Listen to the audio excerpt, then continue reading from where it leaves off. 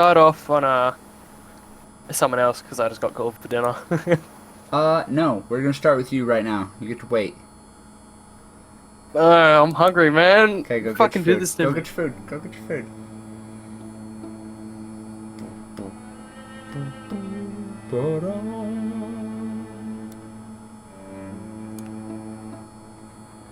Tease him with the arcanum as he leaves.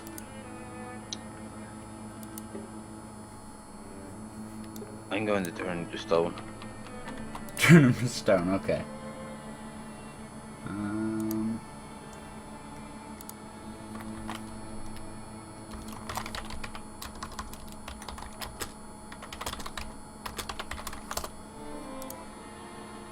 Alright.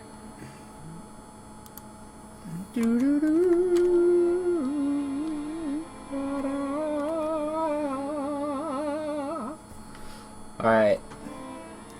The guy in the corner, Mr. Doulahan, is not part of this. He is trespassing. Anyway, welcome back, everybody, to the Ring World. Where last we left our merry bunch of bastards, they happened upon the funeral of King Auric, the emperor of the quote-unquote Ring World.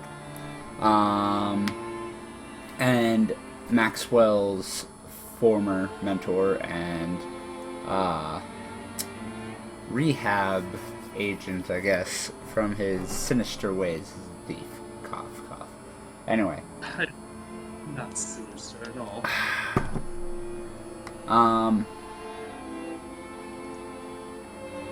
They walked in the middle of the funeral, so it was they were kind of met with some hesitation, especially with a young dragon following along with them.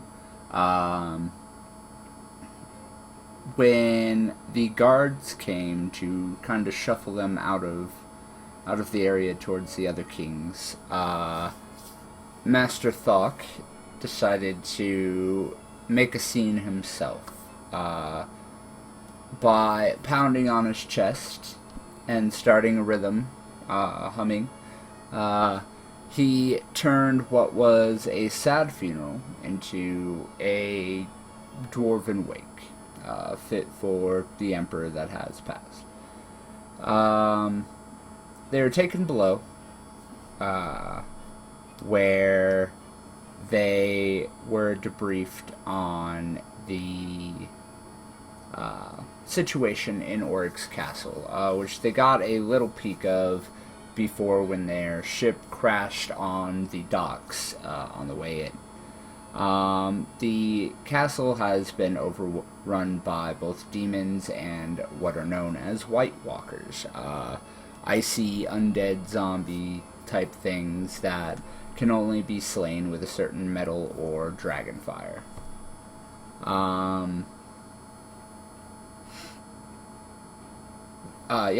They were given a mission to infiltrate the overrun castle and get an agent that was trapped behind the walls out. They were introduced to a new band of allies for this mission, an elderly paladin of Tyr, a short halfling rogue who formerly served as an overseer to Maxwell, a jester gully dwarf, which is a smelly, disgusting, false version of a dwarf. And as well joining them will be Eldrin, the tiefling apprentice of Sir Tobias, the Horan knight that they assisted in Arabelle.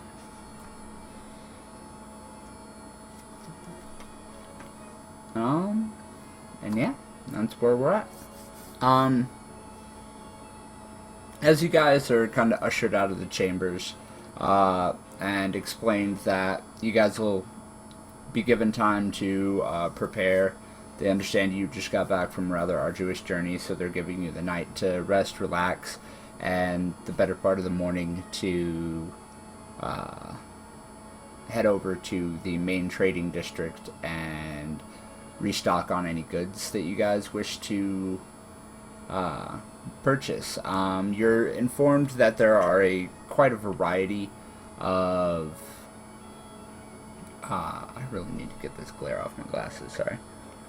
A rather wide variety of things that you can buy, so if you guys are looking for something, you guys can go ahead and try and find something in the marketplace. We'll go ahead and start with Thok then. Thok, what are you up to?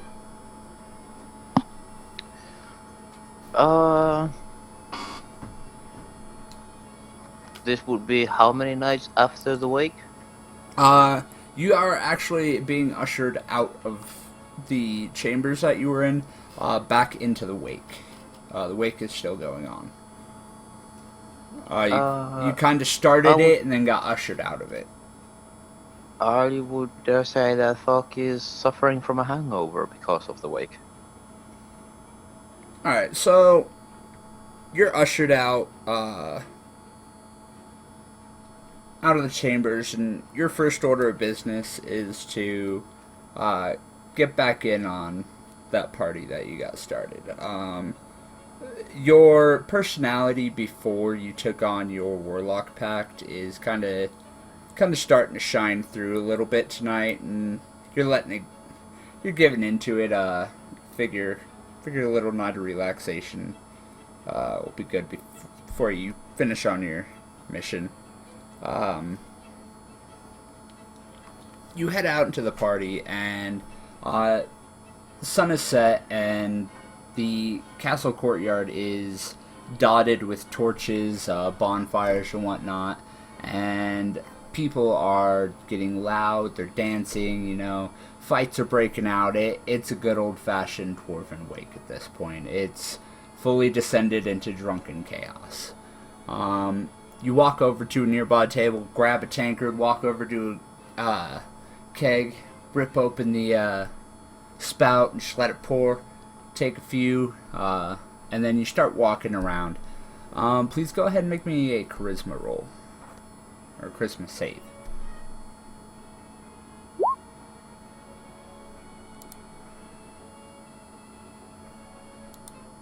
Alright, you kind of feel a bit off for a little bit. You're not sure if it's the drink, or if it's something else, but you feel a little tug at the plane that you keep your packed weapon soldier cell in.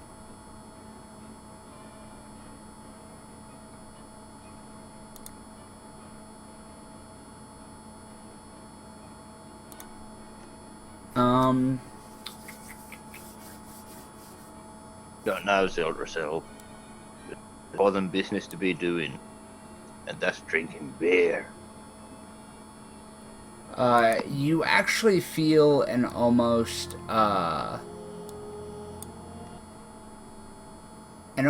angry response to that. And then suddenly you feel that plane, like a wall of it, just kind of give way. It's almost painful, because that plane is so closely bonded to you.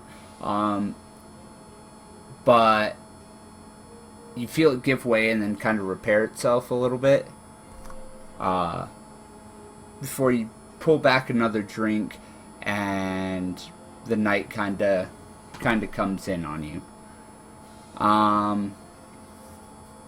You end up waking passed out on a table, and we'll come back to you in the morning after we get back to Mr. Maxwell. Mr. Maxwell, as everyone is kind of ushered out of the chambers, King Pyramus grabs your arm and pulls you back in. As you watch your friends kind of get shuffled out down that large hallway, you're closed back into the chamber, and you realize that standing around you are not only the other kings of the Empire, Lord Bradley, Lord Gellian, and King Pyramus, but they're dragons as well. King Pyramus walks over to a keg that's in the corner, and he pulls down a few tankards, opens up the spouts, sets up 4 mugs, and brings them over, handing them out. He hands the final one to you, and he raises the tankard and says, "Boys, it's been some time. Many of the riders are now getting on in years. I myself am well past my prime. But we have a new member today. Maxwell.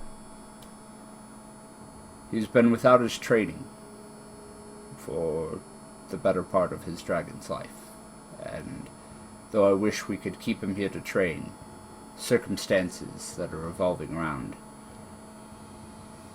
they are not allowing it. I'm hereby announcing, on behalf of King Auric, long may he rest, we are passing the trials of the rider, given that he survived so much and got back to us, and that is sacrificing much by going back into combat. I vote to recognize Maxwell fully as a rider and a lord of the Empire." The other two, the elf kinda raises his glass, but the large, rambunctious man says, "Ah!" Pyramus takes a sip from his own, says, "Welcome to the Empire, Lord Forscorn." I don't know what to say, King Pyramus. This is very unexpected, actually. Every rider is given that right. You are to serve as a bastion of hope, peace, and protection for the people. You will be giving much. Your life is no longer your own. Not only are you bound to the dragon, but you are bound by your duties as a lord. Any who serve under you, you protect them as if they were your children. This will keep you up late at night. You'll spend weeks without sleep. Your hair will go gray prematurely, but fortunately, we have magic for this. He says as he kind of like strokes his beard, because as he said, he's well past his prime, though he looks barely 20. He kind of smirks around at the rest of them, and then he raises his tankard again and says, "In a moment, for our fallen brother, Auric. It's the greatest king I knew, and a great clan brother.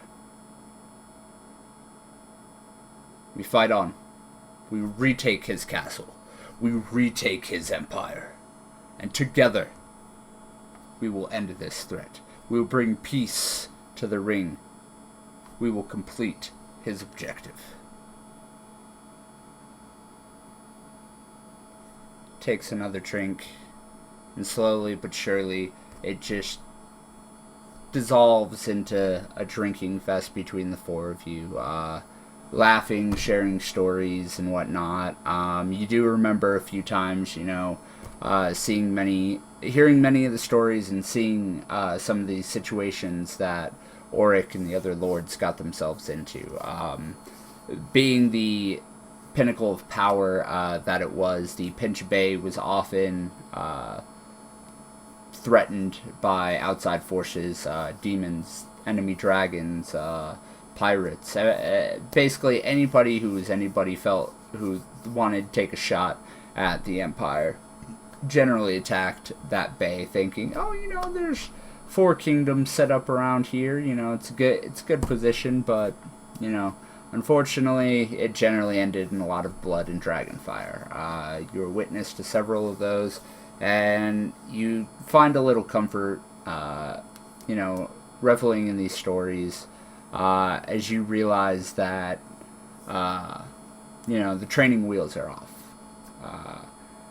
This entire time leading up to you returning, you've kind of held on to that small bit of hope that King Auric was still alive. And you've felt like he's been looking out for you, but now you realize that you were probably just imagining it.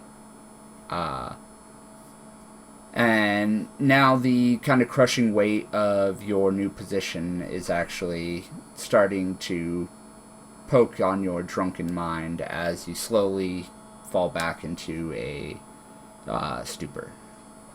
Mr. Morty, are you back yet? Yeah. Yep.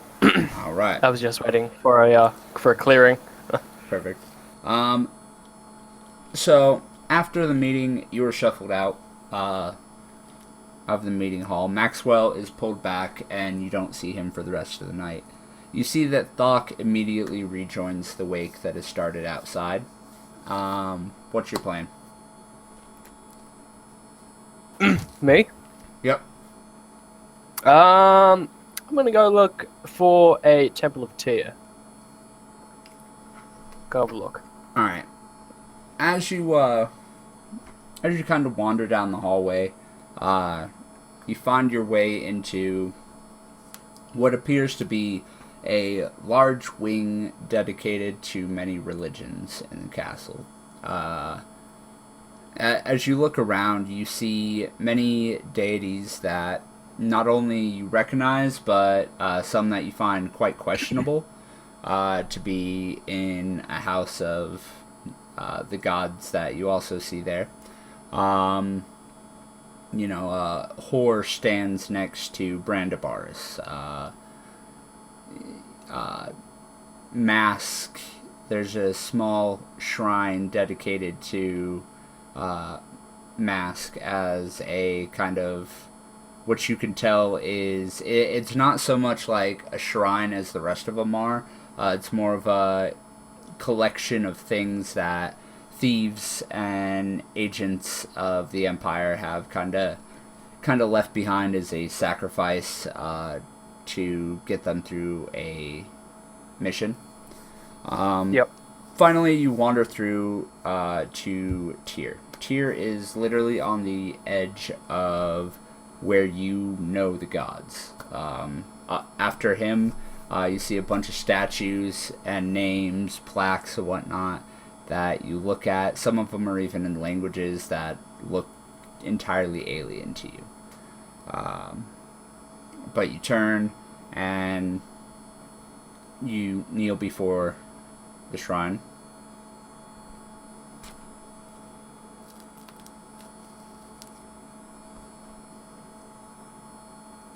Go ahead.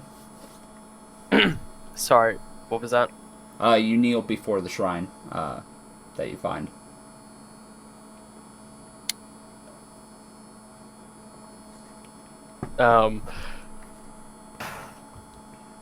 Almighty Tyr, surveyor of all that is just in this world of ours.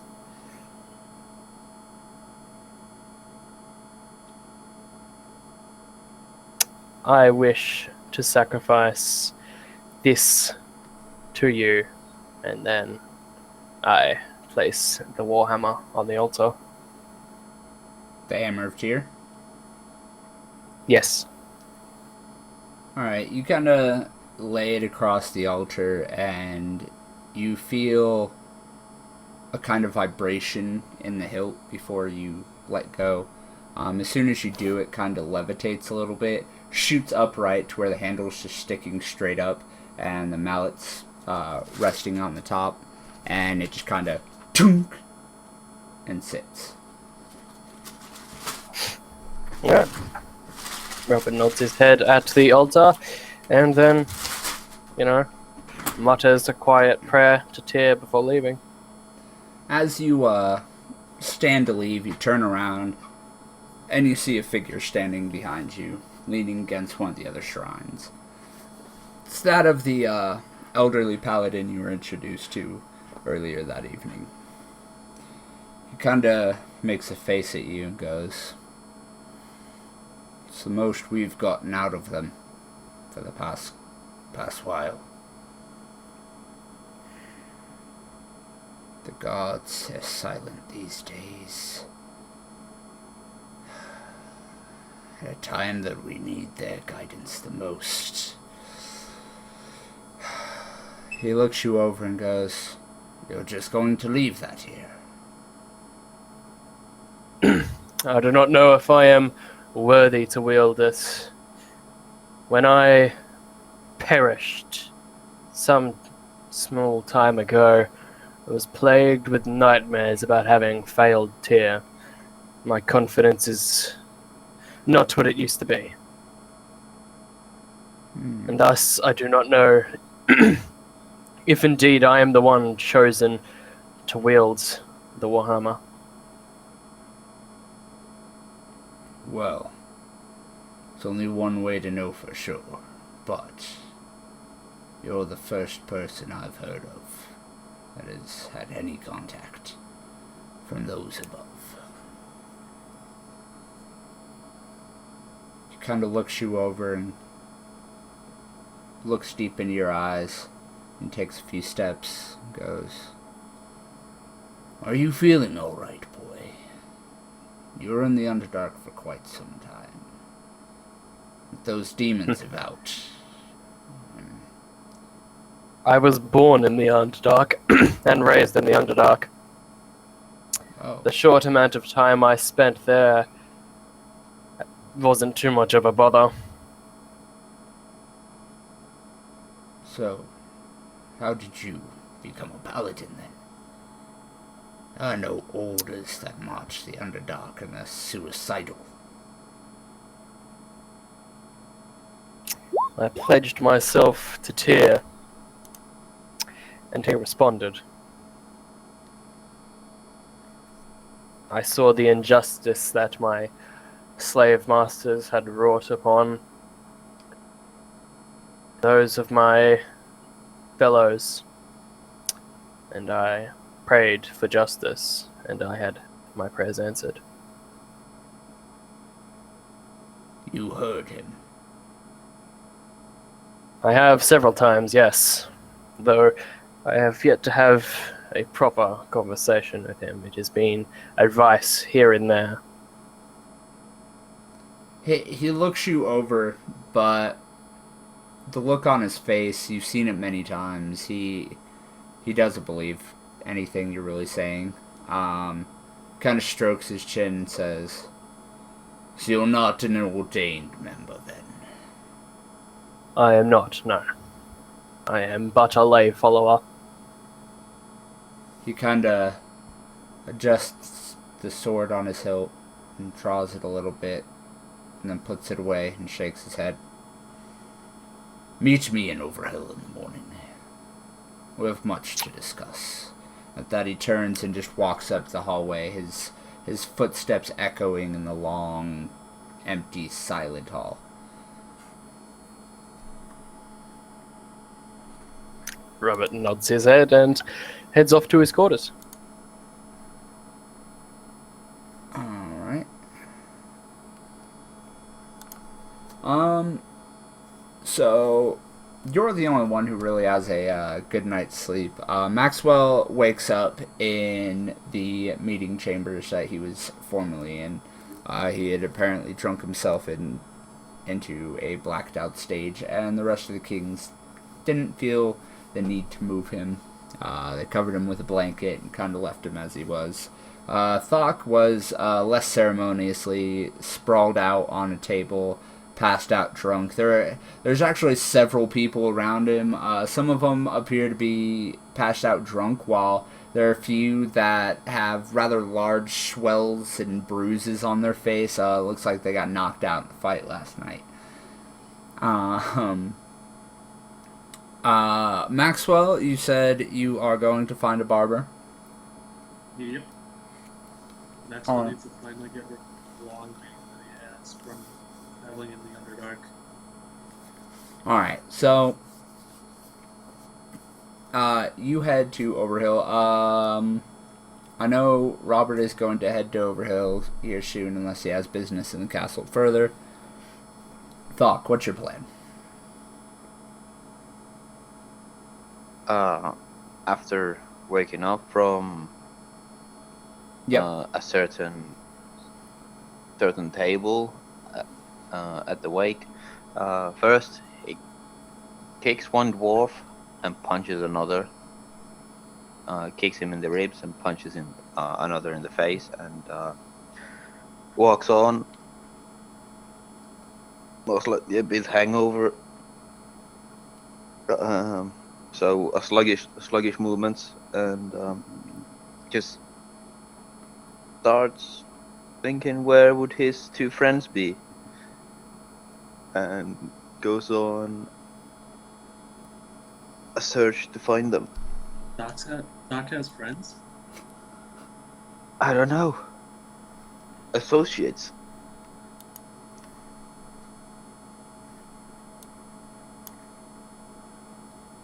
All right.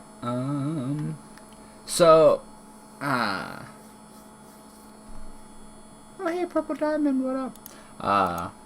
So you guys kind of end up meeting at the gates. Robert, as ever, bright-eyed and bushy-tailed. Ha ha ha. Celestial joke. While both... Dunka Dunka. Thank you very much, Purple Diamond. While Thok and Maxwell are kind of just look like shit. Not only have they not bathed and are kind of drunk as hell still, but yeah, they kind of wander up. Thok's actually missing a boot from last night. Before Maxwell is just kind of looks you guys over and what an unexpected pleasure. Joins. Ooh. Who did it?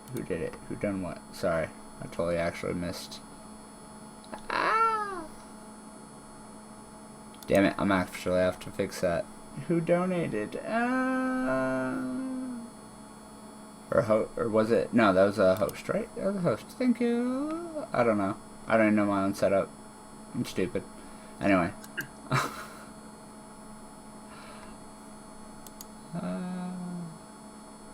Night Purple, thank you for turning in. Thank you for the follow. Good night, Purple. Yeah, Whatever.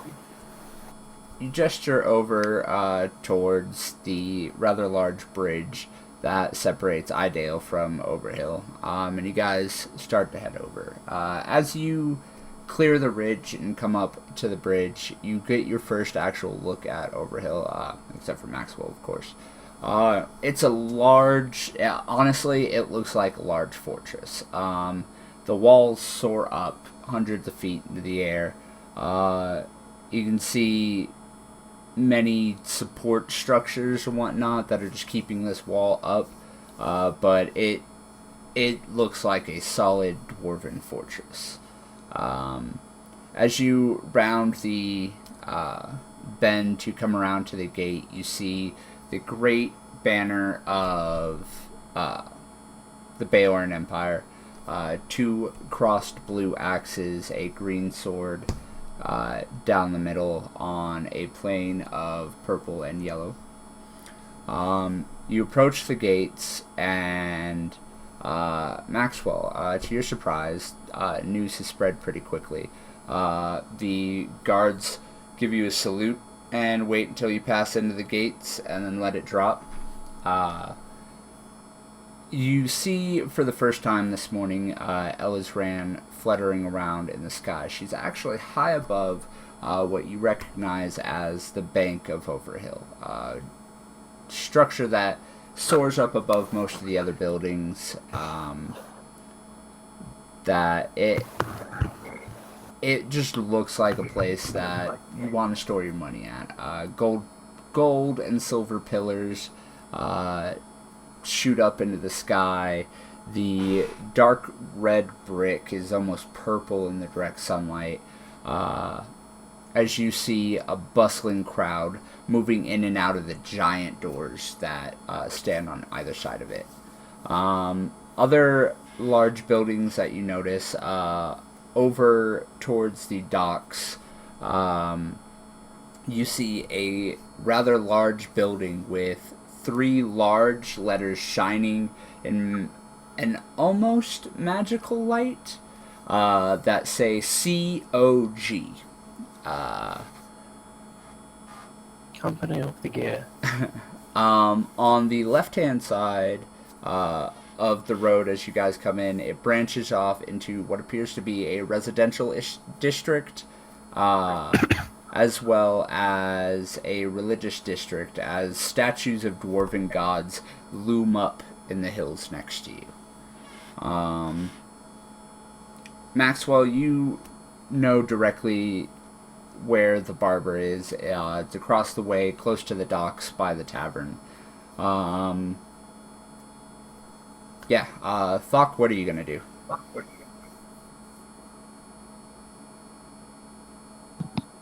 What would Thok do? You like, this is known as one of the greatest like trade marketplaces of all time. You could literally find like anything here. I mean, if you can't, like, it's probably a rather outlandish thing, so keep that in mind. But yeah, so anything you would be looking for before you head back into certain death, as usual.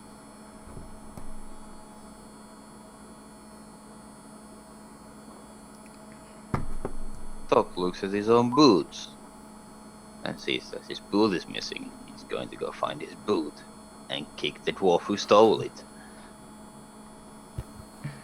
Alright, you start patrolling around the district, kind of stomping around in your one boot, as you're literally just like shaking down dwarves, like trying to see if you recognize them from the night before, lifting them up, checking their feet before putting them down, and moving on, just storming off in a rage. As you travel, you find your way to the darker side of the city. You notice the large building that says COG on it, kind of in passing. As you move along into a kind of dark alleyway, you find yourself in I won't say a slum, but damn, I have so many maps. Just going through all of them. But it's definitely where the criminals congregate, I guess you would say. Morty, I'm getting feedback from you, by the way. Ooh, whoa. Now I'm getting robot voice.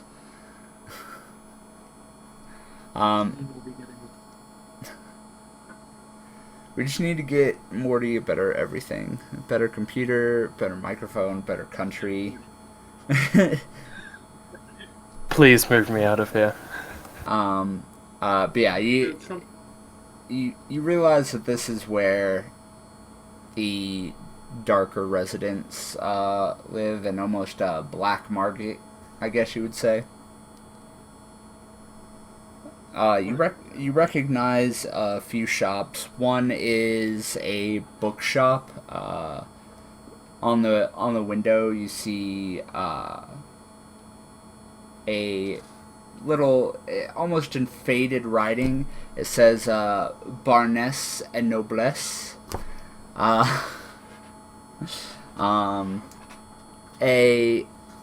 small shop that almost looks like a pawn shop.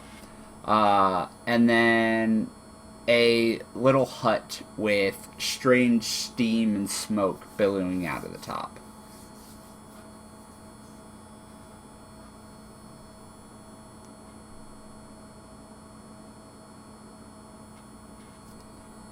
I stormed the place. Alright, so you kind of hobble over to the hut. and you kick the door open, and inside you see a kobold over a cauldron.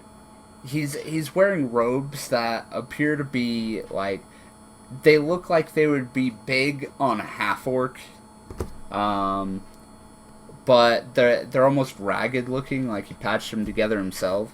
You see him kind of rolling up his sleeves as you burst in. He's like, hello, I'm sorry. I didn't know. I didn't have the sign open. Shut up, Gopal. Have you seen my boot? Boot? No, we no sell boots here. We sell poison. I show it to him a bit closer, but by kicking him in the face. All right, roll me a strength check. All right, you kick him in the face, and a few teeth Deacon fly greets the out, noble hero. and he rolls over and goes, ah, ah, ah! What the? Oh, why do you do that? It kind of rubs Just his to give you a mouth. closer look. Ah! I don't see where your boot is. Why are you doing this?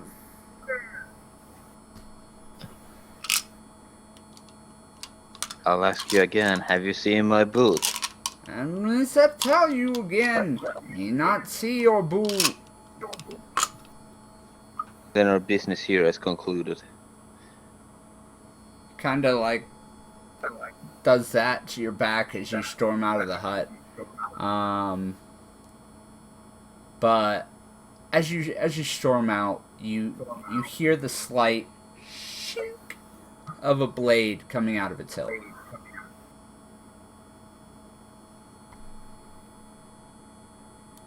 Are you sure you want to do this with me?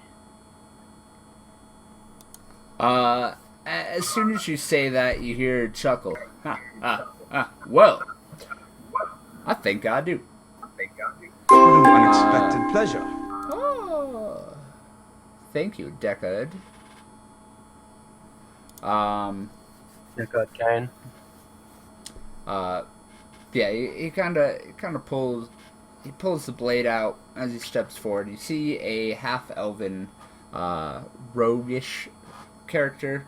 Is wearing very tight leathers. But as he draws the sword, you see it's a rather long blade, almost the size of a longsword, but a lot thinner. It's not quite a rapier, but it's a strange-looking weapon, I'll tell you that. I think you're causing trouble in my neck of the woods. The guards don't patrol over here. That's my job. And I get paid a hefty sum for it. So, when you come in breaking people's doors and kicking people in the mouth, it looks bad on me. So, got one of two options here. You can pay me all the gold that's going to take to fix that little hut, plus some, or I can kick your ass and take it off your body. Along with those robes you got on. They look quite magical. I could get them a nice price. And I can give you a third option. You help me find my boot, and I'll get out of your way. But see, that still leaves the problem of I'm gonna have to fix this guy's hut and probably buy him a new set of teeth. So, I'm gonna need that gold, or you're gonna need to get your ass whooped. At that, you hear a few steps behind you as about 7 or 8 different figures kind of step forward, brandishing different weapons.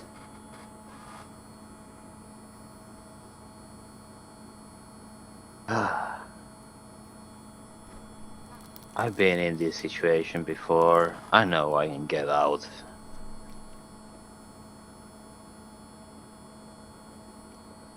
Boy, Fox says I'd like to see you silence. try. It's just going to look even more bad on you. Are you sure? boys. This one's a widely won. I'm gonna enjoy this. As he kind of steps forward, please roll me an initiative. Woo! I need a token to roll it. Alright, not bad.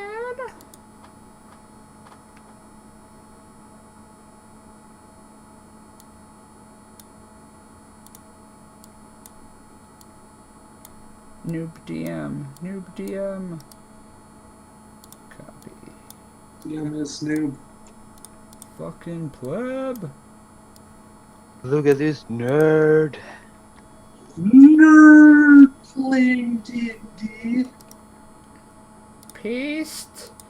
You guys are on the bridge in the picture.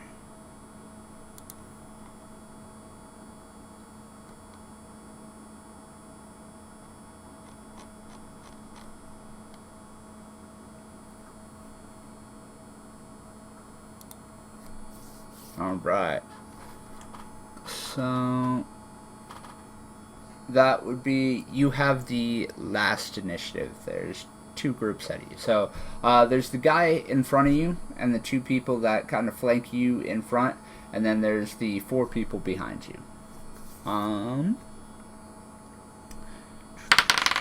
So the leader kind of steps forward, and he pulls the sword out and goes, "It's gonna be fun." It just kind of like slashes at you. You easily dodge backwards as he goes in for the second strike. Kind of comes back around. You dodge backwards again. The two on your sides move to flank you. One of them comes down with a warhammer, and you dodge out of the way of that one. But as you're dodging, you feel a blade actually pierce your side. Please take 5 points of damage as a short sword kind of catches you in the flank, I guess, right below your ribs from behind. And then the group behind you kind of just stands there waiting. They don't want to jump in if they don't have to, so it's your turn. So just two guys came at me. 3 guys. The one in the middle, and then Okay. the 2 guys on the side. Well, as Sildrasil forms in Thog's hands. As you kind of reach out mentally for Sildrasil, you actually start feeling around the pocket plane, and you realize that Sildrasil is not stored where you left it. As you kind of scramble for Sildrasil, you find no mental connection.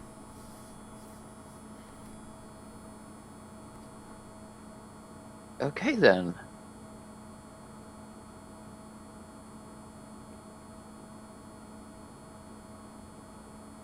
Huh. You made this more interesting, okay. Well, without holding back then.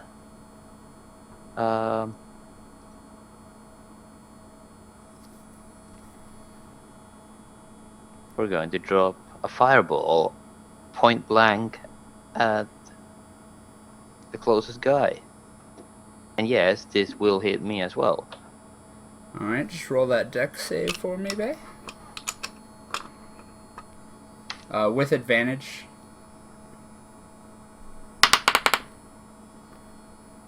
That's a dodge.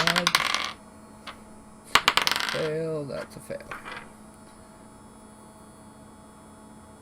Alright, you kind of, as soon as you realize that Sildrasil isn't there, you kind of get pissed off and just, you unleash your rage as the blast is enough to actually launch you backwards into the group behind you.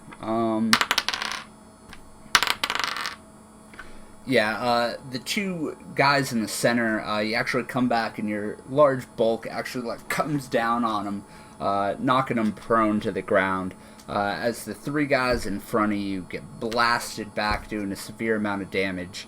As the smoke kind of starts to clear, you see the center the leader of the group, standing there unarmed. Or unharmed, sorry. Just kind of holding his sword. And he kind of flicks it and goes, "Oh, so you're one of them boys. Alright, grab him." That means the first group misses theirs, but please roll me an athletics check. 22. And another one, please.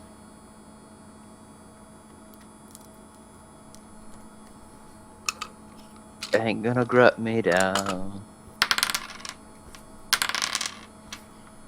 As you kind of like pull yourself back up, you feel the two guys that are still standing next to you. They grab your arms. You just kind of and just elbow them in the face as you're ready for your turn. Go ahead and take it. So wait, how many of them are still currently up? Okay, so the two that flanked you initially are pretty burnt. They're getting back up, but they don't look like they're about to jump back into the fight just yet. The leader is just kind of standing where he dodged away from. And there's the two that you landed on. They are just now pulling themselves up, so they miss their turn from that. And then the two on your sides that grabbed you. So two behind you, one on your left, one on your right, and then the one guy about 30 feet away from you. Okay, so I'm about to punch the guy on the right. Trying to knock him unconscious.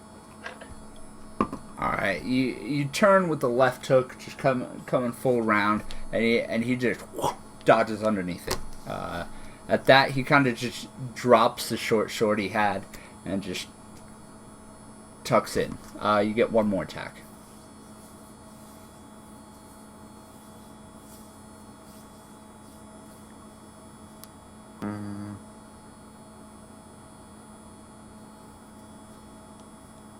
Okay, at the same guy. Yeah, after the left hook, you come in with the right hook, and he just dodges back over it. You feel like a little bit of his tunic just brush against your knuckles as you come up.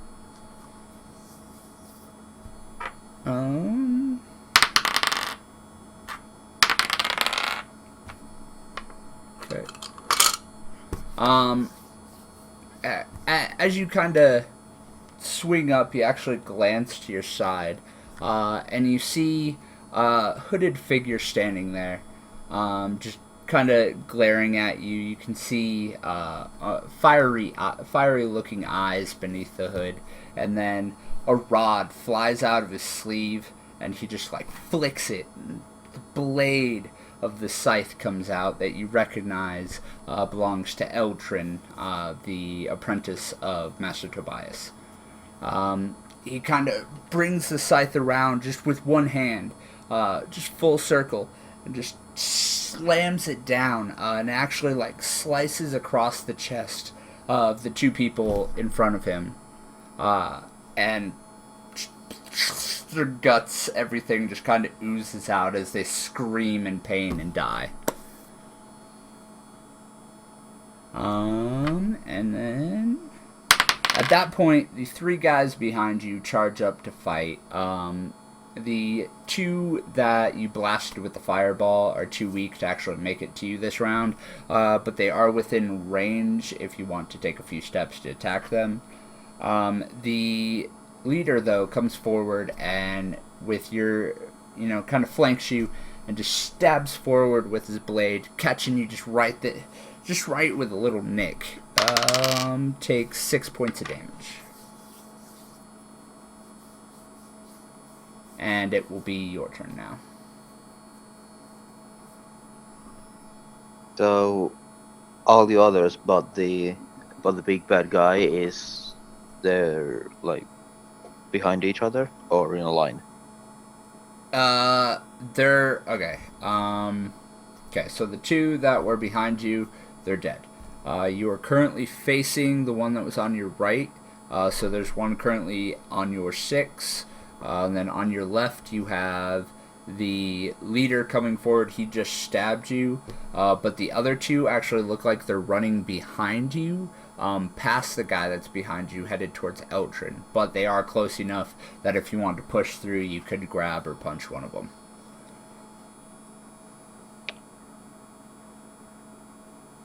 So basically, if I turned around, I could get them all with one spell. Yeah. I mean, depending on the spell, I guess. Mango nectar. Drink of the gods.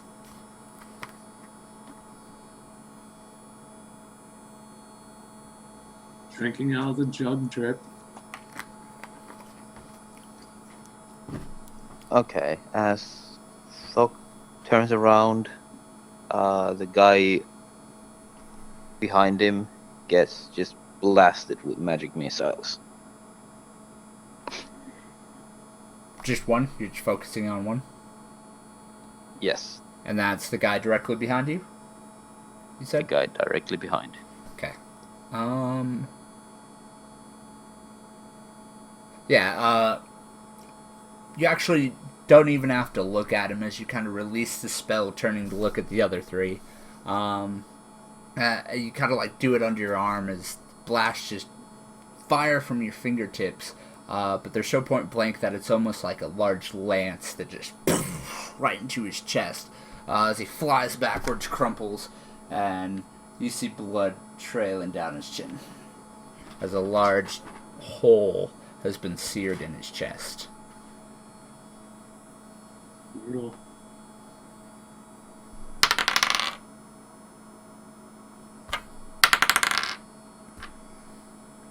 Alright, as you see the 2 that just ran past you, one of them dodges around the body that just fell, lunges at Eldrin, and Eldrin kind of like dodges to the side of him, while the one with the warhammer charges forward and actually stumbles over the body that you just blasted back. His warhammer was already raised, so when he trips, he kind of like lets it go, and as he falls down on the ground, the warhammer kind of spins and just lands on his neck with a sickening crack, killing him.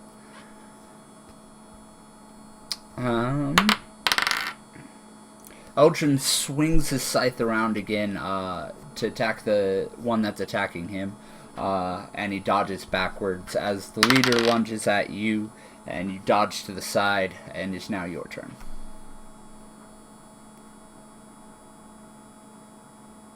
What should I roll if I want to grapple the elf?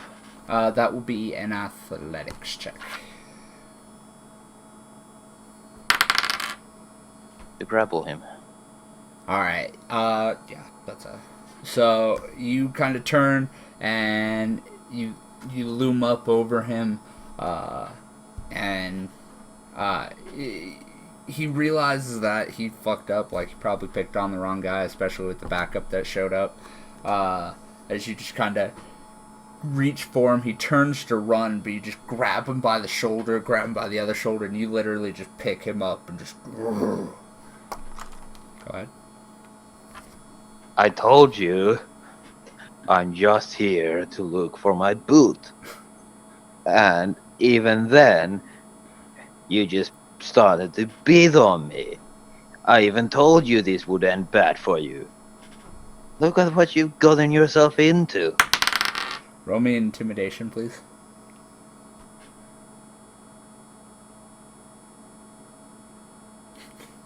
I'm sorry. I look. You came in. You kicked his face in. This is just business. This is just business. I'm in charge of these people. They pay me to protect them. I had to. I'm sorry. I'm just saving face. Please. I'm sorry. We'll let you go. I'm sorry. It's a bit late for that. You're gonna help me find my boot. At that, you hear Eldrin just kind of goes, "I found your boot.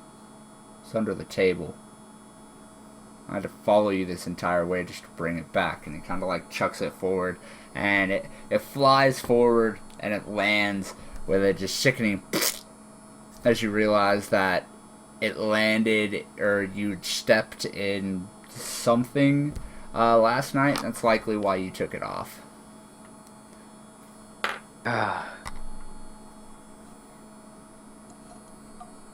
land the high elf, or the elf, and thank you for your service. And I take my boot and just start to walk away. Alright. As you kind of start to walk away, Eldrin kind of flicks his scythe again. The blade's storing up, and then he just kind of flicks it forward and it slides back up his sleeve. As he turns and in one swift motion just catches up in step to you. He looks you over. So, that's what I had to look forward to if I went forward with my path. Kind of, as you look over at him with a grunt, you're still pretty pissed off and hungover. You realize that he's kind of analyzing your form, more specifically the spikes that are growing from your wrists, your arms, your shoulders, and the strange horns that are topping your head now. I'm glad that Tobias saved me from such a fate. But I have to wonder if it's too late for you or not. I've embraced what I become. And what have you become, Thok? A monster? A creature of the abyss? What are you anymore? Something stronger. Really? Stronger. I see that you are, in fact, quite strong. Do not get me wrong there. But I've seen stronger men that did not have to give away their souls in order to achieve such power.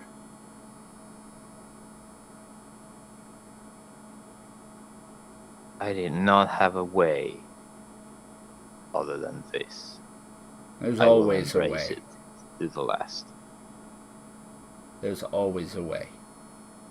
And any demon nor devil who tells you otherwise is just lying to you.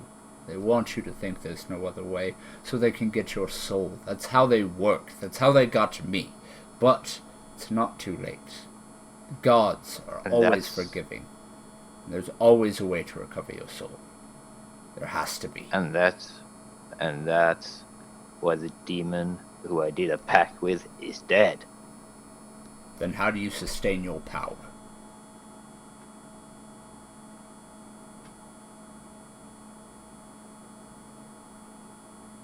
I'm not sure, but it remains. Kind of looks you over and mutters something.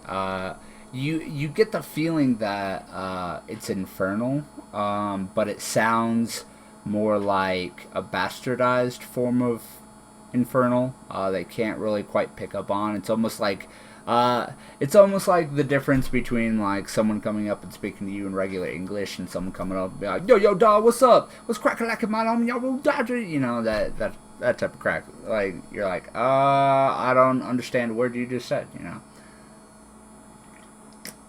But he just kind of mutters it and moves forward and goes,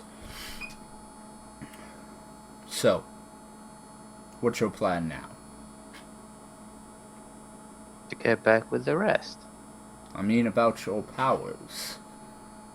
Obviously this isn't enough for you. Obviously you want more. How do you plan to achieve that goal?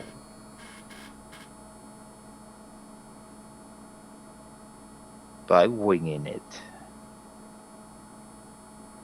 I siege power where I can find it, but I do not search for it. Then I just hope that you do not end up on the other side of my scythe one day. For know, Thok, that if it should come that Hor wants your soul, I will get it, no matter what demon or devil you make a pact with. You will face judgment for your actions. Everyone does.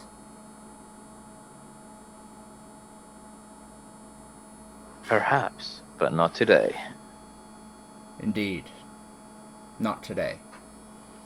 Come, let us find the others.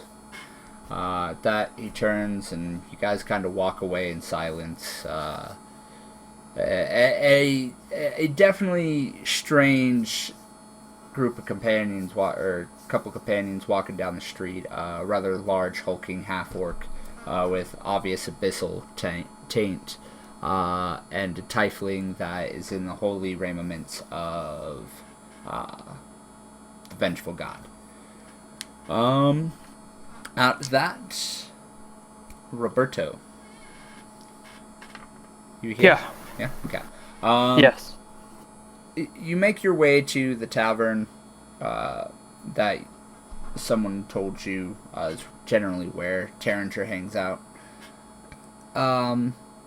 As you open up the door, you're greeted by a rather boisterous red-haired woman. She's kind of bouncing around between tables, balancing a tray on one hand, and using her other hand, generally just to direct traffic as she's moving in between the tables, or just laying a gentle hand on the shoulder of a patron as she asks them if they require anything else. She looks over and goes, "Oh, hello! Welcome to the last hearth. Please, find a seat anywhere. My husband's spiced potatoes will be out here soon. I'll come by to take your order." That she kind of turns back to the rest of the customers, and you look around and you see Tarringer huddled over the bar just drinking from a tankard.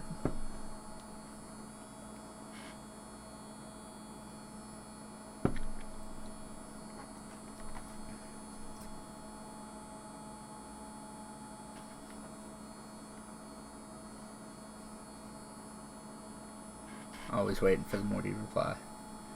The Morty. Right? Sorry, I got distracted. Yeah. Stop playing yeah, video games, someone- sucker. Ah. At least mine- Anyway, yeah, you see Tarringer sitting at the bar. Alright. Gonna walk up and sit next to him. So he's... As you sit down next to him, he kind of looks up from his tankard and looks back down. These dreams you've been having, and the voices that you say belong to Tyr. How do you know that they belong to him?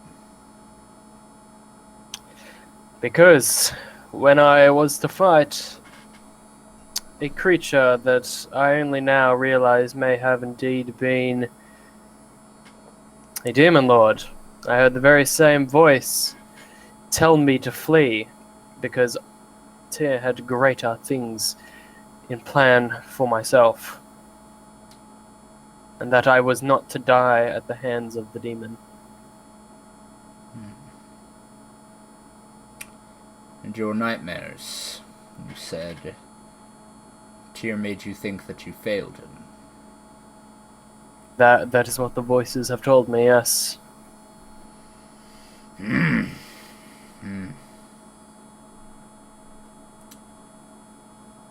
It's only one matter of course, then. You must go through the trials. The hammer of the grim. The trial? It does not often come. There are very few members of my order left. But we're always on the lookout. And if you have seen the vision of failure, then that only means Tyr seeks to place you on a path of redemption. I see. I don't know exactly how to go about this, to be honest. With the silence, we've heard no word from Tyr or any other god for quite some time. You are the first. Even the rune priests are speaking. They say dark times are coming.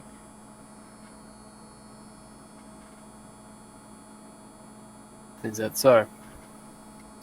Yes. Troubling.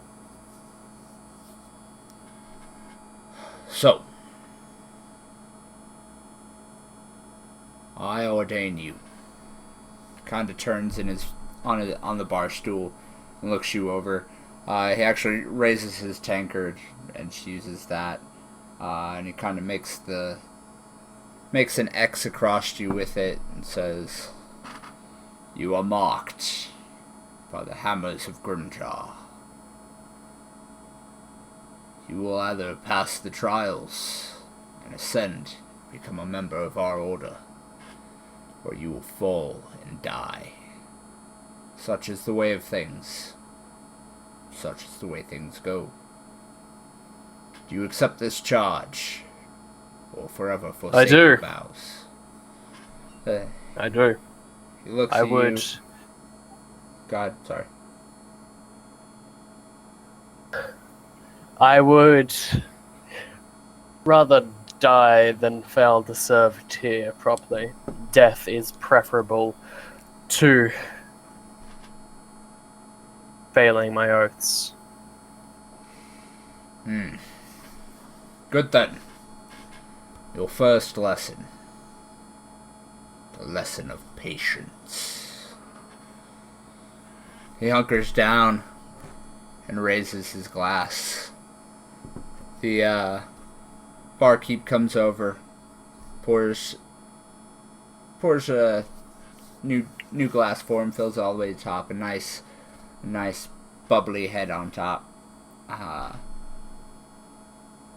As you kind of, grab a tankard from nearby and you kind of look at him, expecting a refill, the paladin kind of holds up his hand over your cup, shakes his head, and then the barkeep moves off.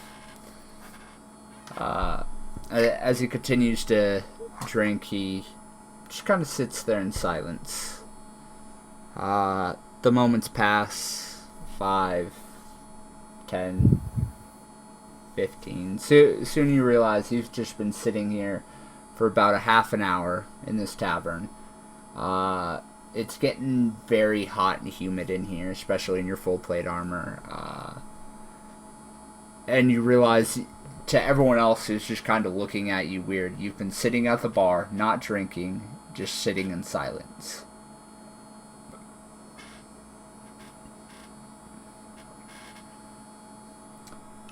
Finally, he looks over and goes, I guess the Underdark does some things to help train the young ones. Alright. My jokes aside, you have a lot of work to do. I see the fire inside of you, but I see that it should also be tempered. If left to burn too brightly, any fire will destroy whatever home keeps it sheltered from the wind. If you try too hard to be the hero and don't think before you act, you'll meet another fate. You said you died.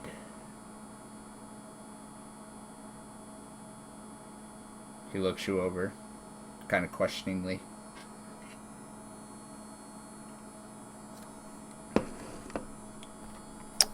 Yes, I believe I did. It was an experience I should like to avoid in the future. He looks you over and goes, "Trust me, boy. There are far worse things than death." With that, he continues to drink. And occasionally he pops off with a few bits of wisdom. As you kind of sit there just soaking up every word that he says. Maxwell. Yo. You make your way to the barber shop. And getting your haircut has always kind of been one of your favorite times. Before Auric took you in, you never really got to pamper yourself, I guess. And even within his service. You're constantly out on missions, so you're always in the dirt and the muck and getting a haircut, that shave, you go in, you get the full pamper treatment. You basically like spend like half of your money on it. You're like, oh yeah, I'm gonna get manicure, pedicure, like back rub, butt cheek rub, acupuncture, like everything, So you make your way over to your favorite establishment, and you realize that the sign has changed. In your time away, it appears to have gone under new management. Actually, roll me an insight check.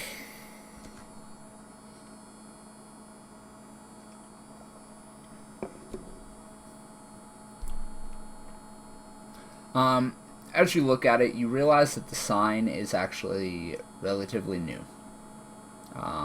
Probably put in a couple weeks ago.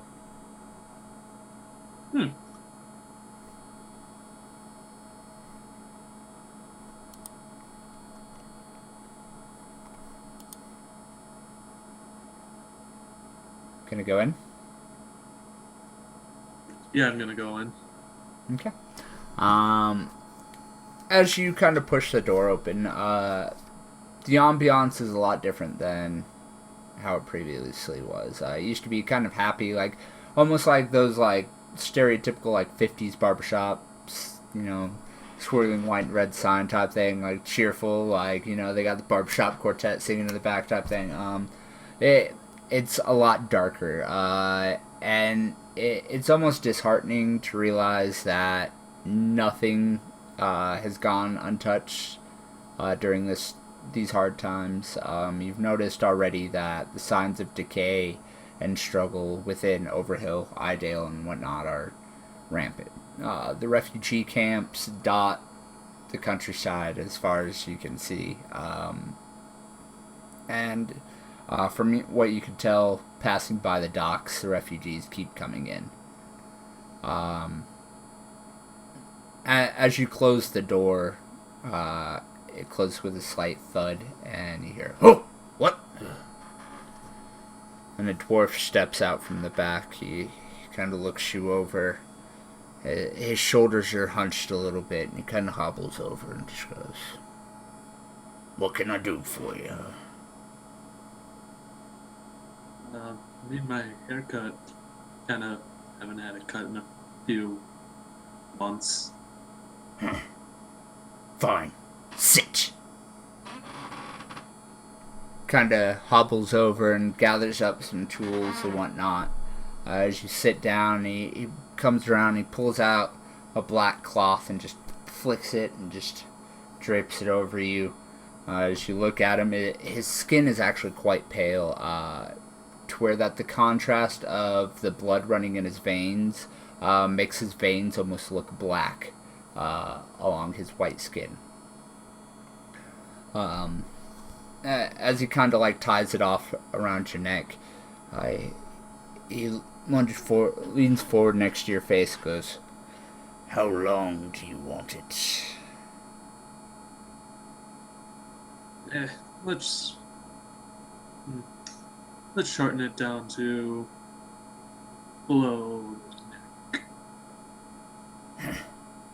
And he actually like grabs the fuzz on your chin and like kind of pulls roughly, goes, "This excuse of a beard, you want to keep it as well?" Let's keep it. Need it to stay warm in the Underdark. Fine. At that, his head like kind of shoots backwards, and you feel his rough hands in your hair, kind of like he's not even using a comb. He's literally just using his fingers, pulling through your hair, pulling it down, and he just starts sawing at it with a knife. The feeling that you always had coming in, because the prior proprietor was an elf woman. She was always very gentle. She would sing as she did it, so kind of lulled you into a nice sense of security. Where he's just gonna kind of grunt and groan as he finishes off the left side and moves on to the right, and he goes, "Without all this mop, you look kind of familiar.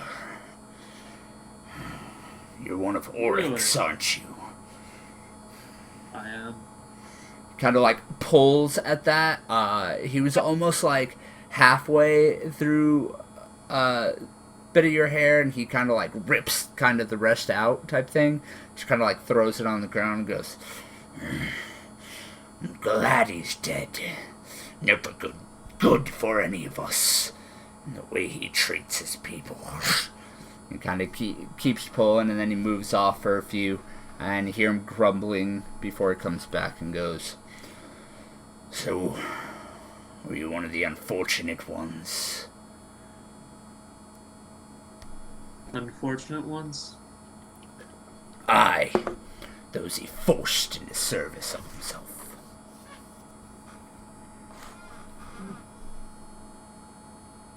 I suppose I am. Better than the life I was living before. Ah, I doubt that. All that bastard king cared about is spreading his power. Now that he's gone, balance can come again. And many, many lives will be spared. Dying uselessly in his holy wars and his expeditions, constantly sacrificing the young and the weak. As he kind of continues to cut, he finally pulls out a pair of shears and starts like doing the light trim jobs. Many lives are going to be lost without Auric now, actually. He was a great leader for us, even if he was an asshole. Kind of at that, he spins the chair around, grabs it, stares at you dead in the eyes, and just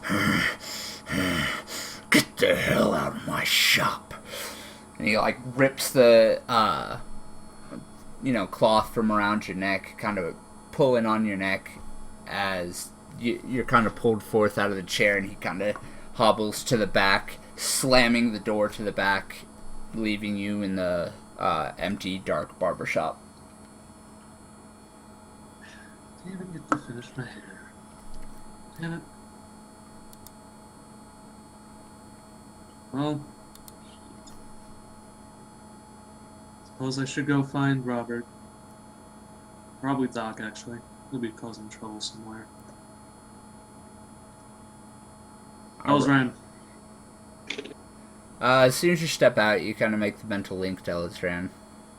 Yes, what is it, hatchling? Why do you always call me that? Because you're a hatchling, are you not? I'm much older than I used to be. Well, anyways, you know where Thok is. As you look up, you actually see her head kind of poke off of one of the ledges at the very top of the bank that you recognize was one of Sardonyx's perches while she still lived. You see Elizran's head poke out, and you see her scan the city, and then suddenly your eyesight shimmers, goes dark, and then it shoots back up. You can see the city as you're looking down on it. There's a lavender tinge to everything that switches to red, green, to light blue, and then finally it almost like zooms in on walking up the street in between one of the potion shops and one of the brothels in town. You see Thok walking alongside Eldrin as she continues to look, and you can see through her eyes. You also see, as they're walking up this way, you see walking up this street, you actually see Robert and Sir Terringer, the Knight of Tyr, walking up this street, and they actually are about to meet at an intersection. At that, you feel a little tug on your cloak as a kind of slunched over, shrouded looking child goes, "Papa, please, sir, can I have a gold coin? I'd really like to eat tonight." Here, have 10. I give the small child 10 coins. Kind of like greedily snatches it up, and then literally like on the spot, like spins around, and the cape kind of flicks out, no longer shrouding the child. Standing there is the short figure of Buzzy. Just ta-da! She goes, "Boy, Maxwell, you always were sorry, Git. Come on. It's about time to get ready. We'll be meeting Athril soon." She kind of turns and she heads off towards the direction that you actually just saw Thok and Robert heading to.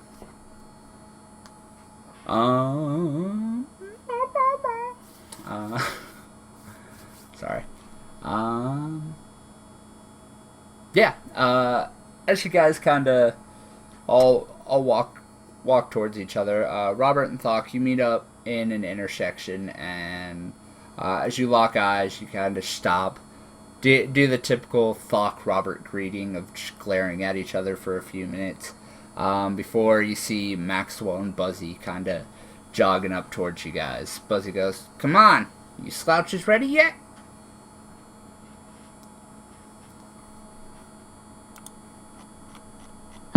Yes, I found my boot. I suppose I am, yes. It's not finished in the back, but sides are done at least. Well, it's okay. You always look like shit. Ah, fuck. The only thing of importance I have to be done is to get the weapon back from the plane, but that can go on during the journey. Alright, as you guys kind of all agree that you're ready to go, Buzzy puts her hand on her dagger, pulls it out, and goes, "Alright. You're supposed to be meeting Athril outside. We should," and she's cut off as it almost sounds like it's coming from directly above you, but at the same time, it's resonating all around you and within you. Just a great, long...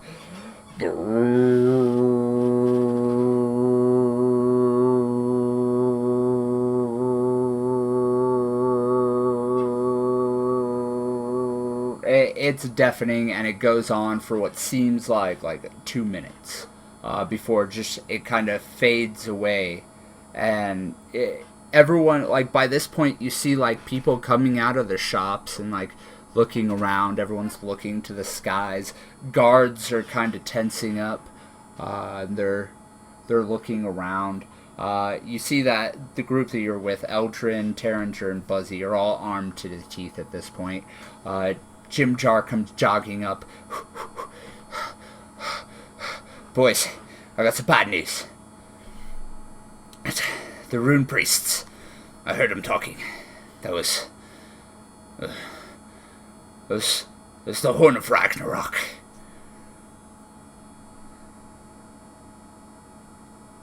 As he kind of looks at you guys in silence, you're like, "You do know what Ragnarok is, right?"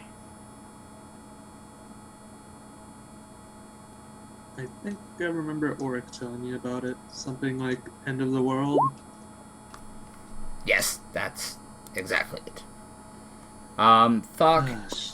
you have knowledge of it, not as the end of the world, though.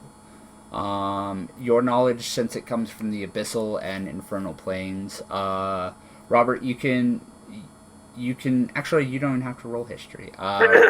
Robert, you would actually know about Ragnarok from the Storm Priest. The Storm Priest would have told you about this. Yes. In private discussion. But Thok, you know it not as the end of the world, but as the beginning of the new era. Demons kind of looked forward to this event. This event was supposed to be the breaking of worlds.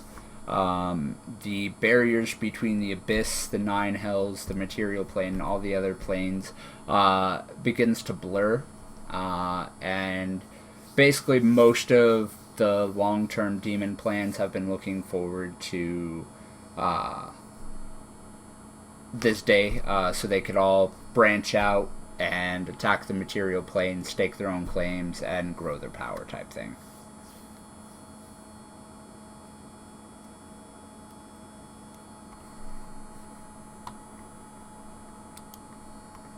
Well, I'm not quite ready for that yet. So the city's under attack then, I'm guessing. Jim George kind of... He's trying to catch his breath at this point. You realize that he probably just sprinted here from wherever he was at. I don't think so. From what the rune priests say, after the horn, it takes 6 months. The horn is a signal that after 6 months, the great battle of Ragnarok happens. The dead, they rise. Both the good and the bad. They do battle across the material planes. I think we should, and at this point, a fireball just impacts on one of the, at the top of one of the city walls, as you hear, "Dragon! Dragon!" from one of the walls above you, as suddenly coming up over the wall, a great shadowy figure just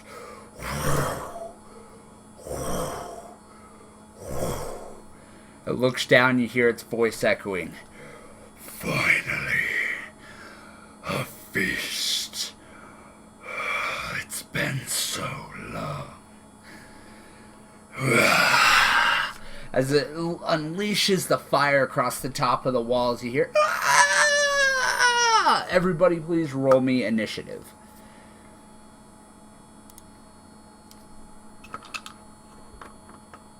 Let me just find the fucking tab again. Here we are. Well, which one? There it is. Elzran's going on my turn, I'm guessing? Indeed. And she's actually with me for once. Oh my god, that was a goddamn 3.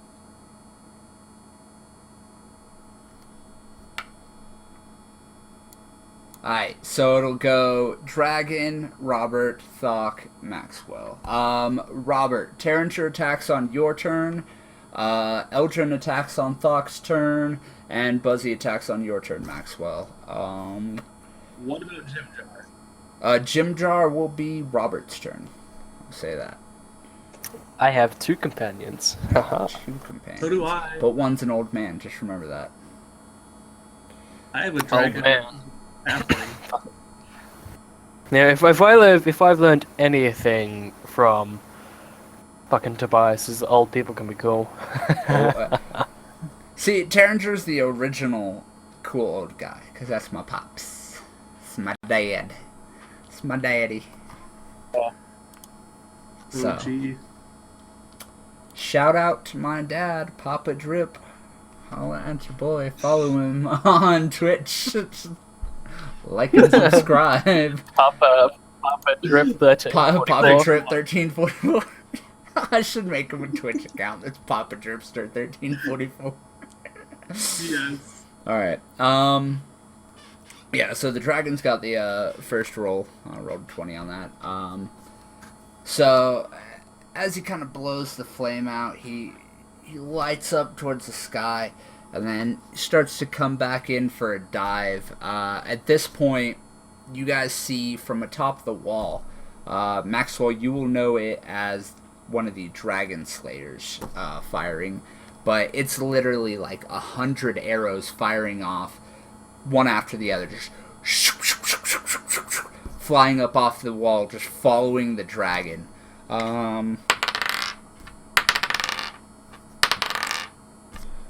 Most of them miss, but finally you see whoever was, using it just kind of jerked it to the side last moment as the last 3 shots that fire off at a weird angle. And the dragon wasn't expecting it, so it actually comes down and catches it in the side as it rears up and just blowing fire directly at the top of the bank. Roll me a dexterity check off of Elizran, please, Maxwell. That was right. She rolls a 50. Shoot for Dex. You would think a dragon would have pretty good decks. Yeah, true. A wormling. She's big actually a ones that lot come bigger to now. that. She's about the size of, I'd probably say, like, not a Adolescent? horse.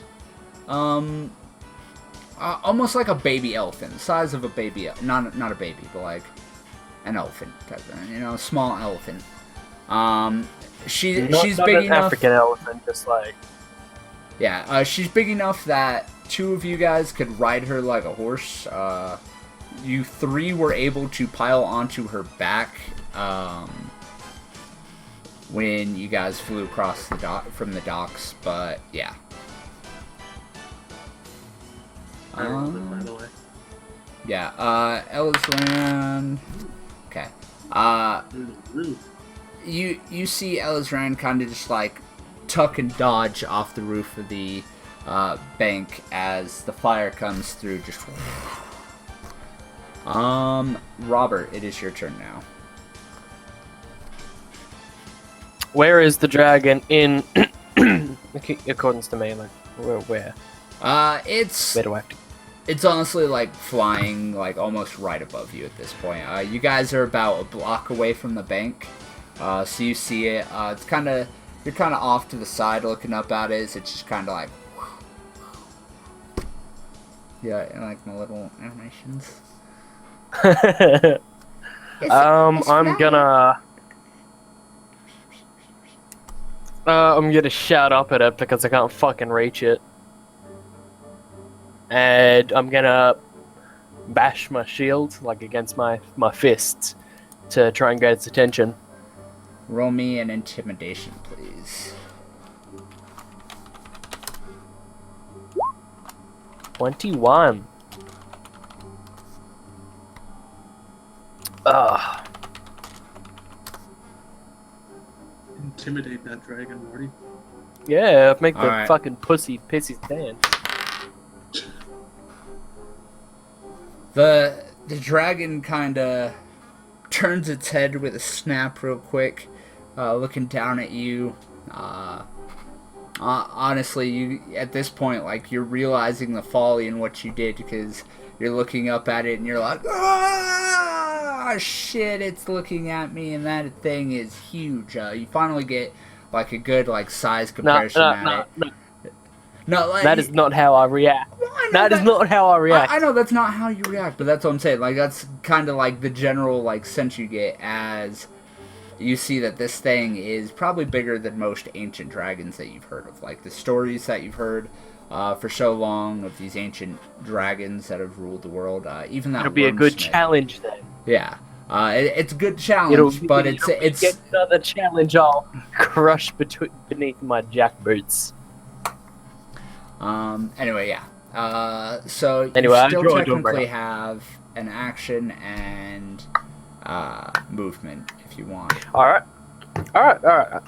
So now that I've got its attention, I'm gonna do a thundering smite, but I'm gonna swing at the dragon in the hopes that I can somehow bullshit it enough so that the lightning flies off my sword and attacks it. Or at the very least, I'm just going to make a big fucking noise with my thunderous smite. Roll me your attack and a perception, please.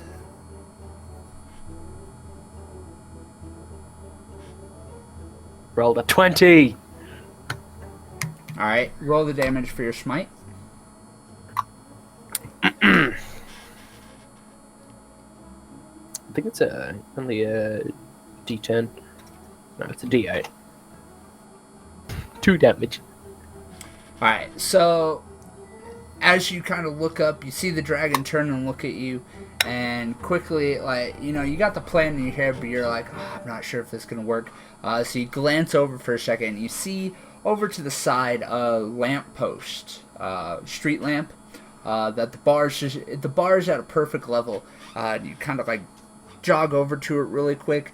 You just and you swing your blade overhead to where it actually like hits it. Just the tip of your blade, it actually like slices through the bar, but the effect is the same. The smite goes through and it actually launches forward. The damage that you did from your weapon does not hit the dragon, but you see as the shockwave from the attack flies up and just poof. I mean, it's not much. Like when you do it, you're like, oh yeah, that's a big thing. But as soon as like you could see like the size comparison, it's like a little spit wad that just kind of.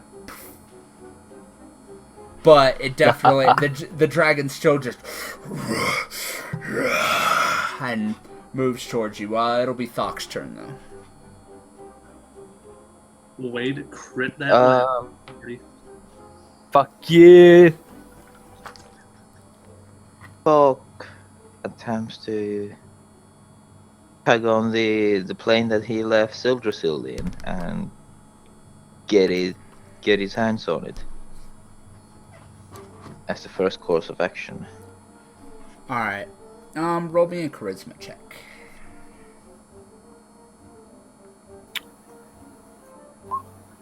Okay. As you reach out, you realize that the hole that you felt in the plane didn't seal up the way you wanted it to. There's a gap, and you realize that as you're calling for it, Sildrasil has just now returned to the pocket plane. It seems like, as you connect with it, it seems almost beleaguered, and you hear just, "What, mortal? What is it now?" It's time to spill blood. Fine, let's make it quick.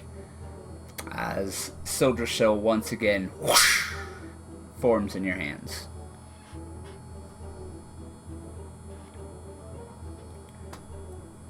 Fucking sentient weapon. Fuck. I tried to say something, but I was drinking water at the same time, so I just kind of fucking gagged. Yes, let me talk into this cup of water. Bottle of water. Anyway, I was gonna say, your axe is a fucking cunt. It is. It really is. It's worse than all of my companions. Just like his master. I finally lost the gamble, guys. With I've that, only won like 3. with that, how far would the dragon be? Like, could I throw with? Yeah, but I Could have I, 26,000 lions, so your argument's irrelevant. The dragon, best guesstimate, it would be about 150, 200 feet up in the air. Well, I'm not able to throw anything that far. You can try with Sildrasil with disadvantage, but magic missiles? Yes. Aiming at the wings and and just aiming at the wings and trying to snap them off. Alright, roll me... You have a ranged weapon, right? Yes, that's Sildrasil. Yeah, just roll me that, just click it, just for the attack roll for it.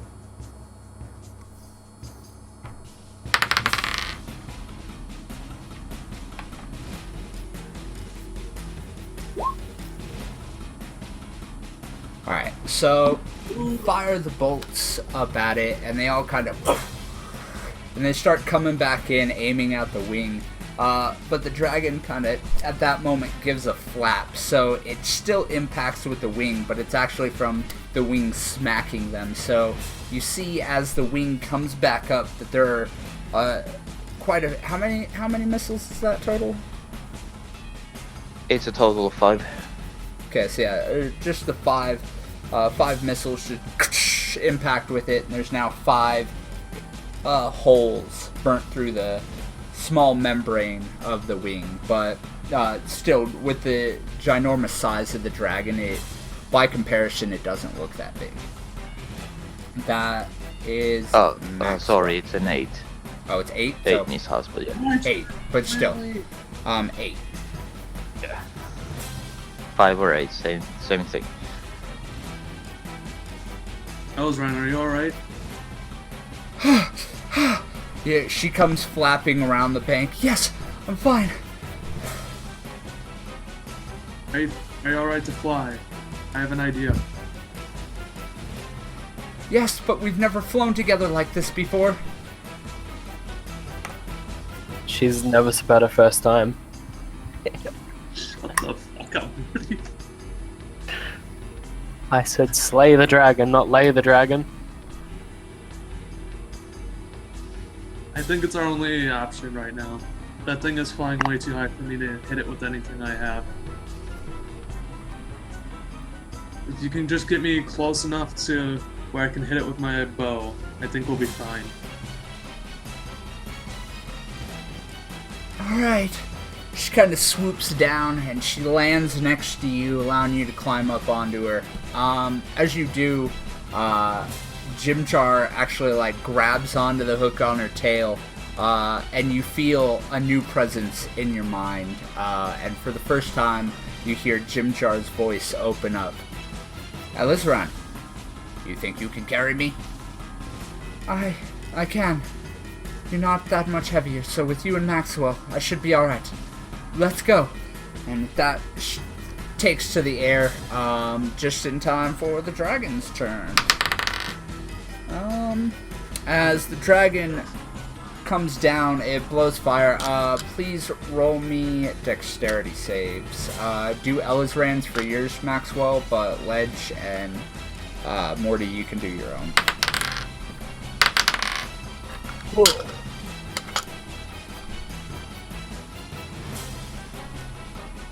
One. You're gonna eat that full fucking, like, great worm fired breath. Hey, Damn it. 22. Elzran doesn't actually have shit for that much of a shitty safe now. And that said, the tiefling didn't attack.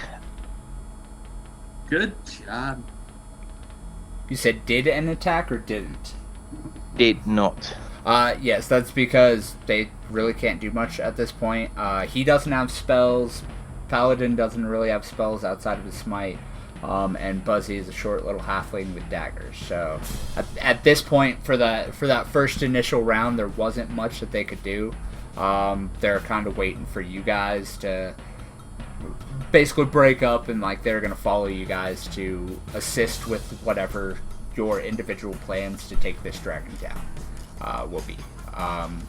This is not a straightforward fight. Sorry?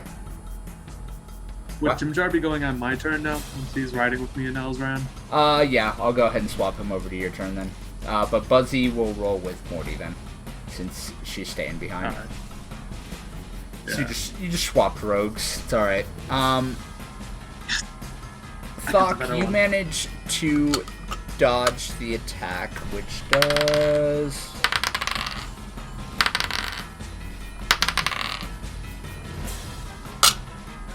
47 points of fire damage. So Maxwell and Thok are able to dodge. Thok would take half damage, so 47. I take no So damage. 23. Yeah. 23. Maxwell takes no damage. Actually, yeah, no, you take no damage. As Elizran actually kind of like dodges backwards. Do roll me your own strength check, though, please, Maxwell. And Morty, as the dragon fire comes down, like, you realize that you are dead center of the target of it, and you're like, oh, shit. So the only thing you can really do is just throw in that shield up in between you, and you suddenly feel the burning on your elbow as the flames kind of lick at you, but then suddenly it stops being a burn and just kind of like a warm caress as your eyes are closed, but then you kind of open them up and you look. You're actually protecting the old man behind you from the flame, as he's just kind of standing there unable to move. And the shield is actually blowing forth a flame of its own that's shrouding over you as its own form of shield. So you take half damage, so 23 damage for that. But you are not able. That does count as one of your fire uses. Oh, Fire fair breath enough. uses.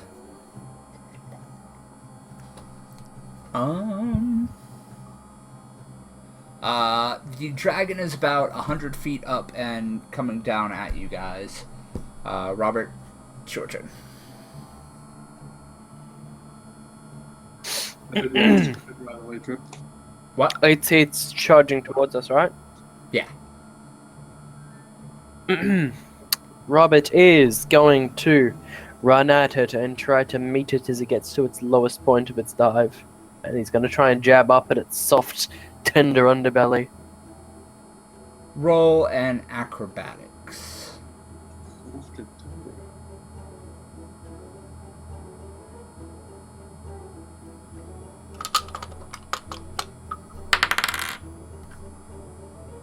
All right. And this is just happening like during the turn, so this will be as the dragon comes down on its attack. You actually like sprint forward really quick, and you run up and you jump off of one of the crates, and you just fly up. Please roll me an attack. Me? Yeah. Attack! Rolled bad. All right. Give me a reroll. Nope. You slice at it, and though the blade kind of drags along the hard scales, you realize that it didn't really do anything.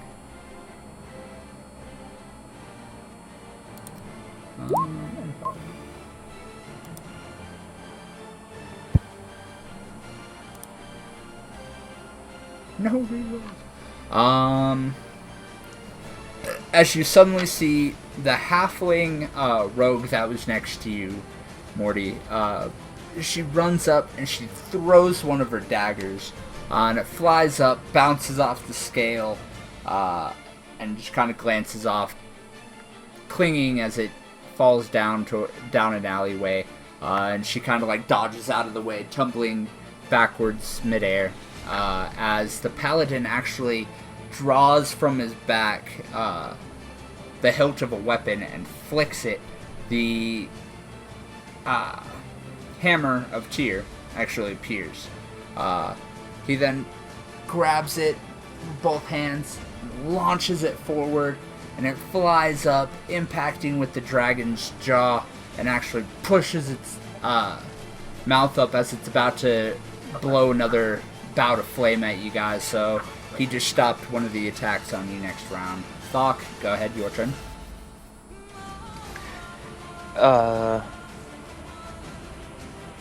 Using his newly found or recovered boot, I activate the use for that and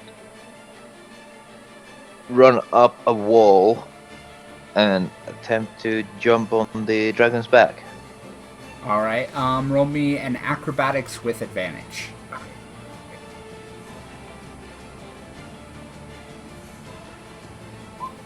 $18.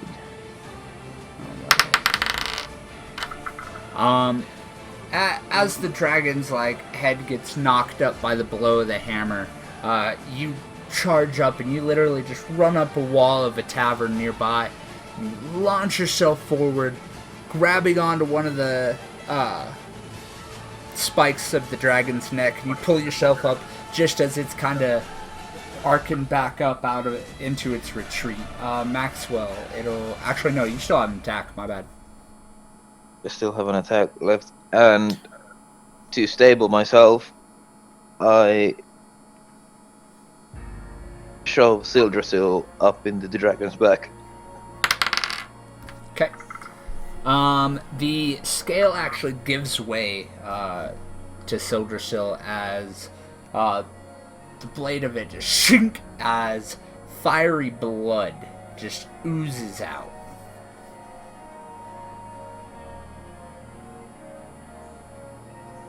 Oh, I should also note. My bad. I totally forgot to say this. This is a black dragon. So yeah, Oh, okay. black fire-breathing dragon. That's a bit odd. I suppose Robert doesn't really know enough about fucking dragons to know that that's odd. But that is odd. Yeah, especially considering the most that you really know is from Ella's Ran, and she's a sky blue fire-breathing dragon. So Mate, I didn't even fucking talk to Ellis around, so yeah, but you're still around her. That's all you know is that you aren't under the same stereotypes that everyone else is. That red means fire-breathing, or red and gold, Yeah. I guess. You're also very robot, by the way. no, that would be Not my better. net shitting itself. Yeah, that's better. So that's just your internet then. Yeah. So Maxwell's turn, unless Ledge has anything else. Nothing more. All right, Maxwell, go ahead. Charge! I'm gonna have Elzran, get us in close. We need to, since it's charging at them, we can get in close and Ginger and I can both use our blades. All right. As you take off, real quick, you actually see Eldrin run forward with his scythe, and he kind of like brings it up and tries to swing at the dragon, but the hammer and Thok grabbing onto its back has made it pull up out of its dive prematurely. So his scythe just hits air, completely misses. As Elizran flies up, she comes up over the dragon just as it's kind of pulling up. You are within, like, you're above it, so you can make an arrow shot. As Jimjar actually, yep. As soon as you guys are above it, Jimjar actually, like, lets go. And you just see this dark, short figure just before he's actually eclipsed by the darkness of this dragon. His black leather armor and his hood and his gray skin just kind of blends into it as the small figure just kind of, and you see him just kind of land on the back and just start stabbing at it with his hidden blades. So yeah, go ahead and do whatever you can do. I pull out my bow and say, "Swift death to you who have wronged me," and then fire off. How many arrow shots can I do while riding Elzran? 2. Fire off 2 shots. 50 shots. Alright. The arrows arc down and both of them connect with the hide of the dragon, but it doesn't seem to do much. Very small arrows, very big dragon, very big scales. Yeah, they both do hit though. Is Elzran going to make an attack or anything? Yes. Wait, maybe. Possibly. Elzran, can you get in close and bite it? I can try. She dips in and she kind of dives in at it. She has to land on it to take a bite. Claw she could do in passing. Okay. Well, it is. Alright, as her back claws, she lands on it for a second, and she kicks off with her back claws, just ripping off one of the scales as it actually tumbles below and crushes one of the houses below it. Robert, on the ground, you can hear screams coming from the direction that the scale fell at. I'm gonna go run over to it and make sure that people are safe. Not, too badly hurt. Alright, so that'll be on your turn as the dragon actually arcs up. It flies up, turns around in the sky, and as it's coming back for its second pass, another fireball comes out of nowhere, this time aimed at the dragon. As you guys look over, from the top of the COG building, you see a mechanical dragon popping its head out. Oh god, as it You can see on the back of it a strangely shaped figure, but actually echoing over the city. You hear, "You bastard! Die! By Jamendithas!" As the figure riding it takes to the sky, and this mechanical dragon, dwarfing this large dragon by, or not dwarfing, but being dwarfed by this large dragon, it still flies up, and after the fireball, it releases a bolt of condensed lightning straight at the beast. It impacts with the dragon's side, and just, as it kind of has to scramble to get back into position, so it's unable to make any attack this round. Robert, it is your turn. You said you ran over to the building, correct? Yes. You run over and you see a woman pulling on the hand of a man who's trapped beneath a couple beams. You can hear a few more screams around, but they seem to be the only people actually affected by the scale falling on the building. Alright, is there anyone with me? Just me. Terranger would have followed you. Alright, I'm going to hand my shield to Terranger, and I'm going to tell him to put it under one bit of the fallen rubble, and tell him to lever it out of the way while I lift, and then I shall go to the other side and try to lift it off whilst Terranger. Roll strength with advantage since you're being helped.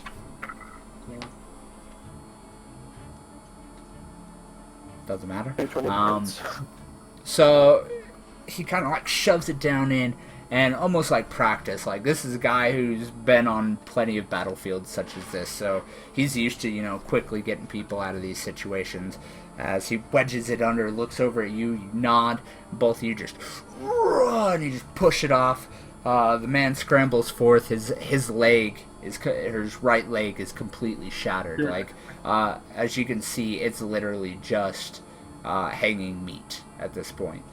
Whatever bone he had left is completely destroyed. Look at Terranger and I say, would it be better to amputate that, or do you think it can be healed?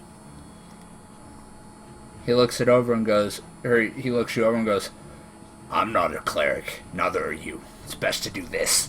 And he brings up his longsword out of his sheath and just kind of brings it down on the man's leg. It just cuts through rather easily, and then he leans down.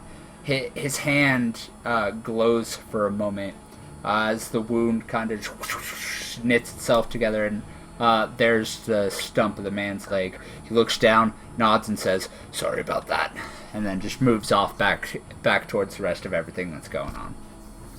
This man, like, you're kind of getting your shield back. Oh yeah, he hands you your shield in passing, but this is the man you realize that, like, he's very straightforward and down to business. Like, it's not about those pleasantries. So that'll be your turn. I suppose as you would. Yeah. You are now dangling from this dragon's side, Sildrashil stuck into its flesh. Yes. Could I be able to make a mental connection with Mr. Maxwell? Yeah. You're actually skilled enough that Maxwell, it's not the typical, like, intrusion that you feel when someone normally tries to enter your mind. It's literally like even before you hear the voice, you can tell the presence is thought, because it's one of those, like, he doesn't come and, like, try and break in. He stands at the front door and goes, "Open the fuck up," type thing. Like, that's a general, like, feeling you get before you feel the presence in your mind. He doesn't shoulder barge the door open. Yep. What is it, Doc? I will make you a target on the dragon's back.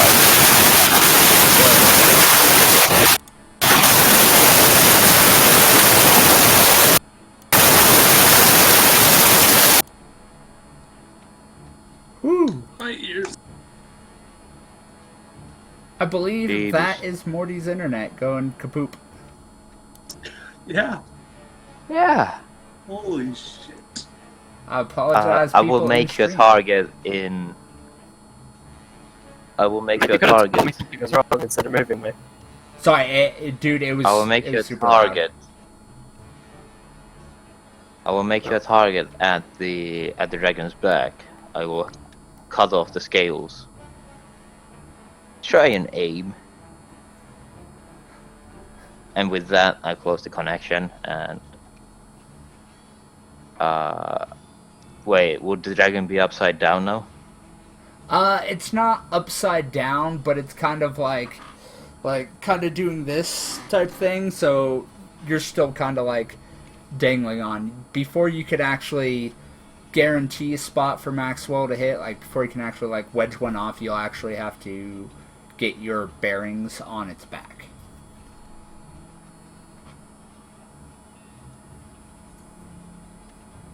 So instead of ripping Sildrasil off, for the moment, I'm just going to keep the Sildrasil is just going to stay inside the dragon, and I'm just going to pull it. Pull it inside the dragon. Max pull-up game is weak. So wait, you're gonna try and force it more into the dragon? Is that what you're saying? I'm trying to force it, so I'm just trying to force it forward. What I'm trying to say, Okay. like when you hack into a wall and then you just try and pull it even further. Okay. Roll me a strength check then.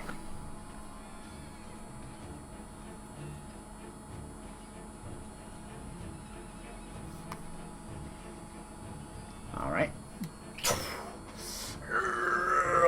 As you feel the scale that it's kind of wedged under kind of pop up a little bit, and Sildrasil actually sinks into the actual flesh, you kind of give a little as you realize that Sildrasil is stuck in. It's wedged. All you have to do is just position yourself and get probably one more good push, and it'll probably pop loose.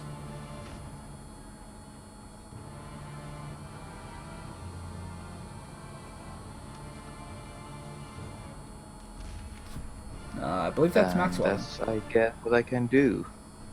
Okay. Alright, Alzran, while he's making a hole for me, let's just get in close and try to just rip him apart, I guess. So, like, as Elzran dives in to claw at it, Maxwell will swing his sword. We'll swing Belgrin twice. You got disadvantage with Belgrin. Gotcha. Alright, the second attack of Belgrin does miss, but Elzran comes in and she once again lands on it and pushes off. But as she does, you kind of slash at it. In the position that she landed, you're able to get Belgrin into the flesh of the dragon between one of its scales on one of its legs near the shoulder. As you kind of try and drag it, though, the blade pops out. I'll call that your second attack. So you were able to pierce it the first time, but you weren't able to slash all the way through. And on that, it's the dragon's turn.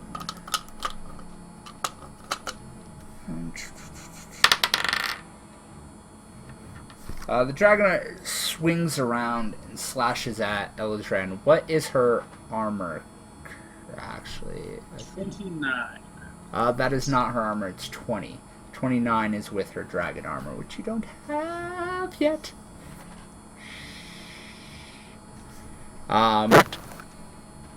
So she gets smacked by the tail as the dragon swings around, please roll a...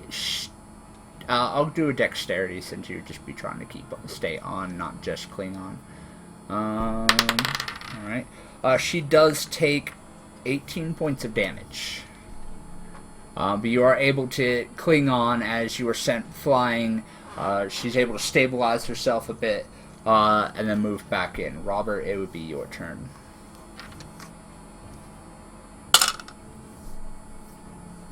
Let's see if you can talk.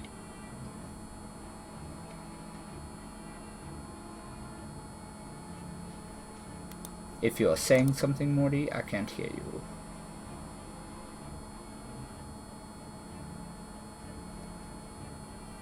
Morty?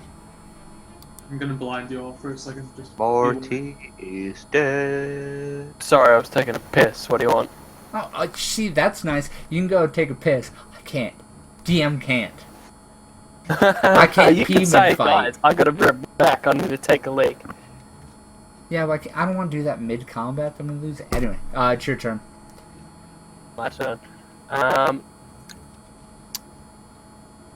Is the dragon still in the air? Fucking pussy. Yeah, it's about 150 feet up now. As you can see, it's currently entered into aerial combat with Elizran. Okay, what the fuck am I meant to do? Huh? 150 fucking... If it's 150 feet above me, what the fuck am I meant to do? Robert just looks up at it and he holds his hands out like, what the fuck? Roll me... And that is his entire turn. Roll me a wisdom check.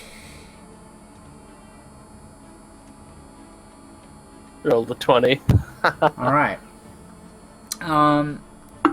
As you're asking yourself that, you're literally standing there going, what the fuck am I supposed to do? At that, you hear the...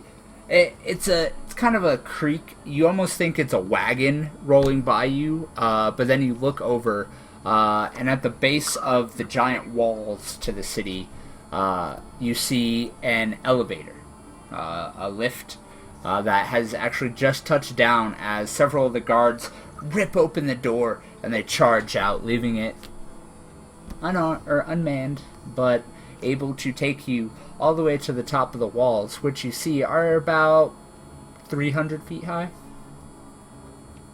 I'm going up there. Alright, that's going to be your movement for this round. Any prayers or anything? I don't know what spells you actually have besides your smites, so anything you're saying in the... Neither do I, honestly. I think I get Revivify. That's like the only good spell I've got. yeah. Um, That's good, you can always and resurrect like, other people. and like aura of truth and create food. And remove poison. I don't really get any buff spells. It's all utility. Alrighty, so that'll be Thok then.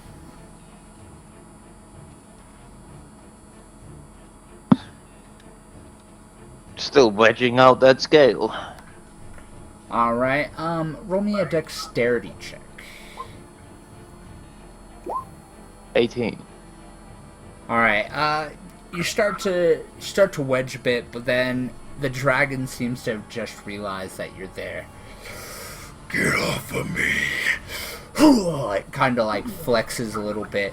You tense up and you pull in, but the actual movement has given you the chance to plant your feet, and with one just final, you wedge Soldier Shell forward. One of the large scales, it's about the size of a large wagon, flies off and it tumbles towards the ground. Below it you see an almost gray flesh with black steamy blood just oozing out of the wound that Soldier Still is still wedged in. It was kind of like you sunk it in the first blade, you pushed it up to where like the pointy part was in, and now at this point like you kind of like forced it to where the other blade pierced in and then just like sunk it in, so it's actually all the way in. The head of the axe is completely within the wound. And would you still say I have an action or not? If you And attack, I'll say it's one attack. It would be either sliding your axe within the wound or trying to pull it out type thing. Or if you want a spell, you can cast a spell too.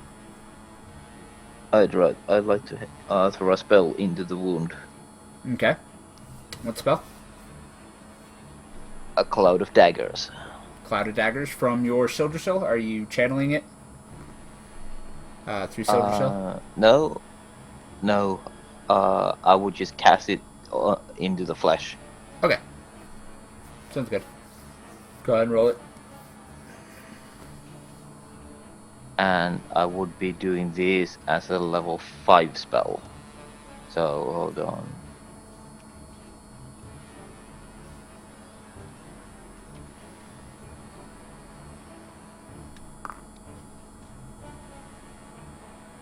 Level 4 and level 5.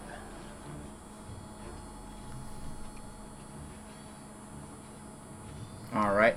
Cloud of Daggers just kind of appear, just...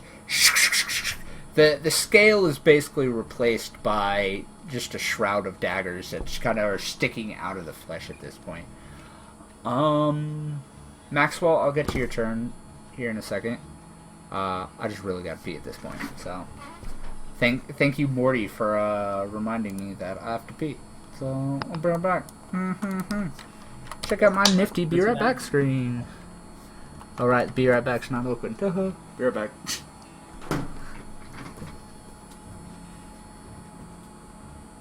Why do you guys have all the cool companions?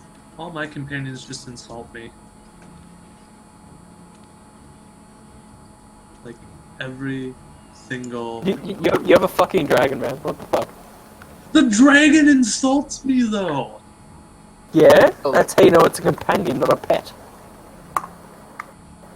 No, I'm gonna do it. I'm gonna turn this dragon into stone. No! Wait, this one? Sure. Kill it. Yeah, the black dragon. I'm gonna turn him into stone. That's it. Game over. I mean, I'm just gonna try to Sorry, stab. you can't. I need to chuck on a Crusader's mantle and then do a blinding smite at it while I do a plunge attack from 300 fucking feet. Freaking out again. I'm gonna fucking explode my hit point.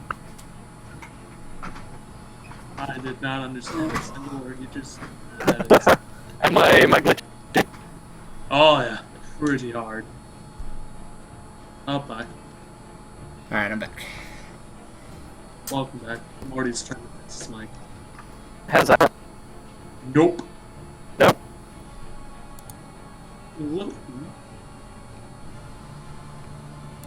Your turn, Maxwell. How's that? Still kind of buggy. Better though. Fucking internet, honestly. Sorry about that. It's just the problem with being Australian. Yep. Stop being Sounds good. Australian. Maxwell, that's your turn. Alright, so what way is the dragon facing? Like, is it just like kind of now trying to follow Elzran and I? Yeah, it's focused on you and Elishran currently. It seems to be positioning itself so it doesn't get flanked by the mechanical dragon that's now flying at it. But yeah, generally it's facing you though.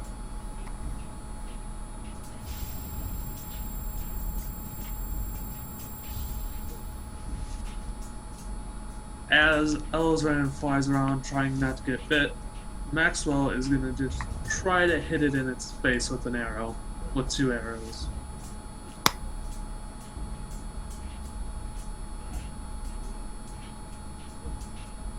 Alright, the first arrow flies up and it hits probably around right here in the cheekbone.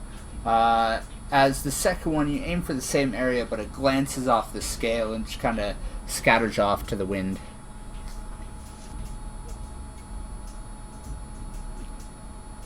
Elzran's gonna try to swoop around for another attack with her claws. She grabs onto its scale as she tries to do the same thing, but the scale kind of just, her claws just scratch across the top with an ear-piercing just as she takes back off into the sky. The dragon flicks its tail. She's able to dodge around it this time. before the clockwork dragon flies in and starts slashing at it with a blade that's attached to its tail. It doesn't seem to be doing much, not able to pierce the strong hide of the ancient dragon. But then you see Jim Jar just standing on top of it, just still. Fling, fling, fling, fling, fling. Robert, as you climbed into the elevator, you realize that both Terringer and Eldrin have joined you. Alright. Make it to the top of the wall. The gate opens and you step out and you see almost like just below you, the dragon is kind of spinning around fighting the much smaller Elizran and trying to fend off this mechanical monstrosity with what you can see now is a gnome in strange mechanical armor on its back. Is it Demendithus? It's Demendithus. For a chuckle, how I love thee. I'm going to take one look at it, and I'm going to then wait until they get close-ish to the wall, and I'm going to fucking leap off and try to do a plunge attack on the dragon. Alright, so go ahead and make the attack roll for it. And I'm going to do a blind might. Alright. You said a blinding? Blinding. Okay. That's one of my third circle spells. So make the attack. Yep. Yes, you barely make the attack. As you just kind of run to the edge of the wall and you just jump off. You launch yourself off to almost to Terringer. You hear Terringer and Eldrin go, "Wait!" But you're already gone. You just kind of. The resistance to your shield on your back is allowing you to kind of guide yourself a little bit as you kind of glide down. Heavy armor pulling you head first before you smack into its side. You take...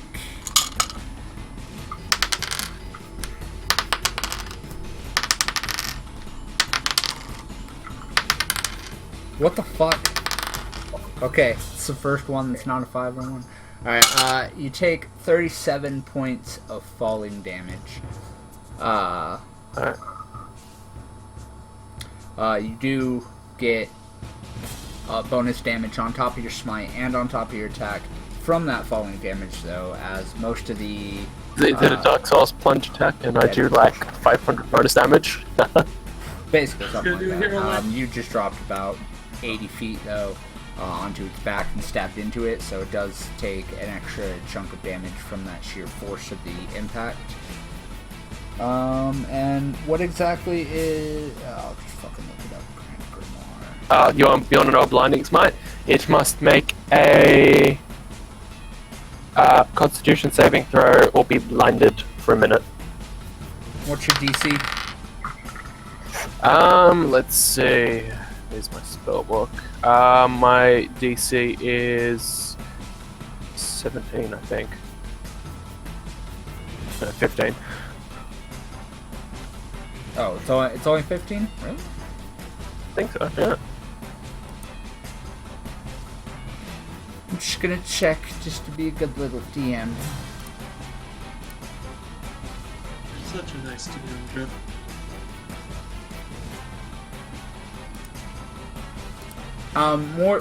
Fully, you actually know that snow doesn't happen in Overhill because Khazad Grimst is actually a natural weather shield that blocks it, almost like a mountain range would. I forgot about that. It was the castle that always blocks all the snow and ice.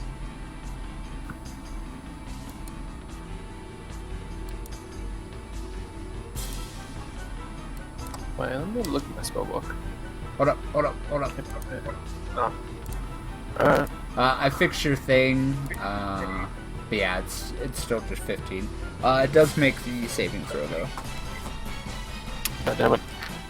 I don't know where I was trying with fucking trying to blind it. But you did a shit ton of damage to it, so that's good. On that, though, it is Thok's turn. I think Robert is like the quintessential version of more balls than brains. His balls or fists. As Thok is just holding on to Sildrasil to balance himself on the dragon, with his mind, he is attempting to harden the dragon and turning it to stone. He performed this by first doing a sexy striptease. I feel like that's how a cleric would perform. Not like a sorcerer would perform. Like, it's just like, did it fail?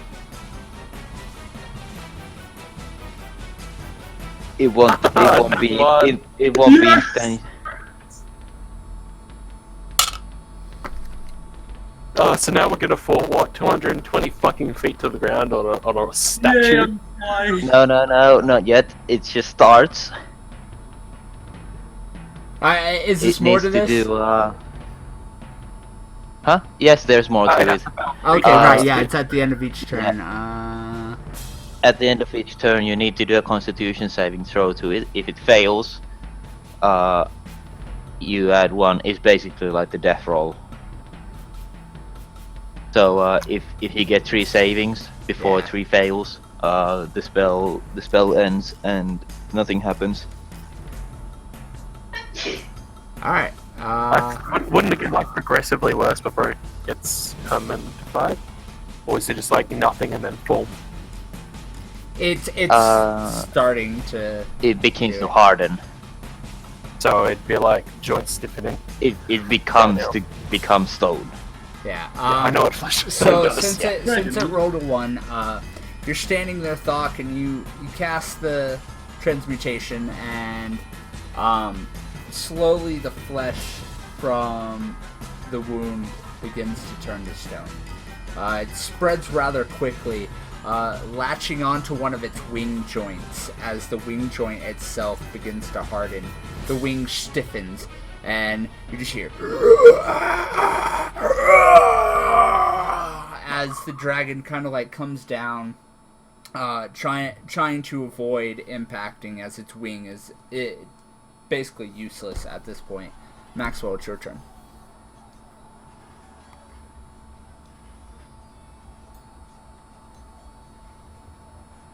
So one of its wings is like stiffening. Yeah, stiffening. Not entirely turned to stone, but the joint itself is turned to stone, so it can't flap it. I was right. Let's go for that other wing. Seems like Doc actually did a number on that one. So I'm gonna have like Elzran swoop in. I'm gonna swing with Belgrind, and she's just gonna like swipe at it with her claws. Adventurers are the scariest motherfuckers in the world. Goddamn. Yep. Let me just jump off a wall onto a dragon, or let me just petrify a dragon. Roll me just me ride a dexterity save. It reminds me of that Order of the Stick part where the fucking elf is like performs familicide on a whole bunch of dragons. You guys seen that comic strip, right? I've seen it, I just haven't seen that specific one.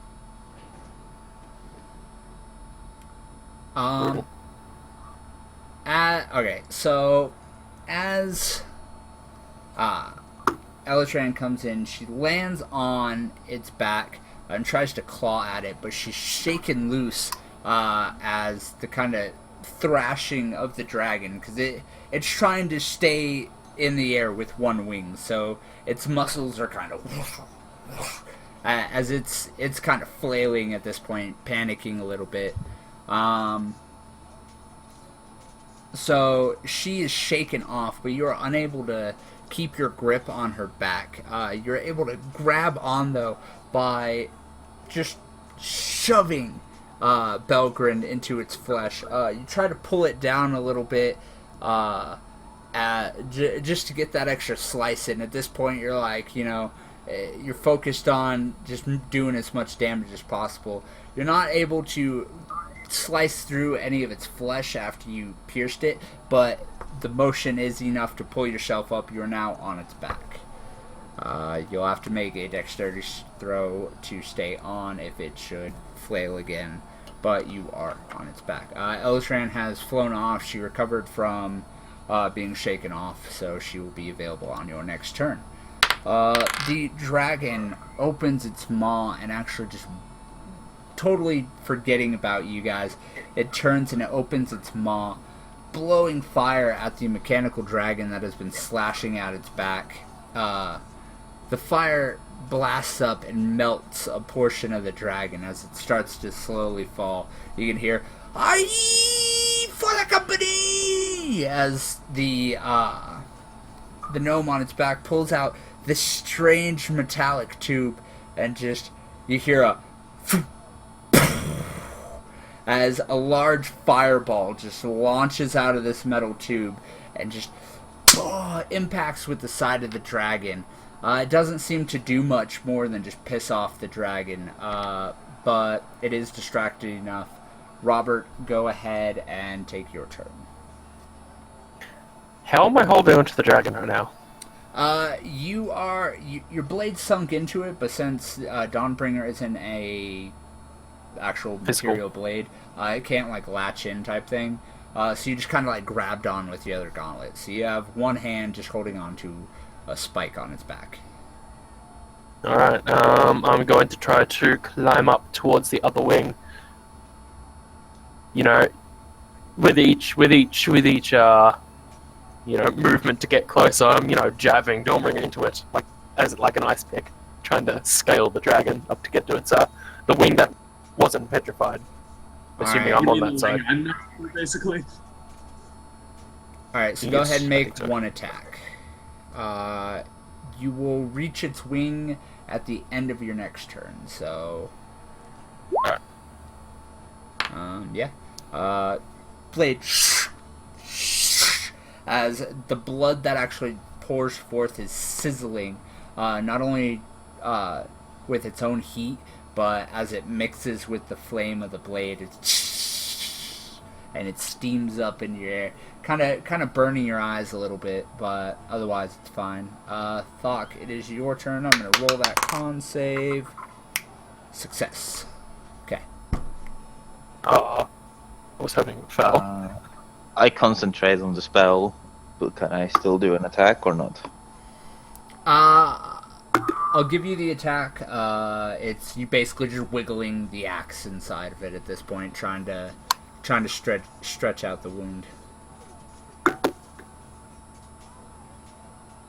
And You wiggle that axe in there. I wiggle that axe. Oh, come on, give it the crit. I mean, it's already inside. You do. Yeah. You can actually hear the as like the blade is like wiggling around in the flesh kind of tearing. You're hearing the gurgling of the blood kind of getting sloshed around. Your feet are actually soaked in its blood at this point as it's just kind of oozing out onto you. Maxwell.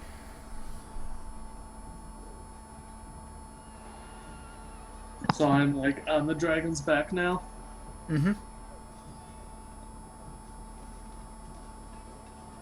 I think I'm gonna stay on its back for a while. I can stab at it more. You just try not to get like taken down by it. You see her kind of like pull up and fly around behind a building, and you just hear her, "Of course, be safe, heart of my hearts." Yay. I mean, Elzran is a female, so shut the fuck up. She likes men. That's gay. Oh, gay! Gay! So I'm gonna like first. Well, now that I'm on its back, I'm just gonna from my belt. I'm gonna pull out the mace of green flame as well. So first I bash at its scales, then I cut. Good rolls, me. Good rolls. Only the final one hits, but as you kind of like bash on one of its scales. You realize that you're not doing much, but after you pierce the first time with Belgrind, you see a slight crack across the scale, and as you pull back with your second plunge of it, you just plunge it straight through the scale, piercing it, and diving into its body. You're kind of like tossed up a little bit as it goes. Not today, mortals. Everybody roll me a dexterity. Actually, Robert and Thok can roll me a strength. Maxwell, you have to roll me a dexterity. I'm gonna stay strong. Dexterity saves. I'm doing shit. Yeah, you had one job and you're failing at it. I know. Hey, it's my luck. It's finally coming back. Like last few sessions, I had 15's not too bad. when you have a +10 modifier. Yes, it is. Oh, I suppose. Like the DC gets raised the more you have in a bonus, though. No, it's the passive that's raised up. The DC is based off of the enemy.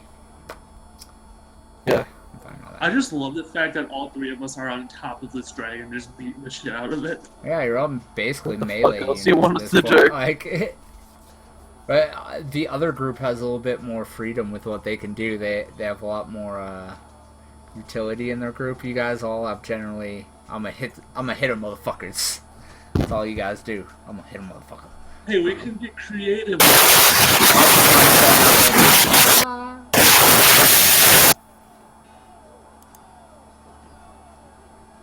God.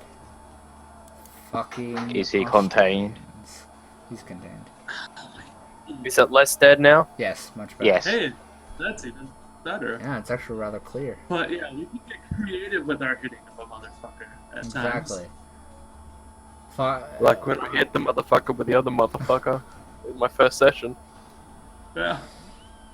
Alright, so yeah, you all are able to keep your grips. Thok, you get advantage because you're actually gripping your packed weapon, which is inside of the dragon.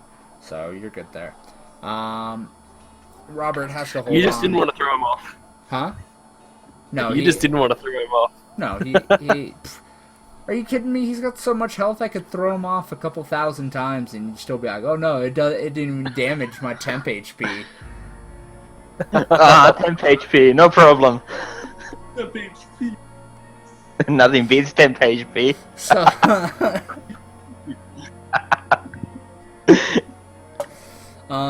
but Maxwell, you get tossed off a little bit, but you're able to grab onto something really quickly as you kind of tumble backwards. You grab on, you pull yourself back up into position. Robert, it is your turn. Well, I'm going to continue my way on getting towards the wing. And shit. The blade slices through scale, but that's about it. You I still have my grip on the spike with Indeed. my gauntlet. a Oh, different sorry. spike, but yeah, you're pulling yourself forward.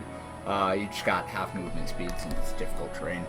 But yeah, you just got to the wing, so next turn you'll be able to attack the wing directly. Mr. Thok, let me make you a save and roll. Fail. It's 2 fails. 2 fails? Mm-hmm. 2 fails. 1 more fail. 1 more fail. And still just continuing the same thing and just yeah. I end my turn concentrating on the spell. Okay. And Just kind of pull most the likely there's axe a nothing little bit. anymore at the place apart from blood. Just trying to secure the grip on Sildrasil, holding in. Alright, it does do damage. Actually, I'll be honest, this is kind of the way I see you doing this at this point. You're just kind of like standing there, the axe, like the head of it is completely like stabbed into it. You don't even technically have to move it. all you have to do is just change the way the blade is going on the weapon. So since it's a morphing weapon, so just imagine you kind of like concentrating, and the weapon inside of it's just like shink, shink, shink, shink. It's just doing whatever the Yeah, it's blade kind of wants like to do. just like slicing into it, just like rending the flesh that's all around it. Definitely weakening the flesh. It's Though. just being a wonder. Oh, Maxwell, that's you.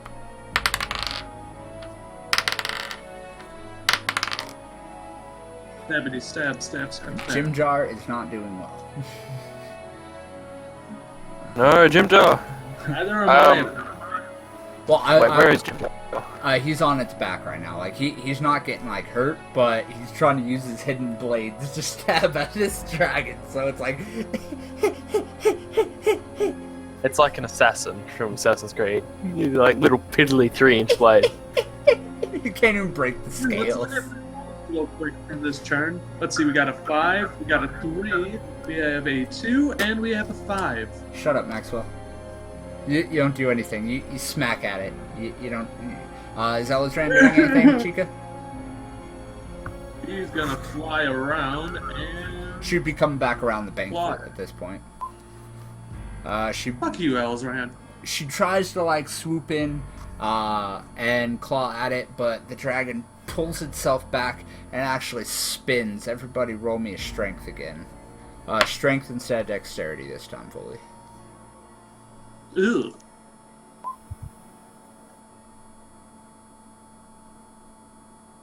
Do I get advantages still? Yes, you still get your advantage. Roberto, Yes, sir. Is it my turn? Esther, strength, please. Roll strength. Brrr, 21.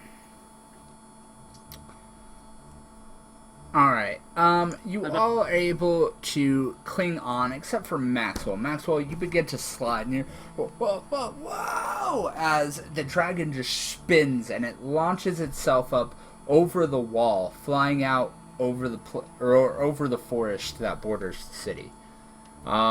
Maxwell, please take 700 points of damage. Raking a character. Fuck Make you. it care. Would I be able, as a reaction to flying off the dragon, just kind of try to catch myself with one of my spells? Yes. Risa. Okay, roll magic. Let me find...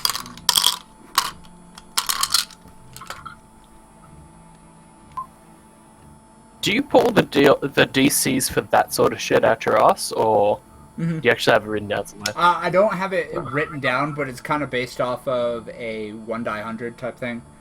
Yeah. That's why I give you guys bonuses, because it's basically like set up. Basically, I guess I can explain this for the stream. And then we get hidden bonuses, say for prayer, if you actually say a verbal prayer. Yeah, if you say a verbal prayer, depending on the prayer, the situation, how it goes, I'll give you bonuses. Basically, though, it's the 100 percentile. So it's like chunked down between 0 to 10 does complete fail, 10 to 20 is minor fail, 20 to 30 decent fail, 30 to 40 that type of thing, and all that.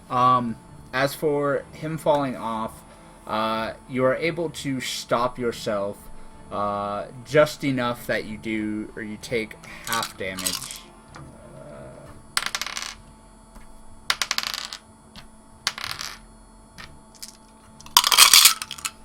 Just a reminder, Foley, you have a flying dragon. And you have a 27. mental connection with that. Yes, but the dragon already used its movement on its turn, and this is no longer his turn. Yeah, I kind of just got some flying in basically the opposite direction of where she was flying. So 27 27 points of damage is how much you take as you actually you slam down on top of the wall. You're able to stop most of your momentum, but the spell didn't fail, but it didn't quite catch in time.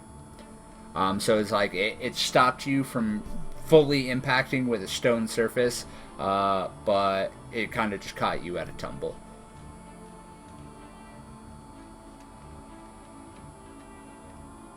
Holy shit, that would have been 54 damage if I didn't do that spell. Yep. Would have broken 10 HP. That Maxwell would have been a cripple.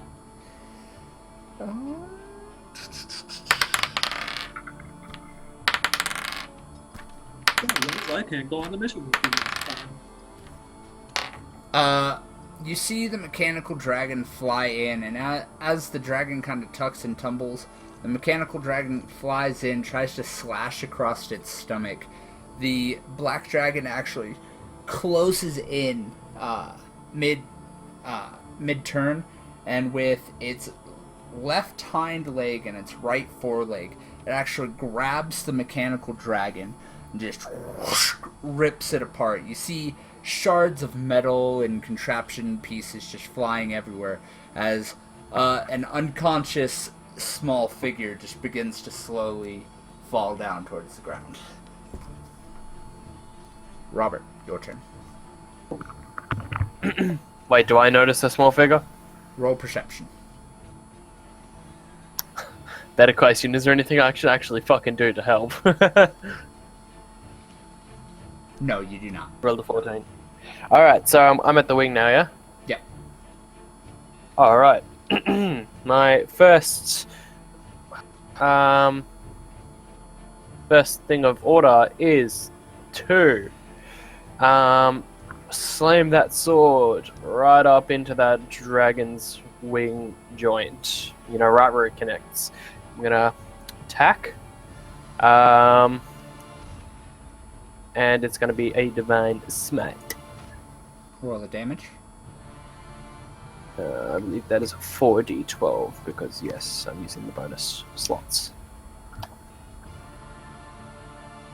Alright, the blade slides right into it, and you scream out, "For cheer!" As just the holy light just... As it does, though, you feel the hilt of Dawnbringer begin to shake a little bit.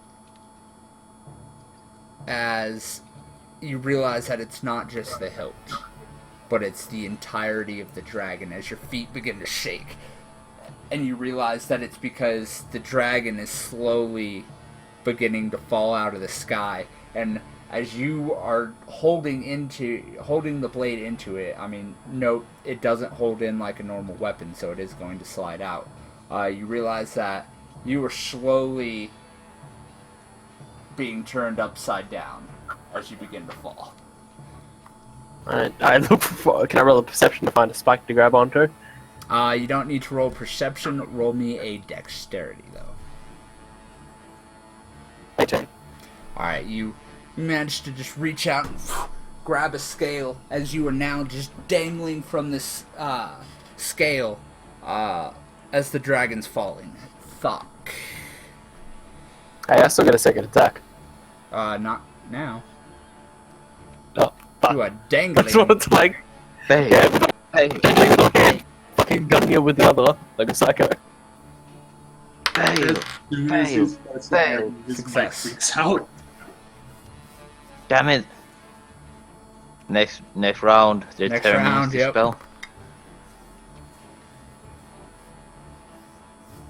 Thought And so I you still realize concentrate that on you the two... spell and wiggling the eggs, wiggling sizzle wrestle inside the dragon. Alright, as the blade retracts and and kind of okay. like goes to stretch out again in a different direction, it hits some resistance, and it doesn't actually do any damage to it. Okay. And then you're just concentrating on the spell for the rest of it. Concentrating on the spell for the rest of the turn. Alright, Maxwell. You said there is a figure falling, correct? Correcto. Can I roll perception to see if I notice it? Indeed you can.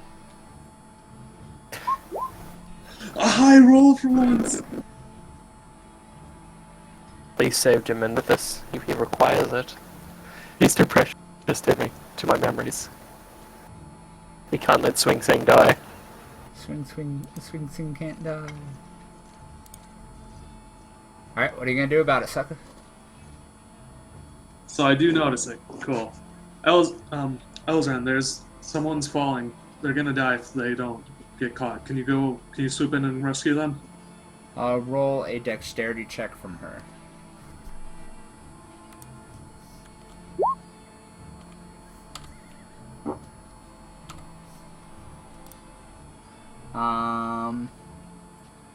Yep.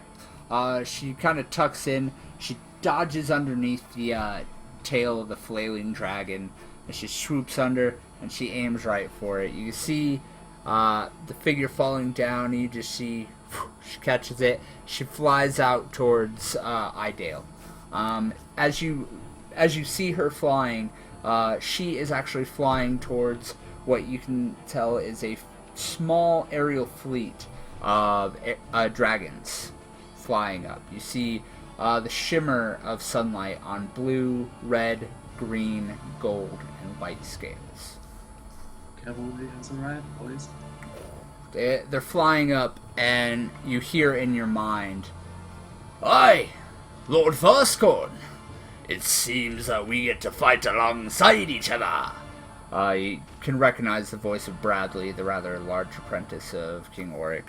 As you see the red dragon kind of bank down, shoot up, and it launches out ahead of the rest, moving in, and it'll be the first one to join you. Yep, it flies in, and the sheer force of this rather large dragon actually impacts with the black dragon's shoulder. The spin it was going in is actually flipped around as it's currently being battered around. It slashes at this red dragon, though, slicing a great wound across one of its shoulders. Red blood just splatters out as it also unleashes a torrent of flame.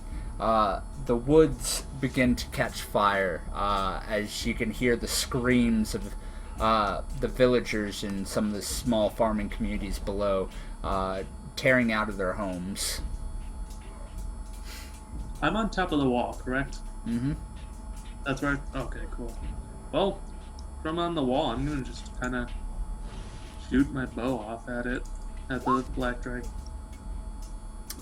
First arrow flies in, and you target the wound that Thok opened up, and your arrow flies out. You can see it join in with the dagger wounds that stuck out of it. The second one completely misses, though. 3 ones in a row. Let's just take a moment. 3. Super fully luck.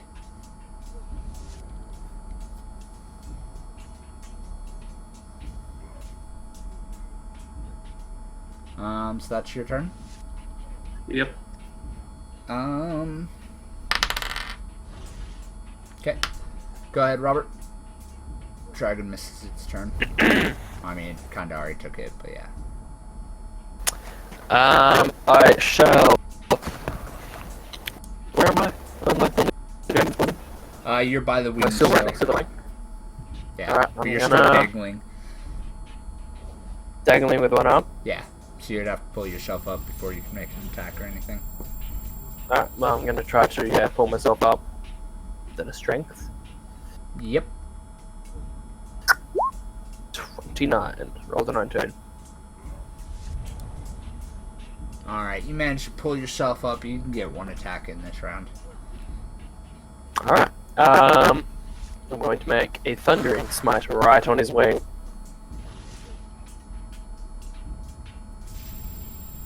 Oh, yeah, that's not very good. I thought I clicked the tier 1 roll.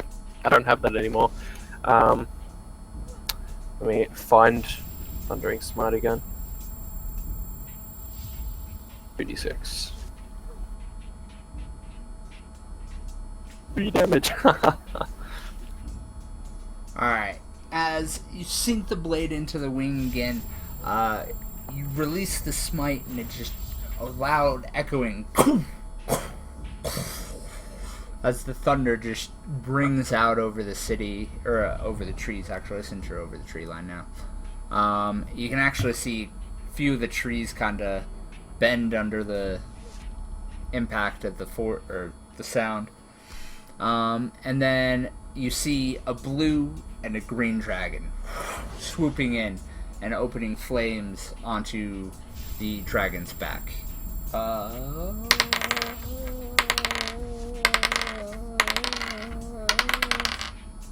Boom. Okay. Fuck. It is your turn. Gonna roll that con save real quick.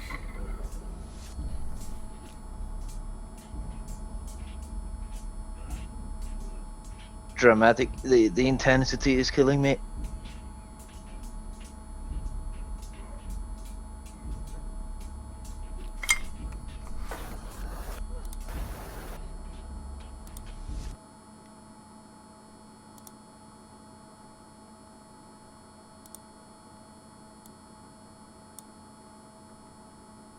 Grip holding on.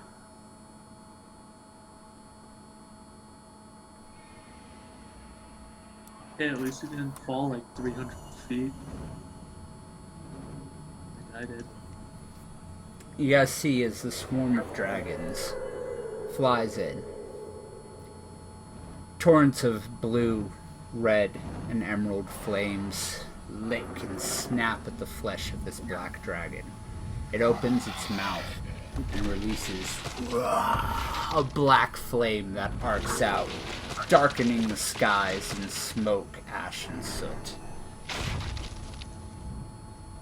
You guys look around as you're slowly, well, those of you still on the dragon's back, you're slowly able to figure out your bearings as the dragon's spin levels out. Just in time for you to slowly feel the wind rushing up past your ears. As the dragon's figure slowly starts to bank out of the sky. Thok, you're the one who hears it the loudest. The sickening of flesh turning to stone as the dragon's scales, grayed with age, slowly just turn to a pale silver as the stone encases its body. The figure, the momentum of it, tucks in as its wings kind of come in for one last flap, but it tucks in, smashes into the wall of Overhill, sending shards of rubble everywhere as the figure impacts with the water of the bay, water splashing up around you guys. Both of you guys roll me Constitution saves.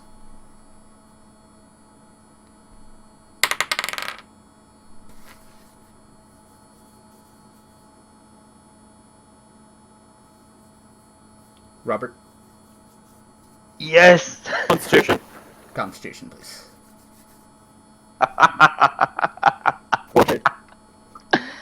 Jesus Christ, that actually worked. All three of you feel, the third one being Jim Jar, sorry, feel the impact of the water as the body itself submerges into Pinch Bay. The water itself splashes over you, crashing into your chest, knocking the air out of your lungs. Please take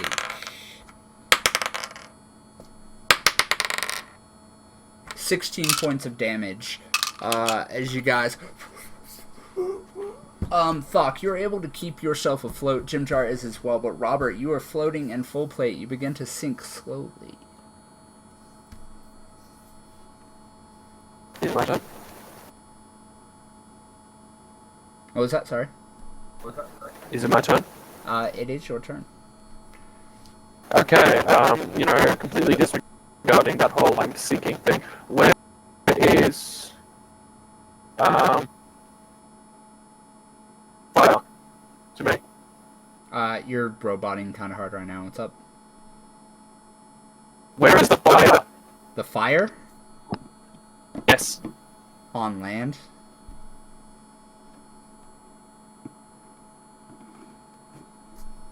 You're You're super robot right now, man. I can't understand you.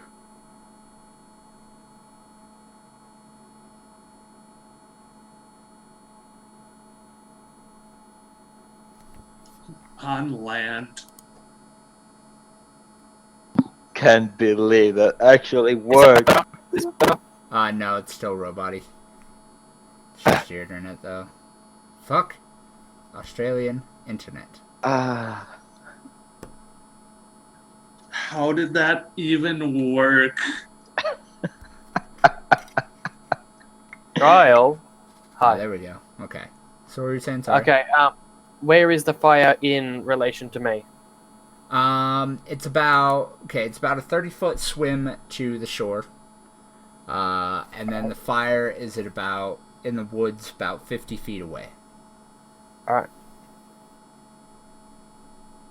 Trial? In order to swim to shore, you will have to succeed on a strength saving throw. I shall be strong, and I rolled a 1. Oh god. As you kind of you hit the water, the air's knocked out of you, and you're trying to pull yourself up. You accidentally take an inhale of breath.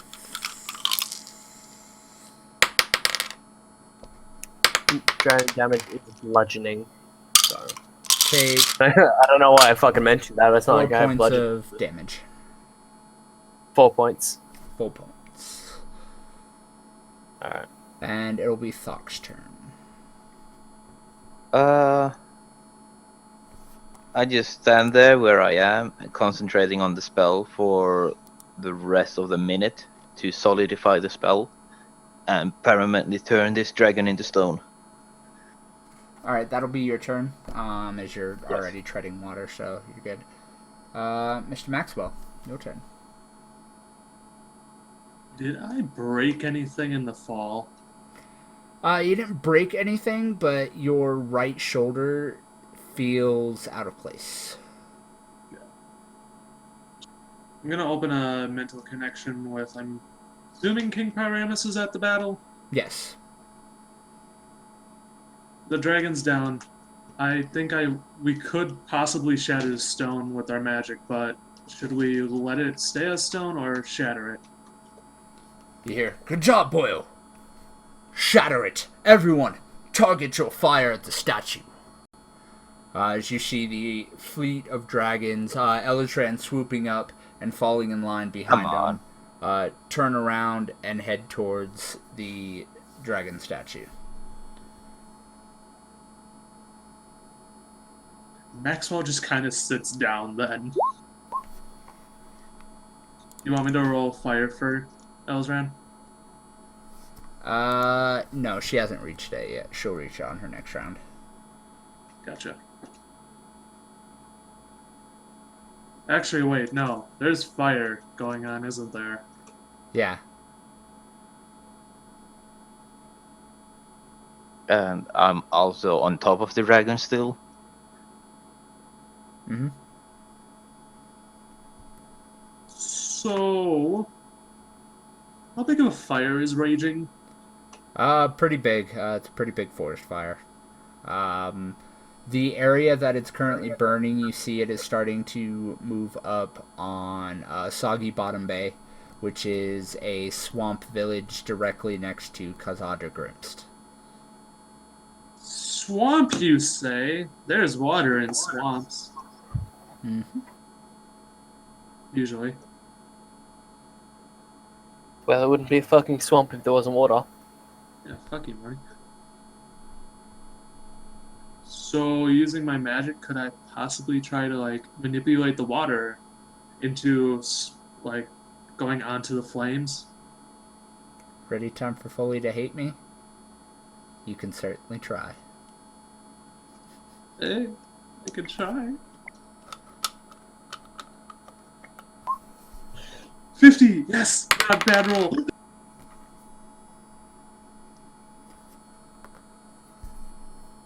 As you turn, you just kind of hop up on the actual edge of the wall to where you're standing on the parapets and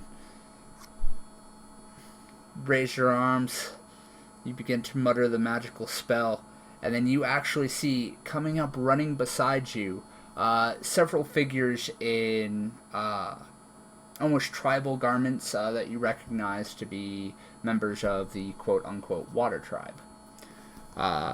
Along with their aid, you see them rise up and they begin their movements as the water slowly starts to rise up out of the swamp. It rises up into a large kind of ball, and then you just, with one final, you all just kind of move your hands, and the water just splashes down onto the ground, spreading out. A large billowing column of steam rises up from the burning forest as the water just, a cloud forming overhead from all the steam that is condensed in the air. The sun is actually blotted out from the size of this cloud. How much energy damage do I take? That would be 120.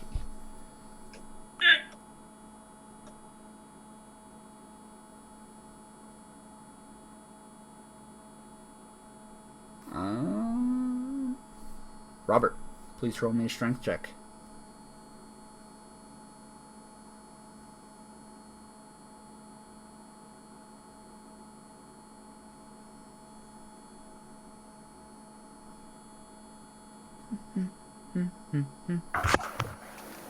Roberto? Sorry. I was... Why does it always happen every time I get out of my chair? I was charging my phone. My turn? Yep, strength check. Check. 23. You're gonna Alright. send me like all the exhaustion stuff, by the way, again, just so I can save it. Uh...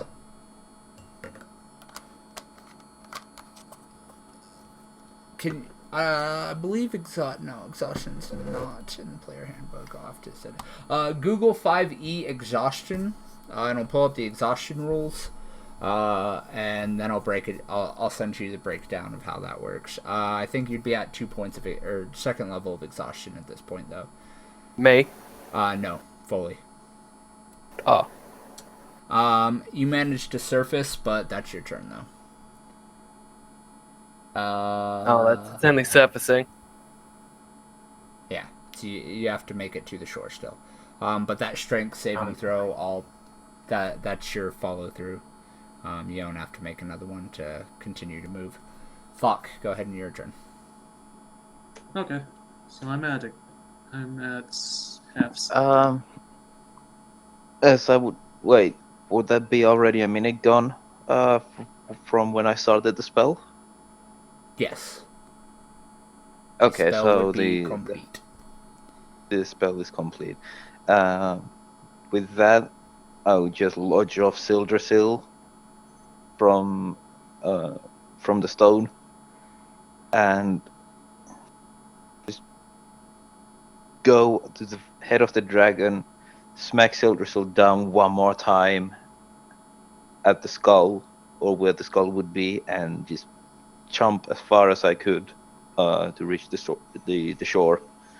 Okay, I am going to let you know. The dragon did head into the bay like this, so its head is actually at the bottom. Are you going to the head? No, I'm not going to the bottom of the lake then. Okay. I was about to say, it's like, just she thought, like, I'll be right back.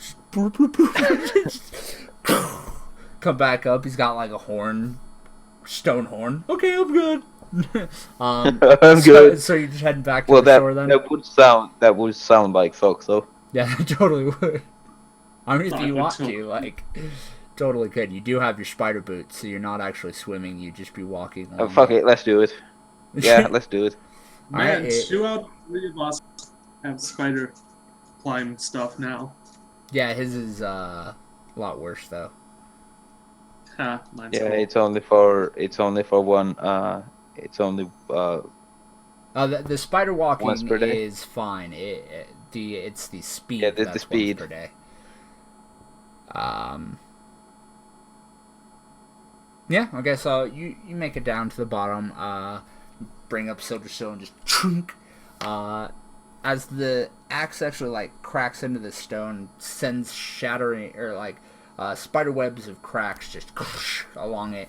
But the actual one of the horns actually cracks off, and you're able to grab it and drag it back up to the surface. So you're at the surface at the start of your next round.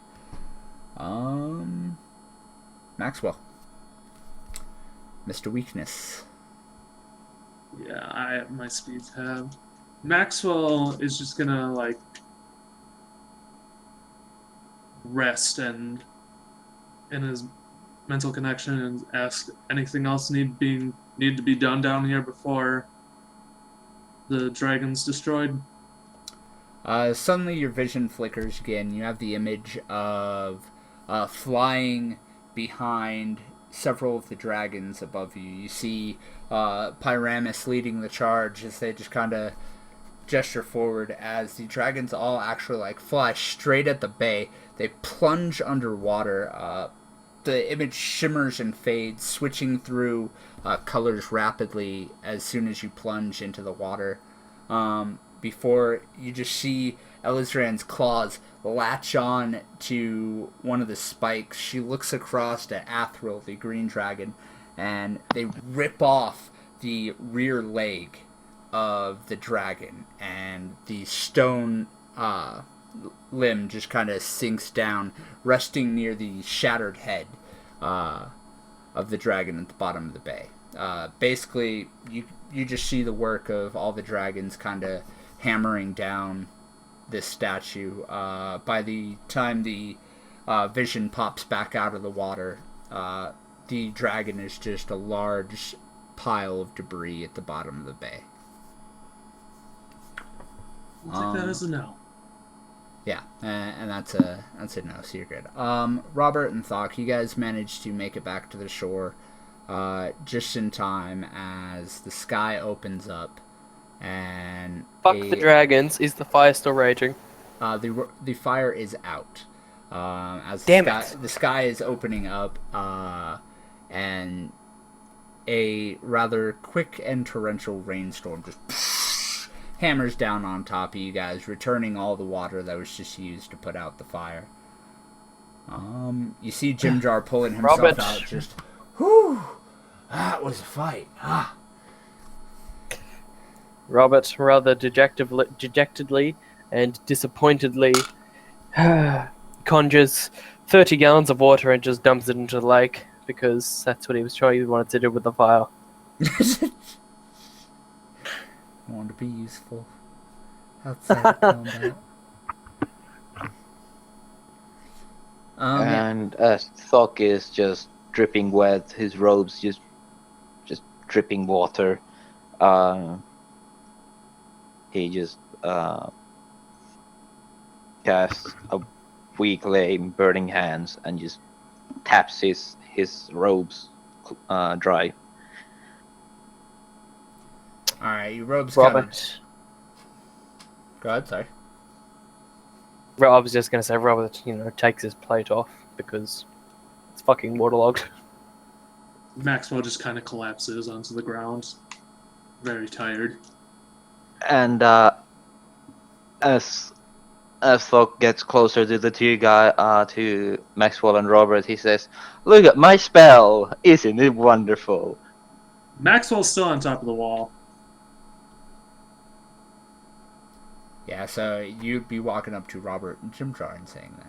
To Robert and Jim Jar. Alright, so I'm going to ask real quick. We're at about 2.5 hours into the session. How are you guys feeling? Would you guys like to keep going and get the second half out of the way so we can jump into Out of the Abysses Part 2 when next we meet? Or would you like to put off the second part of this session for next week? That would depend on how long the second part's going to take, because I have work tomorrow, but it's not, it's not that late. But if it's going to be like another, if it's going to be another, okay, that's fine. I was going to say it's going to be 3 hours and I have to go. I slept good. I'm good to go. Alright, Yeah, I'm good to go. let's go ahead and take a quick break then. Everybody kind of do what they need to do. Oh my god, have a shower. Go shower, yeah. Well, I'm gonna be sitting here playing Skyrim then. Oh, by the way, my app got accepted. Hasn't even been a full Nice. fucking day. Hasn't even been a full fucking day. Fuck. I have to earn the Chaos Brigade in-game though. I've been But trying to no. earn. I'm trying to earn official clergy in game right now. Earning official clergy is always difficult unless you've got an official clergy NPC to suck the dick of. And there is a if you got sucking the dick off basically now. that would be the hierophant, but you know this nameless dread priest doesn't really seem like he could grant it. I mean, he might, but I don't know. I'm not certain. Well, in character, I actually don't know where the Hierophant went. Well, do you know out of character where he is? Out of character, he's off on the island. Yeah, he's on the Black Rose Island. Yeah. Oh no, I'm doing other stuff, like more evil stuff. This is just like, hey, let's try to look nice. Fair enough. I'm gonna go Meanwhile, shower. I'm trying to raise a dragon. What? You're trying to look nice, and meanwhile, I'm turning a dragon into stone. I hear the music. What music? The Be Right Back music. Oh, I've got my fucking game music muted.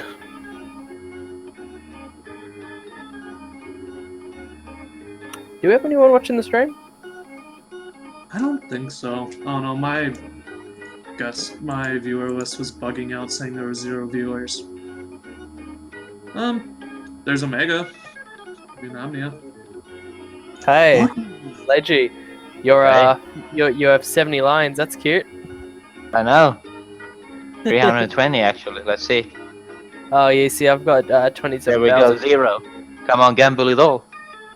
Fuck! Oh, I'm I gonna dare gamble you. 10,000. Dare you to gamble all of yours right now, Morty. What the fuck do I get out of gambling all of mine? You Why can would literally create 2 NPCs. If you gamble all of it right now and win. You get to create 2 statues. Oh, Morty! I never got to tell you the name of my, the NPC Drip let us create. Oh, yeah. Actually, never mind, I'm not going to tell you because Ledge is here. Yeah, because I'm part of the other campaign. Yep. It's I really think you good. told us Hold on, already. hold on. Okay, tell me. I kicked him. We're streaming! Alright. I'll tell you it later when we finish streaming. I Also, just your realized we're streaming, so even if I kick you, you can still find out. I don't really care. I won't use that. I won't use that knowledge in character. So. Can't create an NPC anymore, Morty. It takes I know. 20,000. Yeah, only on 20,000. I need 3,000 more. It's not a big deal. That's 30 minutes. Yeah. God, using push to talk and playing Skyrim at the same time is not fun. Let me just crouch 50 times.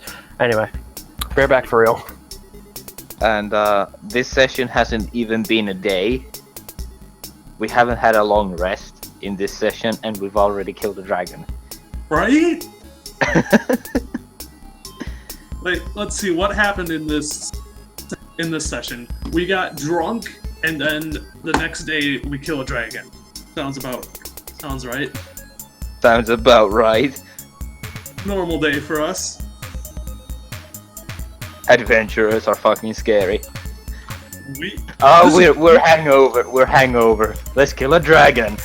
right. You and I are both hungover.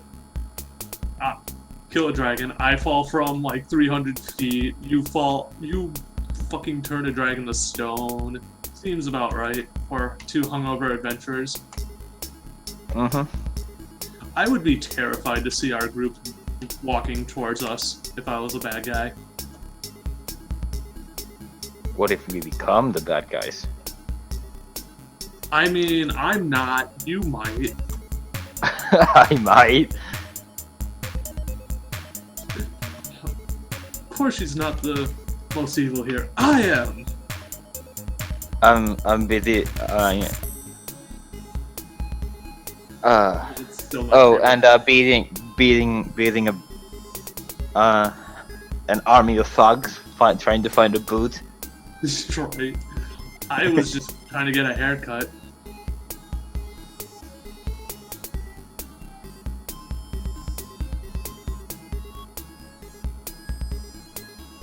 It's been a good. Fucking vigilante is trying to keep the peace. Not Yeah. going to work. Oh, I became a lord now.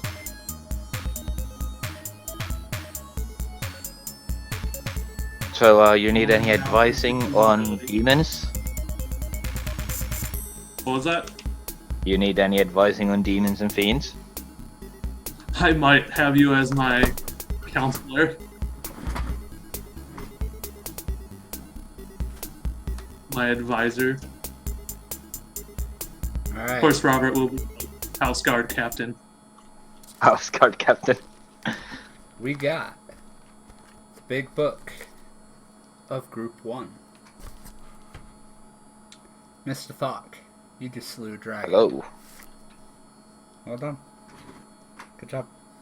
Hey, do I get all the XP? No, you don't get all the XP. Damn it. Actually, you don't get any XP. But we'll get to that. Well, the dragon's not dead. Exactly. Chatting. Technically, you don't get the slaying XP for it. You guys do get XP, don't worry. You don't get the full XP for it, because that would literally put you to like level 35. But Aww. Make us uber powerful right now. Wait, so how hard was that dragon? The challenge rating was I took the skills and whatnot, like the layout from 3.5, so I'd adapted a little bit. But essentially, you guys would have been boosted up like 6 or 7 levels from the experience that set in the 3.5, but that's different experience levels. So, you're telling us if we get a stone to flesh spell, and before we use that, we beat this dragon to fucking pebbles, we're going to get 6 or 7 levels? No. It's been beaten to pebbles. What I'm saying is, you guys are progressing the way you were supposed to. Don't you worry. Okay, but seriously, how much HP did that thing actually have? About, I think,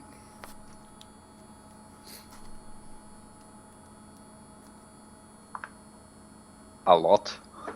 A lot. A couple thousand?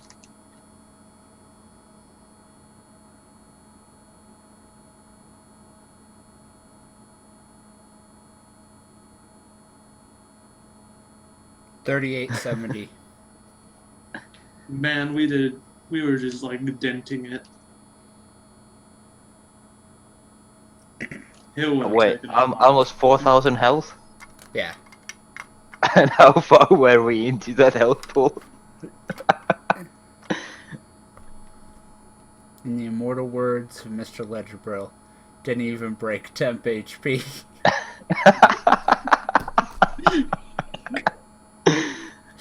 Hey.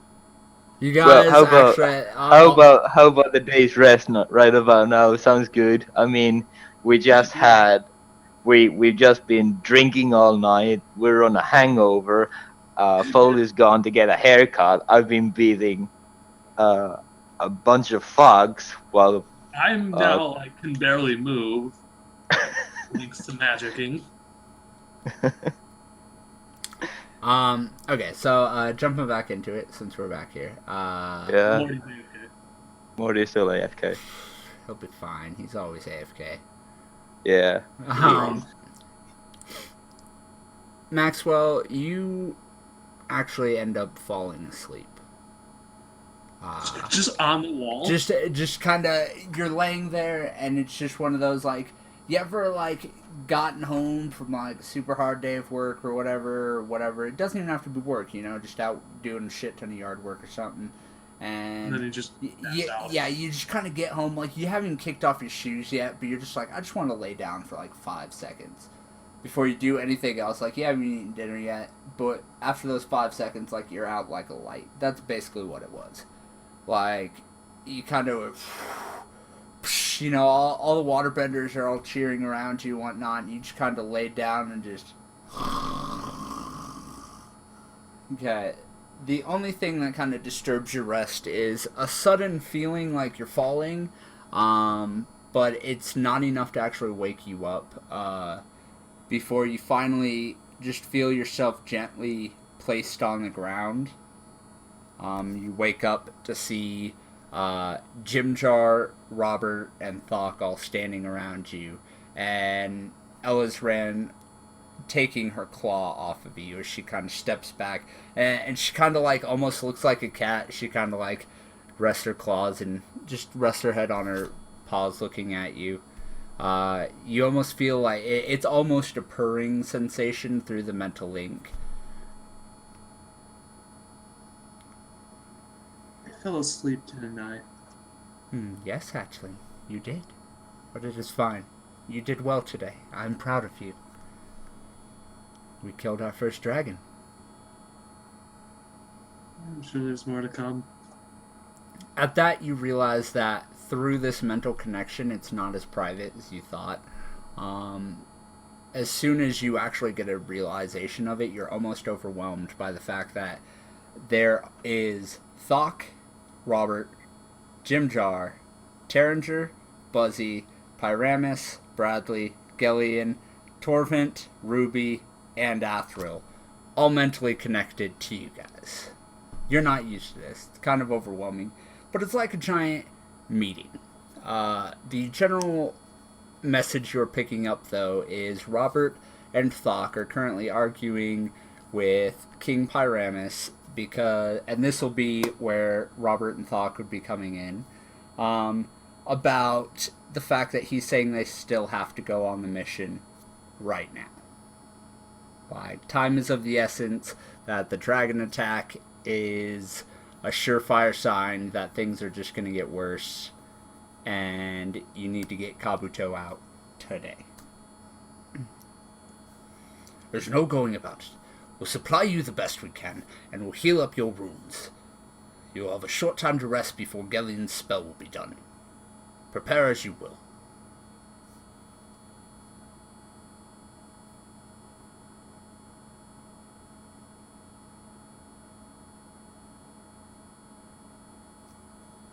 Wait. We're still going on the mission? Yes. Yes. Why? We just killed the dragon. Most of us are injured. Yes, We need indeed. to rest. Unfortunately, Auric and I killed that dragon when we first arrived in these lands. Wait. That was undead, wasn't it? No, It was an undead dragon. that's the No? problem. That was Thildranex, a great black dragon. He was the leader of the Black Dragon Flight, a large group of black dragons that, when we first settled these lands, attacked Overhill. They gave the last hearth its name, as they burnt the first one to the ground. We killed him How is it? near on 120 years ago. And now he's back. And with the horn, it's a sign. Ragnarok is happening, and we need to prepare before the villains of these lands can come back. Thildranex was a rather rambunctious bastard. Quick to temper, and not much for planning, which explains his preemptive attack. But the rest of them will Well, be smarter. They'll be back.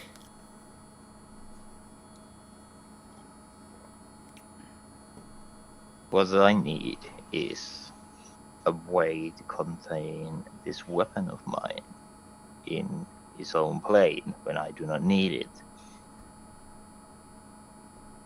Roll me a wisdom save, please, Doc. When I fell asleep, did I gain any energy back or no? All of you got what would be considered a short rest. So that would be you would roll a 2 hit dice, and 2 of your hit dice. So whatever you get that back.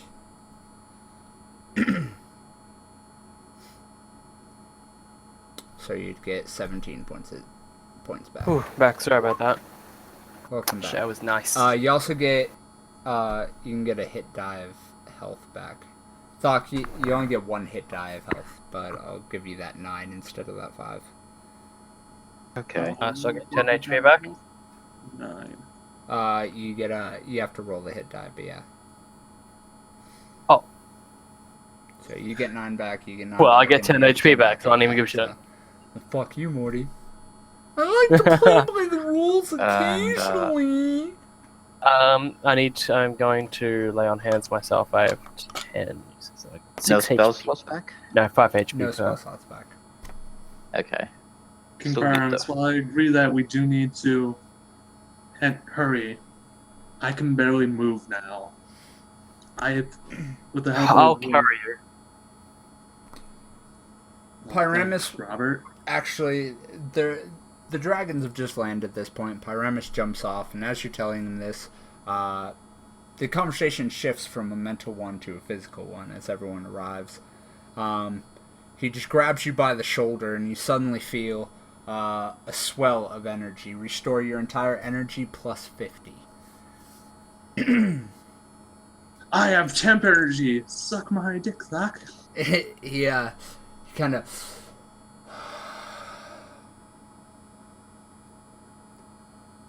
It's the best I can do. For the rest of you. He looks over at you. How wounded are all of you? Barely escaped. Seems to still be a little bit out of place. I am pretty well on full HP because I just lay on hands myself. I'm 18. I have around 30 health points lost. How much HP you on, Polly?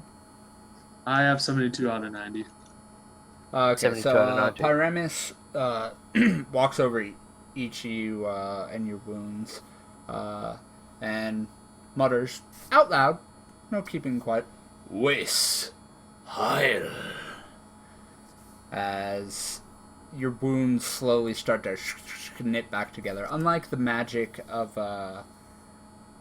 Paladin, Morty's God and the potions that you guys take, the wound knitting back and whatnot is still painful. You still feel the pain. It's not kind of like a light feeling. Like it's not like that anesthesia feeling that you get from your guys' magic. It's just straight knitting it back together, though. Very similar to any time that Mr. Maxwell has healed any of your wounds. Things are starting to lock into place for you guys mentally as you realize that this being the world that Maxwell came from, their magic and whatnot, it plays by different rules, and you realize that it seems to be tied to the dragons somehow.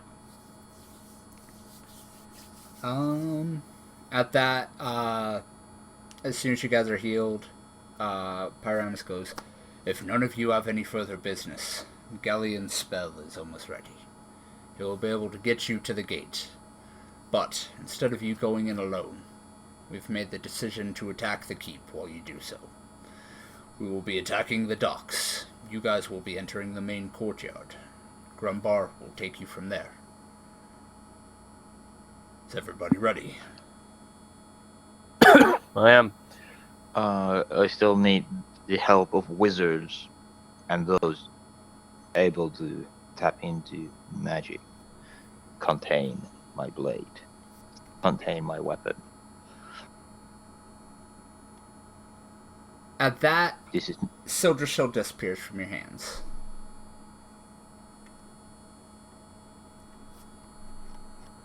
You feel a slight pull on your consciousness, and you just hear a slight in your head.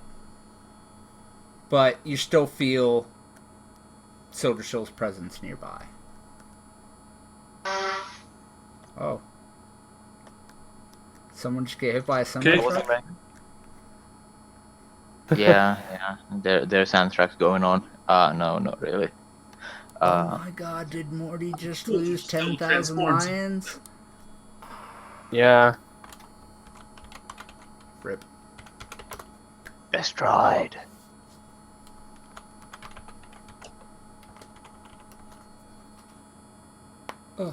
Hey, roll the 1. Yep, I just rolled a nat 1. I'll play the song for myself.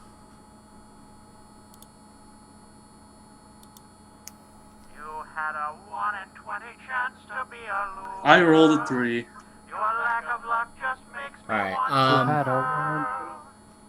It really is quite scary. Anyway, Paramus goes, Like Jerry, I don't know anyone who are the lamest would be roller experienced in your world.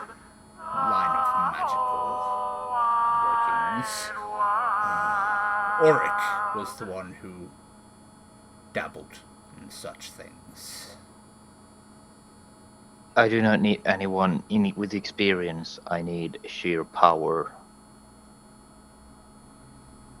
I do know a little bit of the arcane, as you may have noticed. I'll tell you what.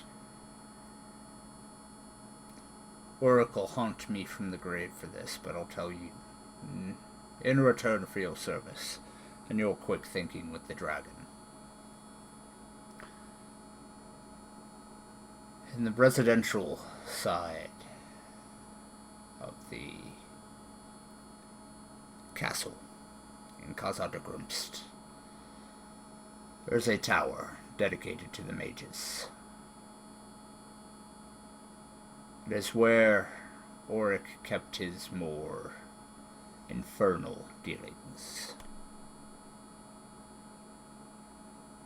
If you're going to find what you need in these lands, it will be there.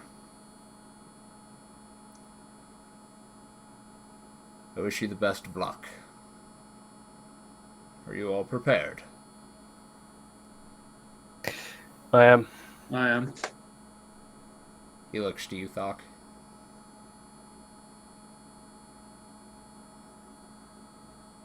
It is not. I would say it's not wise to walk into certain danger with a weapon that might think that it would be amusing to leave you hanging.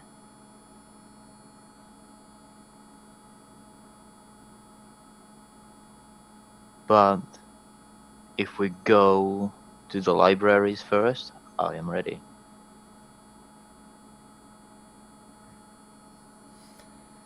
Like I said, it will be appearing around the front gate. Once you go in there, you'll have to cross the courtyard. Enter in the main door of the castle. Take a right in the main hall. Follow the path all the way along and take a right at the end of the hallway and you will see the entrance to the tower. His infernal dealings were on the 5th floor. Best of luck getting past the traps. At that, he turns away, hops up into his dragon saddle, and goes, "Oh, and Maxwell. Elizran will be staying here with us. Don't worry, she will be safe. We have a present for her, and we need to make sure she is properly fit.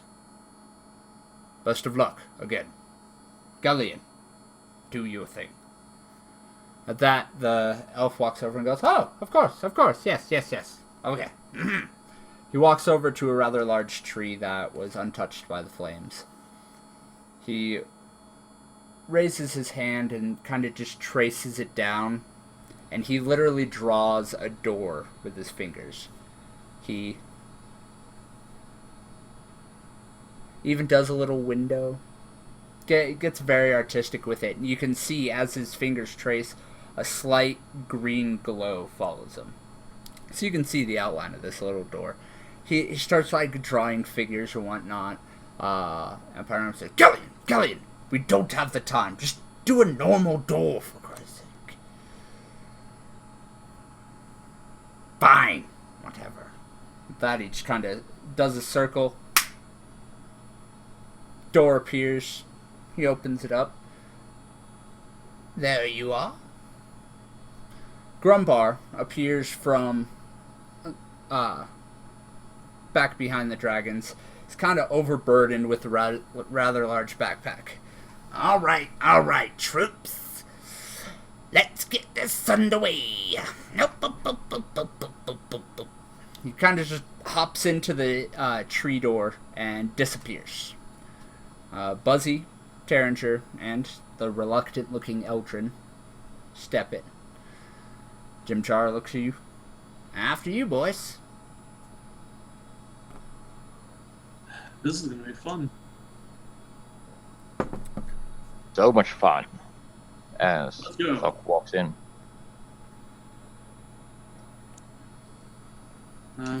Maxwell walks in. Robert follows. As you guys appear on the other side, the contrast between temperatures is so sudden that it instantly brings a shiver to your body. You are now knee-deep in snow as you are transported what you know to be less than a mile and a half away. You step out, you look around you, you look above you, and red leaves tower above you, blocking your view of the sky. But the wind brings in all the snow around you as it whips around. Yay, actually I have weather sound effects and I'm doing this. Nice. It would real great to be having a dragon right now. There's gonna be a dragon assault on the castle anyways.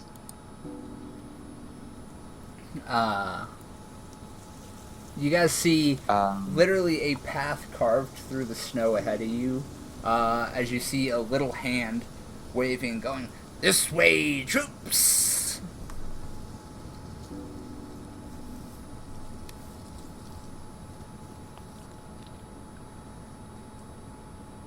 Remember, these zombies can only be killed by fire or very Dragonfire or Valerian steel.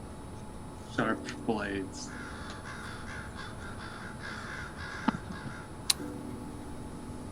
Dawnbringer shall burn their flesh. Maybe. There is no maybe. Bear your confidence within me. I shall carry you to justice. Justice. Demacia. As you guys move forward, you're kind of dragging through the snow. You round the corner.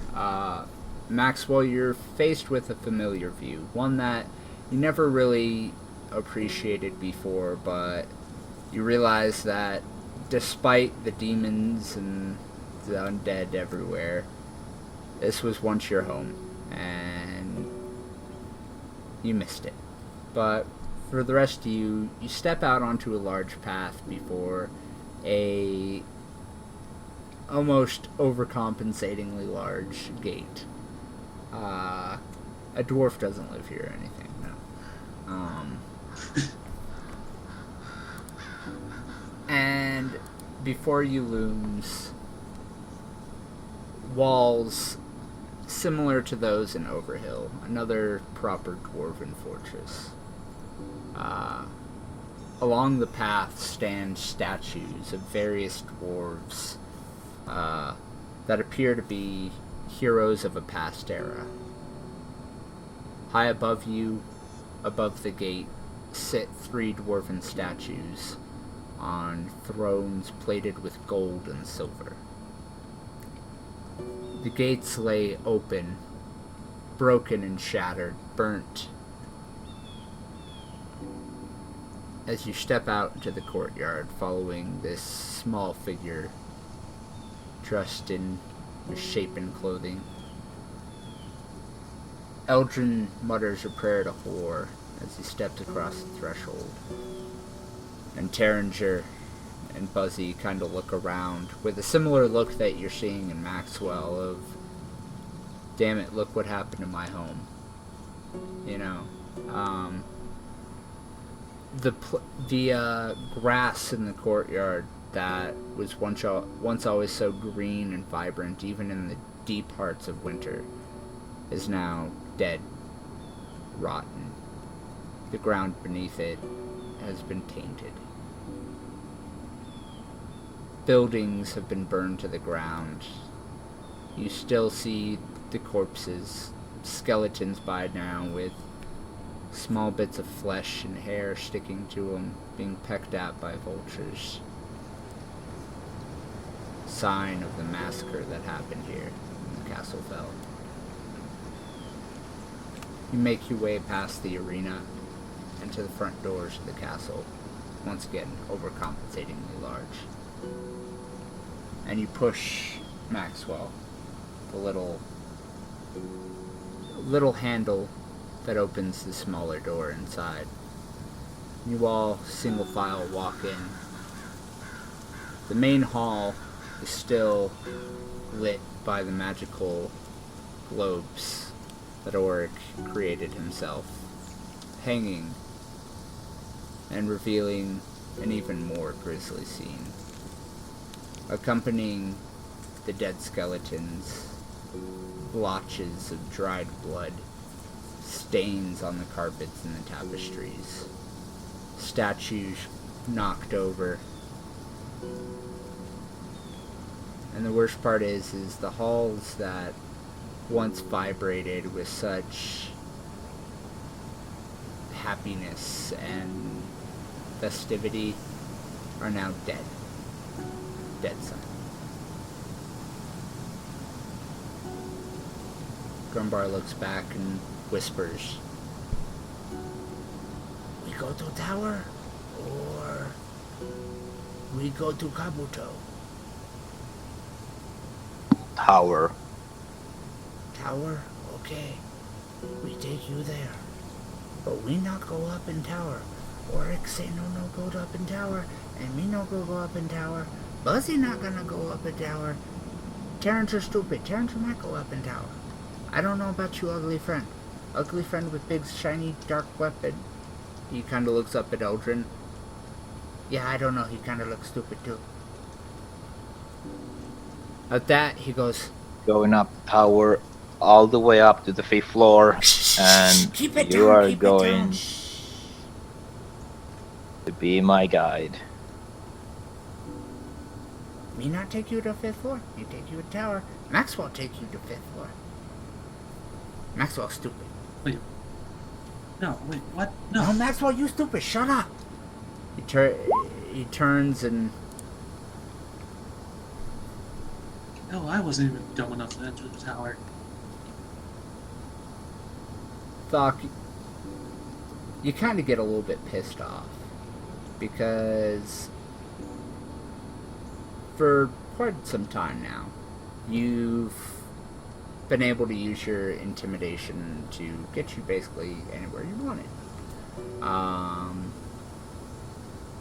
But for the first time, you've met someone who seems actually oblivious to your large size and your ferocity. This figure, about 2.5 feet tall, and who smells like shit, is now puffing out his chest and going, "Me tell you, Mr. Big Man, green-faced horn thingy guy, me not go up in tower, me not stupid. You stupid, me not. Me take you to tower, then me take you to Kabuto. If me die before you go up there, you no get to Kabuto. So, shut up, you go tower. This way. Now, shh." At that, you realize that the louder you guys get, the more echoing happens. You are in a rather large, cavernous hall that extends up probably about 100 feet. At that, he kind of turns away, though, and he kind of sneaks across. Everybody roll me stealth, please. Stomp, stomp, stomp. You actually get advantage, Morty. Ah, okay, well, there you go. That's an 18 instead of a 4 in that case. Robert, you are hesitant to move as soon as you hear the echoing, and you go. You're so used to that, clomp, clomp, clomp from your old armor that you're like, and then you take a step and another step, and you realize you're almost as quiet as Maxwell normally is. You kind of walk along at a kind of leisurely pace, and everything works out. There's no real big echoing. You're alright. Yeah. Well, Maxwell's extra silent today. As you guys round Then the... comes talk. Oh yeah, Mr. Fogg. Though yeah. Mr. Fogg though. Yeah, you're not as quiet. You're kind of fuming, at the fact that this little midget just basically told you off. So at this point, you're like, oh, motherfucker, I will rend him. I will kill you. As you're following along behind everybody else, you're just kind of yelling at yourself at this point, trying to reaffirm that Thok's a big man. I'm a big boy. I'm a big boy. Ego's so fucking fragile. Thok may be a very strong and powerful individual, but he is sensitive. He's a little Very special snowflake. But yeah, so you're kind of And pissed the off. group so Mary Sue. But for the most part, you guys remain undetected. You make your way into the residential side. Maxwell, at this point, you've just stopped looking around. You just look straight at the ground or at the heels of the person in front of you, and you keep moving. The scene just keeps getting worse for you. There, at this point, you're seeing clothing of people that you recognized as friends. People that have fought, killed, and taken wounds for you in battle before.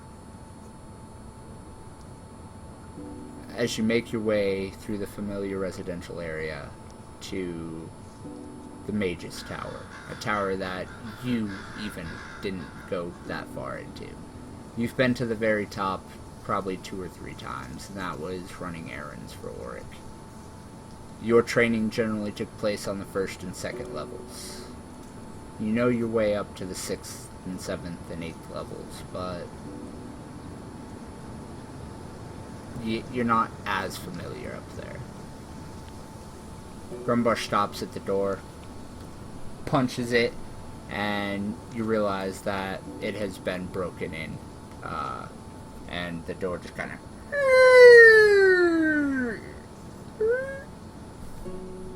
Me not going in there. Good luck.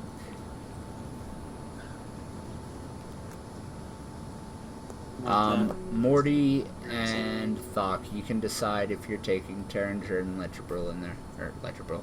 Eldrin in there. Wow. We can fucking leave Ledgerbrill. I'm gonna leave Ledgerbrill. Fuck Ledgerbrill. But Thok's coming in. Yeah, Thok's coming in. You can play him.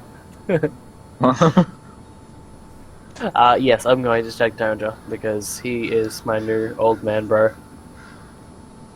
Alright. Guess I'll take the Tiefling. I don't have friends. You have a dragon. She's not with me, though. Actually, no, she's not your friend. She's like your girlfriend. Heart of my heart. She's See, basically a See, okay. at this moment. Yeah, okay. See, that, yeah. Breaking out of character real quick. That's how I describe Auric and Sardonyx's relationship. Is that it's like she's his wife, but they're in an open relationship. Like she still What the fuck else does a dragon have sex with? Huh? Other Is dragons. the dragon... She's Another mated. dragon. She's mated. Pyramus, his dragon. They're mates.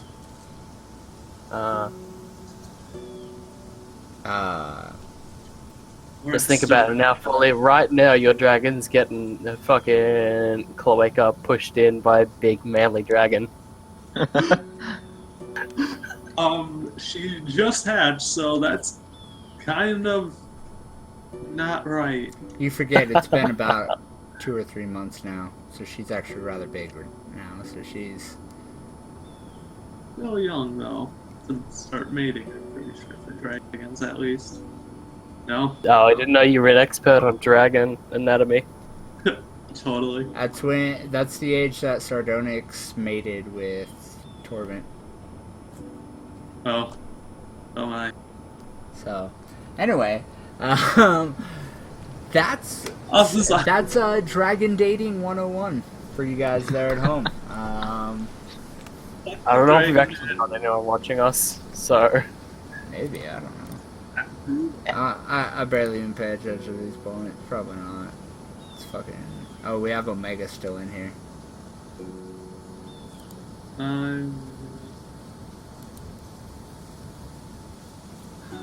Oh great! Why did you mod Ledge? Yeah, why would you mod Ledge? Ledge is a Now I fucking... can't kick in. Hey! Why would you mod me? Never gave me power. It's the power of my Twitch channel. My Sunset still has freaking mod powers, I believe. Who? Sunset Todd. Dude from back... Oh, Sunset. Fucking way back then. Way back. My #1 fan from way back in the day. Anyway, back in. Sorry, we're getting distracted. Back in. Alright. Back in. Up the stairs then.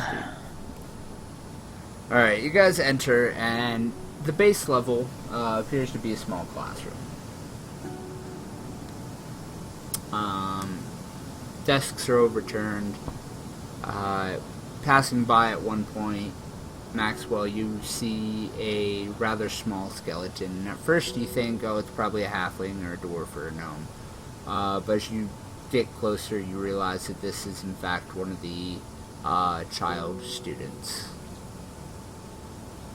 Oh.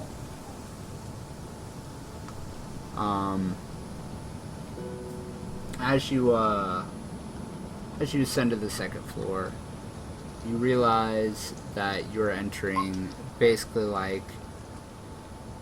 Yeah, you puke. You Maxwell start... vomits seeing the skeleton, actually. Alright, damn. One. I'm actually gonna... Just because it's -1. I love you. But take 2 points of damage as you're trying to raw throat as you haven't really had a chance to like sit down, take a drink. You throw up a little bit of blood, scratches up the back of your throat, and makes you feel a little bit off.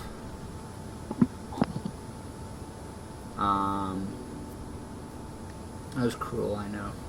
It's a natural one. I had to. I like that Lord Maxwell voice going. Okay. What are you looking for? My phone. I don't know where I put it. I heard it vibrate.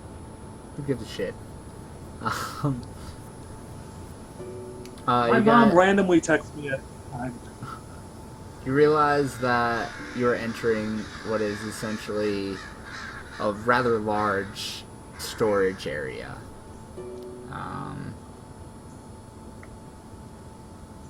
I can just fucking see Bodley trumpet around. Yeah, I know. I'm distracted at this point.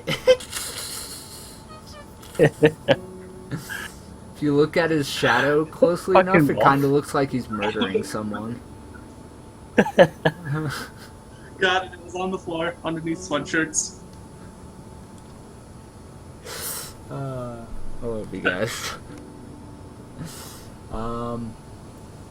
Yeah. So, yeah, it's basically like a giant storage area for reagents and magical items.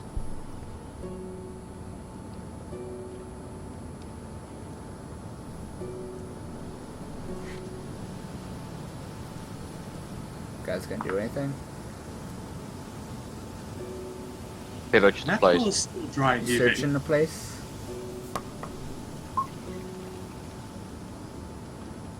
Can I find anything of interest? You do. Give me 5 seconds. Morty Foley, are you searching the place? Yeah, sure. No.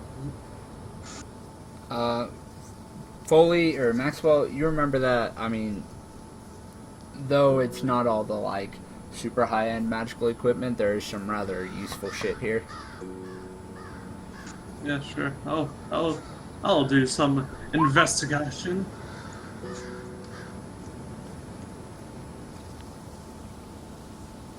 You Nice. are lucky Nat 20 that there. he did look though, because he gets advantage because he knows the place.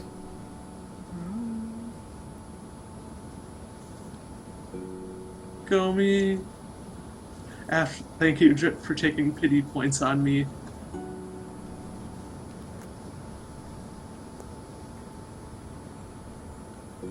Drip staring intently at porn on his phone. Tablet, not my phone. Close If I enough. don't correct you about the porn, that's the key thing. Roll me a 1 die, actually, yeah, just I'm gonna do it on here. Rolling a 1 die 100 in real life is...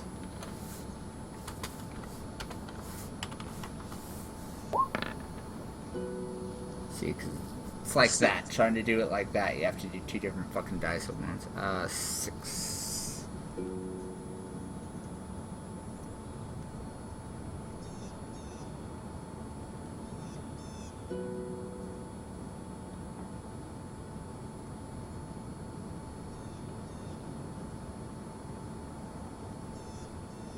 Wait, me? No. Fuck, that was so goddamn late. But It's just this if you absolute want to roll time investigation to look around for magical items, you can. Wait, me? Like, it was I rolled a just 13. I rolled better than Thoth. Does that count for anything? Yes, it does. No.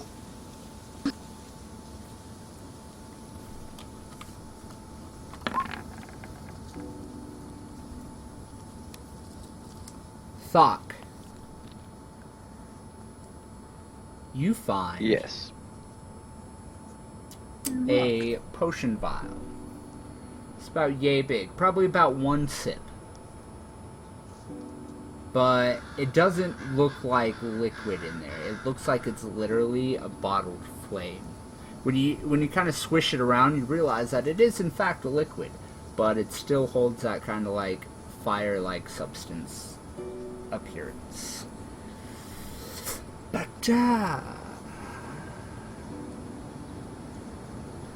Mr. Robert, Yes. you find a rather disgusting looking vial. About the size of a potion of healing, so good gulp. But it kind of looks like mud, except not mud. It's kind of grayish, and you look like what seems to be there's like hair sticking out of it. Oh. Neat.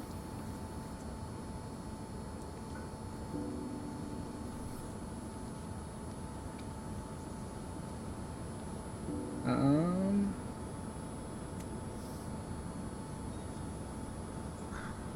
on. 16.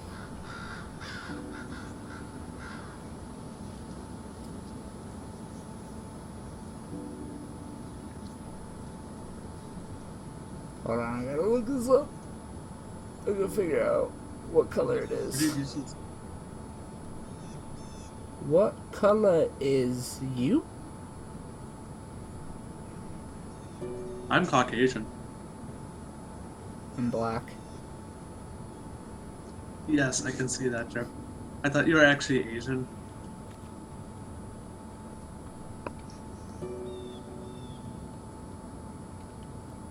Damn, you got a very rare one. Okay. You found, Mr. Maxwell, a gem. Looks like a little pyramid. Okay. It is a pale lavender color.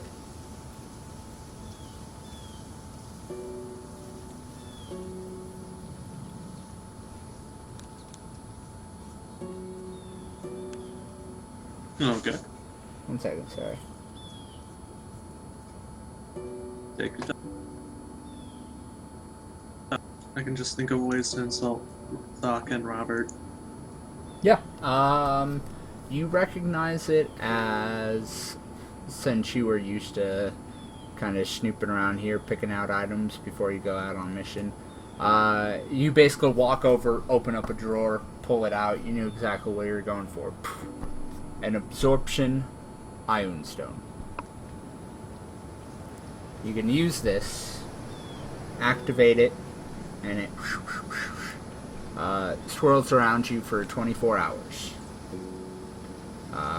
You have to finish a long rest before you can use it again. But you can use its ability to cancel a spell of 4th level or lower that is cast against you. Once it has canceled 20 levels of spells, though, you know that it'll go and die.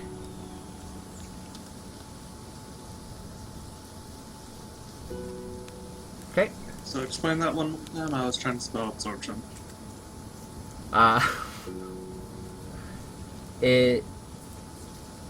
When you use it, it swirls around you for 24 hours.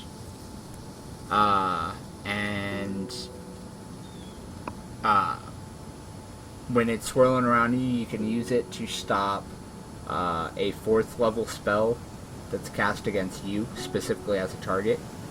A 4th level spell or lower, sorry. And then after it's killed 20 levels of spells, it dies. So, no longer is active.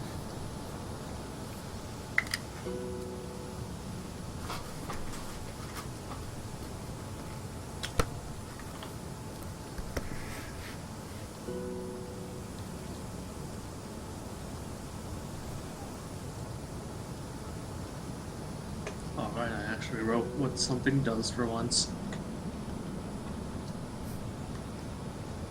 Yeah, I have to remember to take notes. So, when you guys try and identify these, I'm like, wait, what potion was that? What? Right. You guys can The roll potion that Arcana I just- if you want to identify what you got.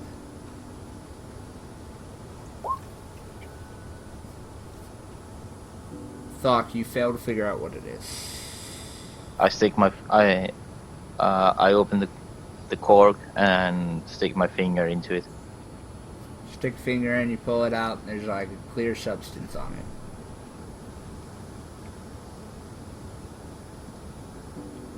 No symptoms, no nothing.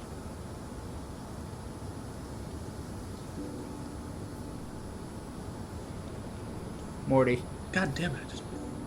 With that, Sorry. What? with that, I Look lick up. my finger. Roll me an Arcana, Morty. As you lick your finger, you feel an itching at the back of your throat. And you go, that's about it. Finger looking good. Finger licking good. I will use this as a sauce.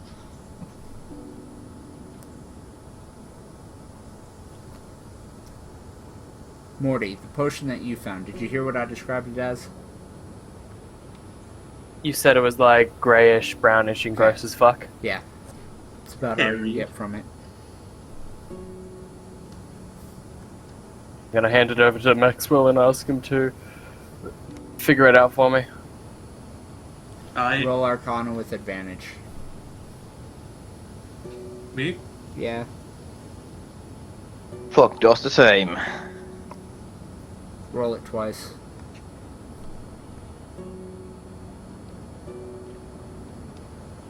You don't know what Morty's is, or Robert's is, but you can tell that Thok's is a fire-breathing potion. Hey, if you drink all that, you'll breathe fire like a dragon. Have fun. Hey. Robert, you have some really nasty stuff right here, though. Just telling you. I'm aware. Don't know what it is, but it's nasty.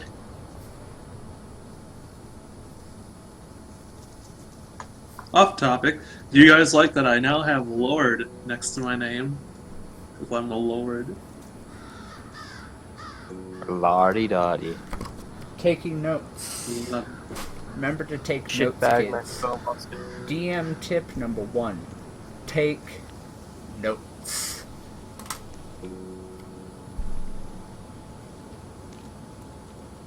You guys move on. Make your way up past level 3 and level 4, which seem to be residential areas for the professors of the tower. And then you get to level 5. Level 5 to you, Maxwell, has always been one of those like big off-limit towers. The stairs actually don't cross over like they do in the other towers and then head up. Like you have to go up the stairs, cross the tower, go up the other stairs, cross the tower. But this one, they just keep going up, spiraling around. The door's almost hidden, and you almost miss it going up. But you stop and you take a deep breath, and then you push open the door. Inside, the only light source is a small green flame above a strange looking, it almost looks like an altar on the other side. There's 2 chambers on either side of the altar that appear to be for summoning purposes. Maxwell, you know that they are. But the center of the round tower is a rather large holding circle. What do you guys do?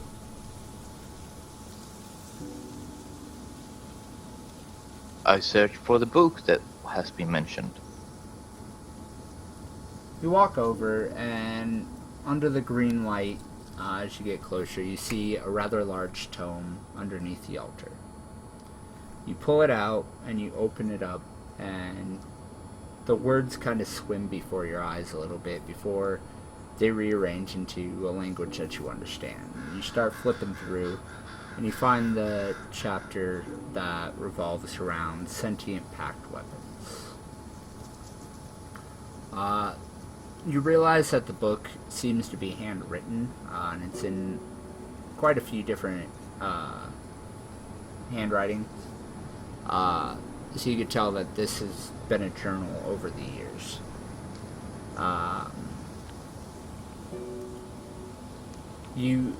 You're scanning through, and you're reading a lot of don't trust them, don't let them gain power over you, never agree to anything. But it's at the end that you finally read a rather, like, it's a lot less the jotted notes from before and a more, like, articulate paragraph on not anything about the plane that you keep your weapon in, but creating your own weapon.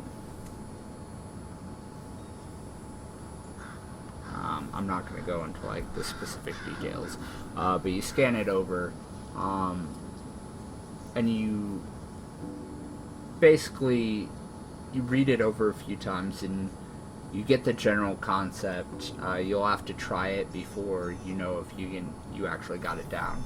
But you got the general concept of how to create your own weapon similar to Silvershell. With that, I take the book and stuff it into my backpack. Alright. We don't. What? Sorry? I was asking Doc a question. Doc, are we done here? For the moment, yes. Let's go then. Oh, no, you're not. Figure steps out of the doorway. I love that I'll keep running into you boys. I was just about to leave. I heard a pleasant little story about one of our old friends and where she might be. You remember that lovely little Dame Omnia you used to travel with?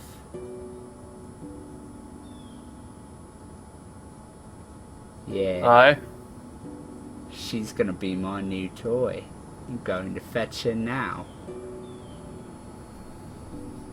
How about I cut you down where you stand, fiend? Oh, you keep saying that, boyo.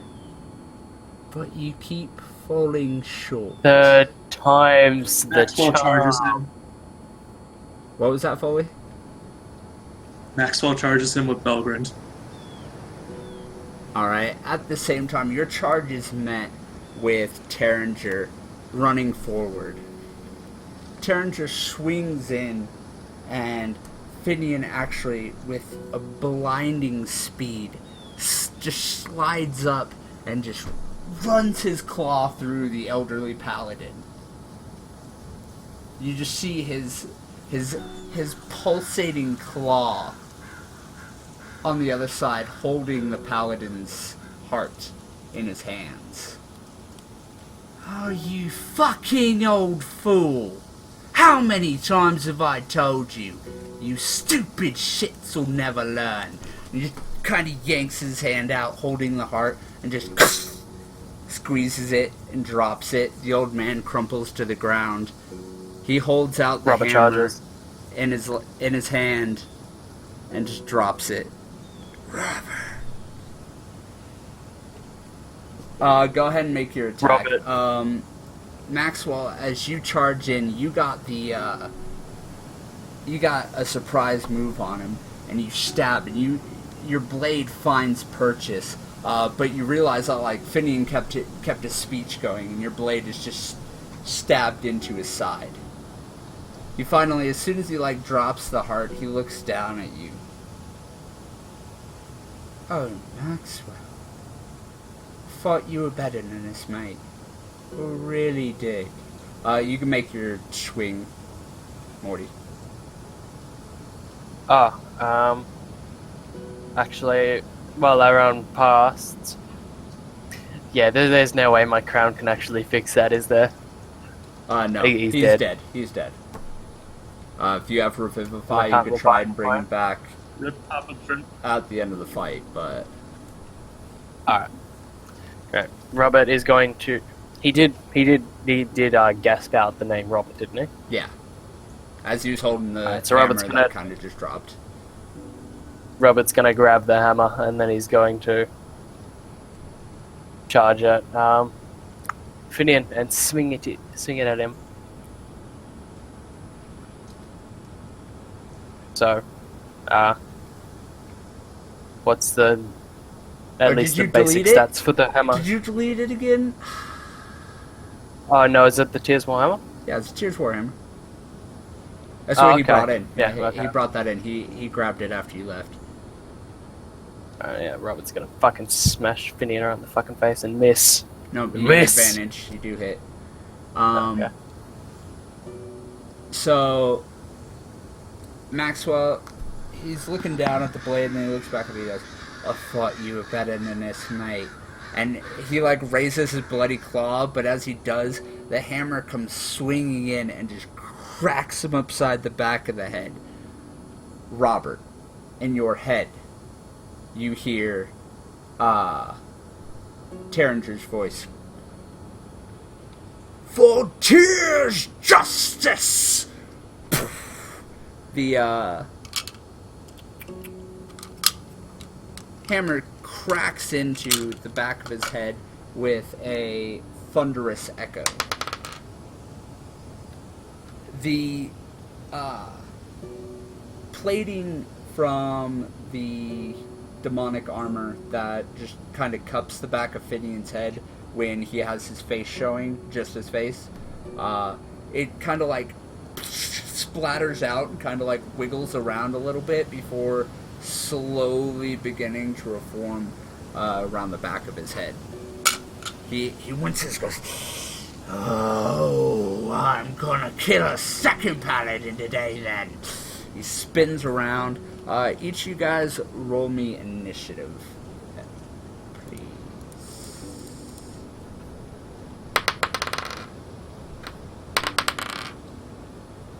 Okay. Actually, a good roll on my initiative. Let's go. That works, because Finian is at the end of the list. So Finian will go after Thok, but he gets the first attack since you guys got those first 2 attacks.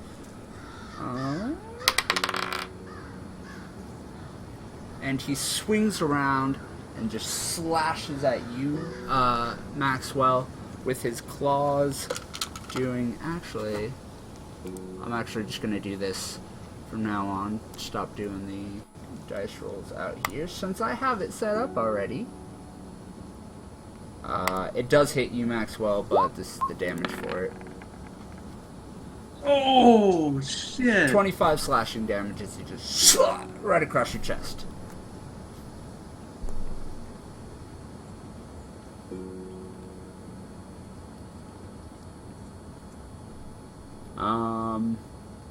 Robert, that'll be your turn now.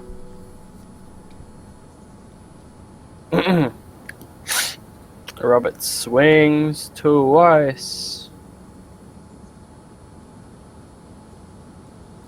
You Aiming catch it, specifically for the head with each one.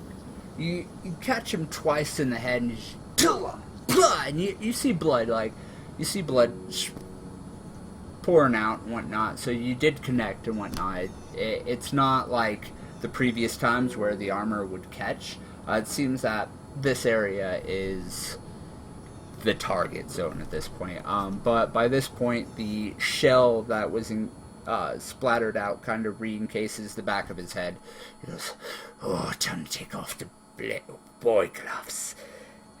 The mask kind of recovers and his voice distorts again. "I'm gonna need a real weapon for this." As Thok extends his hand and Silversill appears, Finian just extends his hand. "Partner, it's time for us to rejoin." You guys hear another echoing voice, one that you guys aren't familiar with, but Thok would be. "Yes, I'm tired of this mortal." The weapon shimmers in your hand, Thok, and then snaps away. Roll me a charisma check.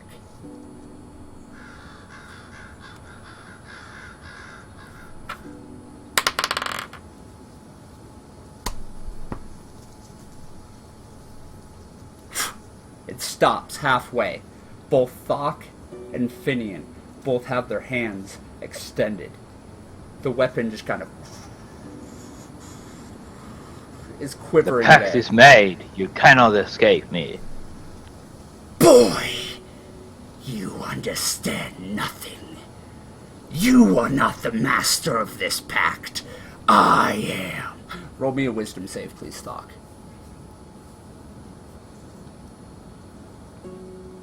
You manage to shield your mind just in time as the burst of psychic energy blasts against your barriers. And Silversill snaps over to Finian's hands. Maxwell, it's your turn.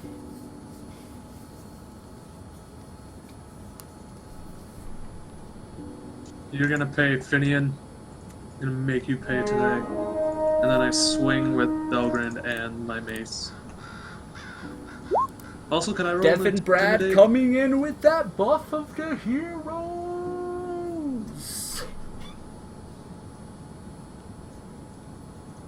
What was that? Sorry, Foley. Also, can I roll an intimidate with that? Go ahead and roll your intimidation, yes. Your first bell grind misses. Your 2 maces miss, but your second bell grind does connect. Your intimidation fails as the dark, hearty chuckle. "Finian's not here anymore, boy. I'm not afraid of any of you puny mortals." He spins the staff of Silversill. The great axe shimmers down and stops as it kind of extends out into a large bastard sword. Thok, it is your turn.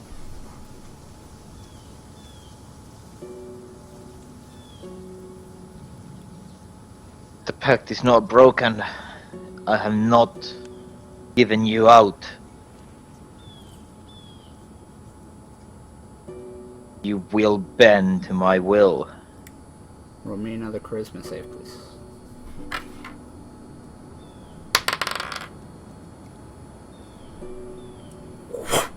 The weapon flies out of Finian's hand again, but it hovers midair again. At this point, Robert and Maxwell, you see Thok just collapse, unconscious. Thok, roll me a wisdom save, please.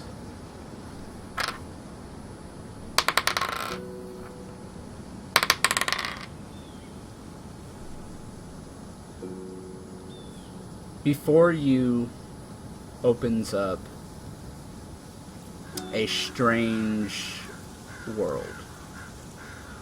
You find yourself standing in a field of molten wheat. It is essentially what it looks like. It's like you're standing in the middle of a field of wheat, but the plants are tinged with fire. It's flames dancing in the wind, not the leaves on small plants type thing. Before you, you see a great tree, large, vast. Your mind instantly flickers back to the beginning of this journey. The tree that you saw before you that was being attacked by the Demon Lord. It's almost resemblant of that. But it's dark and twisted. Similar to how the abyssal and infernal energies taint the natural environment when they get their claws into it. That's what this tree looks like, but it doesn't look like it was tainted, it looks like it was made this way. Suddenly, the tree rises up. And it pulls itself out.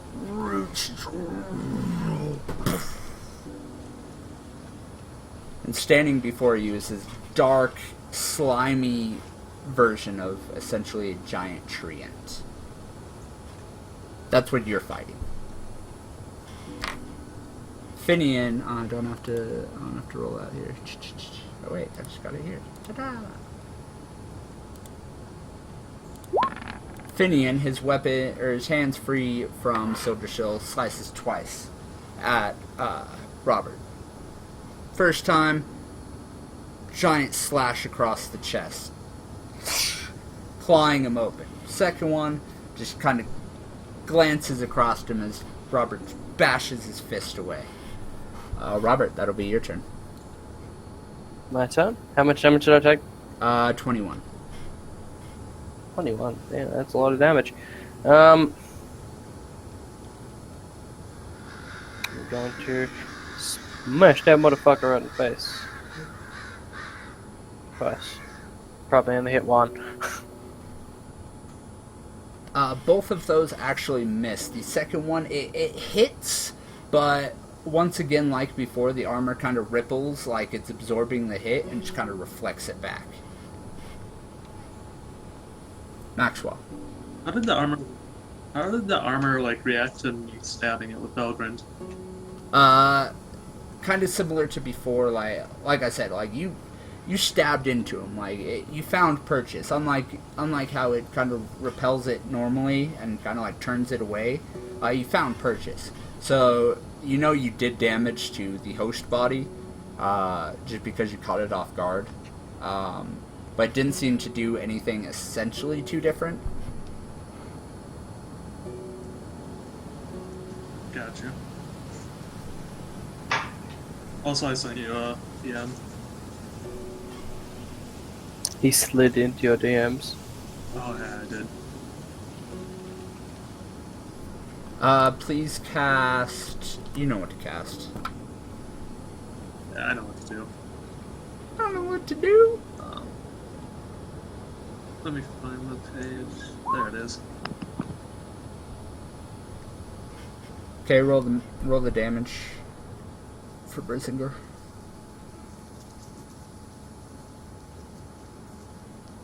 That's some ships. This one. Okay, make your attack. Would I only get one for now? You or would get something? 2. Okay, cool. And seeing that my mace is kind of useless here, Maxwell just puts it away and just swings with only Belgrind. The first one gets turned away, but the second one stab clean in, and the fire kind of pushes the armor away as it tries to turn it away, and you find purchase before the armor kind of rejects it back out. A little bit of blood squirting out with it. At this point, you guys, the ground shakes beneath you as you feel a great impact to the castle, and you realize that the siege has begun. Thok, it is your turn. You are sitting in the mind of your weapon. And against me is coming sludge ends. A giant sludge end. Yes, basically. Just one, not multiple. Yes, just one. But this thing is like probably about 70 feet tall. I throw with a fireball. Roll it again for me, please.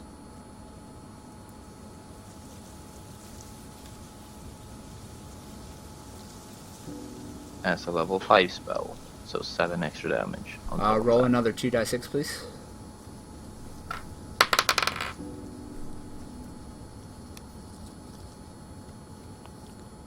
The fireball flies up, and mid-air it actually doubles in size as it impacts with this creature and just consumes it in flame for a second. As it kind of like shakes it out, it's falling backwards, and it lands in the fiery field with a echoing crash and a big puff of ash.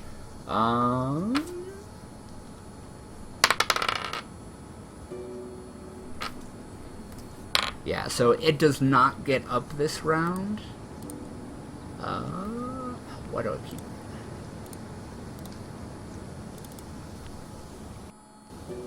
Both of these against Robert.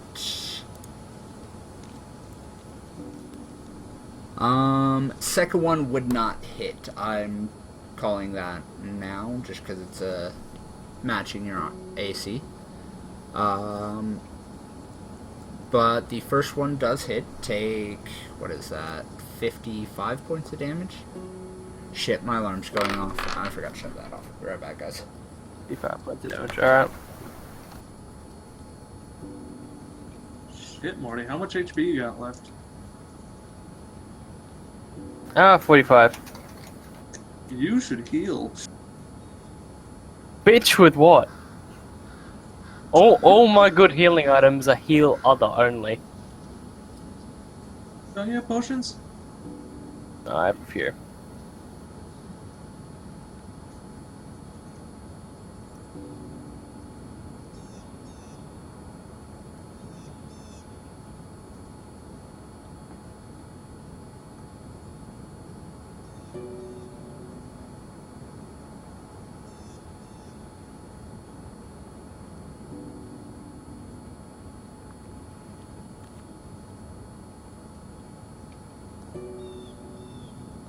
Can't you lay on hands yourself? Yeah, I could. You'll be fine. Yeah, I'll be fine. well, if I do die, then I guess I die, but I'm not gonna die, so. Sorry about that. What's up? So good, just talking about my... I'm getting low. My turn? Yes, your turn.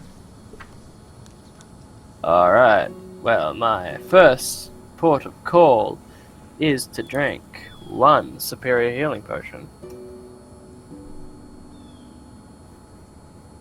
Which heals me for 51 HP.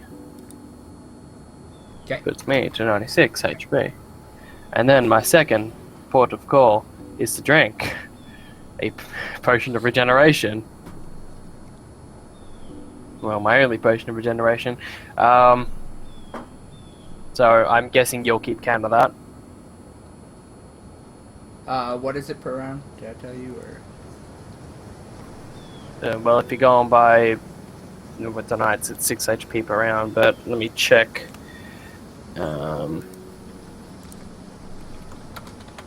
Get that regenerate.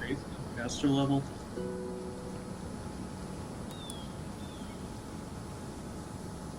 The target regains 4d8 plus 15 hit points. It's 1 hit point. For the at the start duration each of- turn. Yeah. But I'll say it's... Cause that was one of Omnia's, I believe, so I'll say 3. 3 at the start, and then do the 4 to 8 plus 15.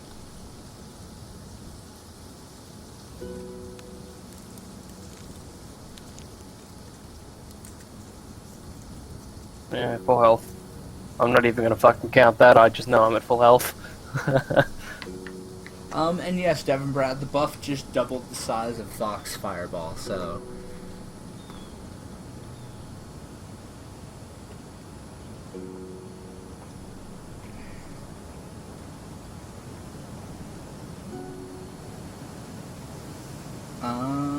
Maxwell's turn then. Actually, no, you still have your attack, right? My bad.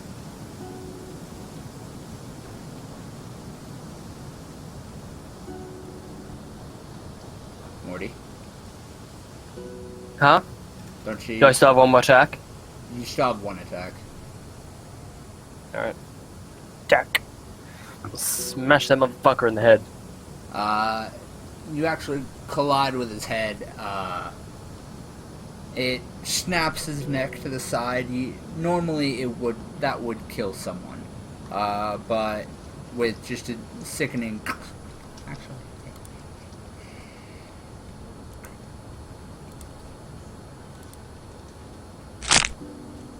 He snaps his neck back up.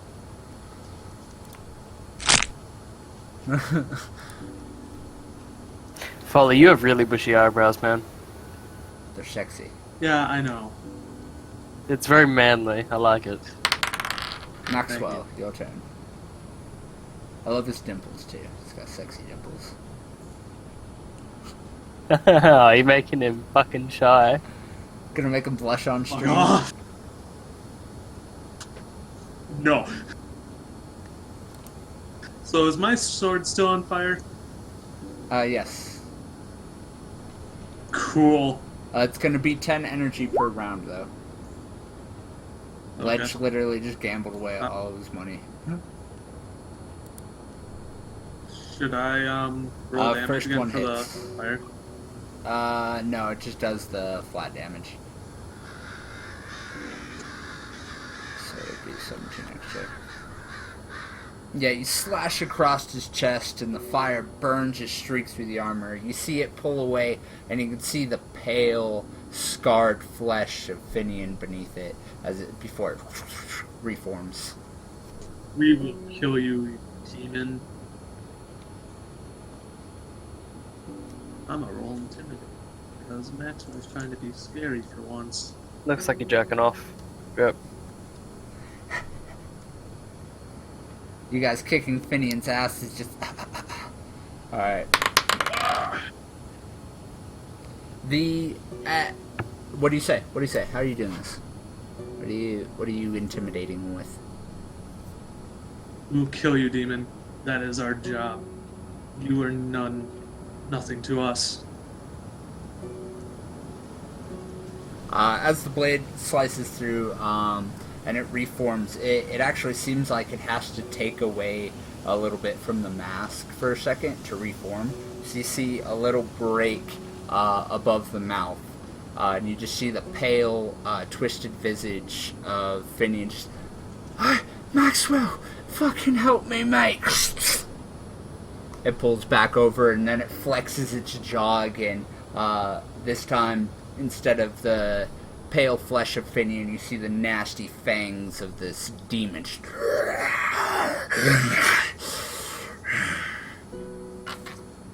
Thok, it is your turn. So the big giant is Down on prone. the ground. On its ass. Trying to get back up. I'm going to lit it aflame with a wall of fire, and gonna give it a bit more juice. That's a 5th level spell. Still have spell slots. Woo!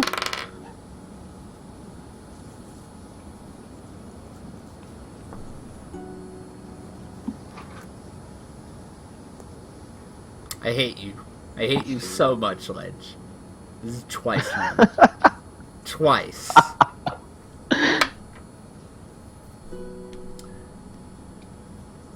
You raise your Oh gosh, incantation, that's all late. and you realize that you have a little bit of control over this plane. So you... The fires of the actual grass around it rise up, and it actually, instead of like the normal flames that pop up when you cast a wall of flame or wall of fire, they seem to be like shackles that kind of whoosh right around its wrists, and just kind of, as it was trying to pull itself up, it's like, and you hear just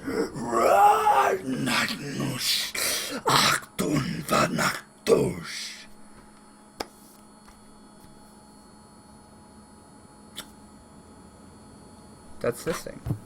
Oh wait, that's Finian, because that thing is not doing any. Actually, it needs to make a strength check, which it fails.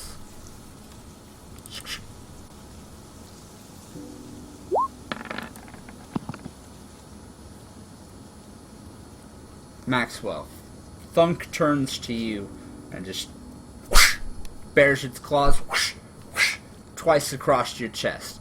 The first time cuts extremely deep, ripping chunks of your flesh away.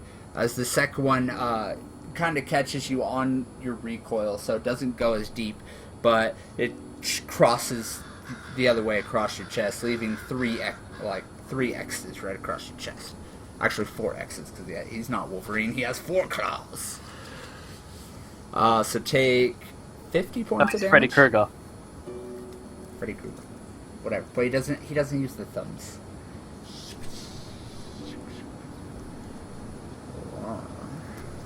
I gotta admit, the thumb thing would be really fucking awkward. I don't know how we'd kill people with that. Instead of clawing like that, you'd claw like that. That? Well, they were too fucking long to be claws. It was just like kind of like stalk them and then poke them. We just poke you. Well, it's a fucking demon, so they're all like, it's like Silver Shield, so it's kind of like wavy. Robert, though. While still looking almost dead, Maxwell just spits at the demon.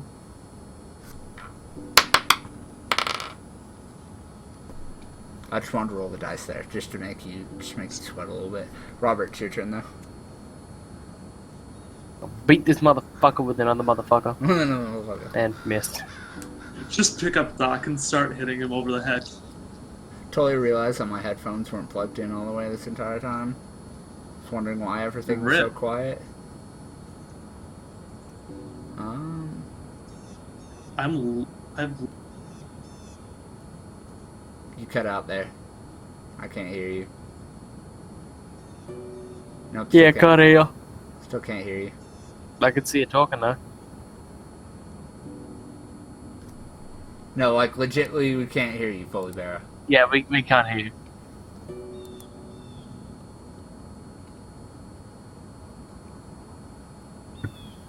They can watch him as he. He The angry face is it? Better fucks. There we go. Yeah. Alright, so the first one... Or my mic actually. First one hits. I like doing that. That's fun. Ooh, it's a nat 20. And once again, you hear the echoing shout in your head. By Tyr's might! As another sickening just... right in... Not along the head, but it actually, like, comes up along... Right along here, just... And catches him. Roll me an extra 1 die... Actually, 2 die, 10.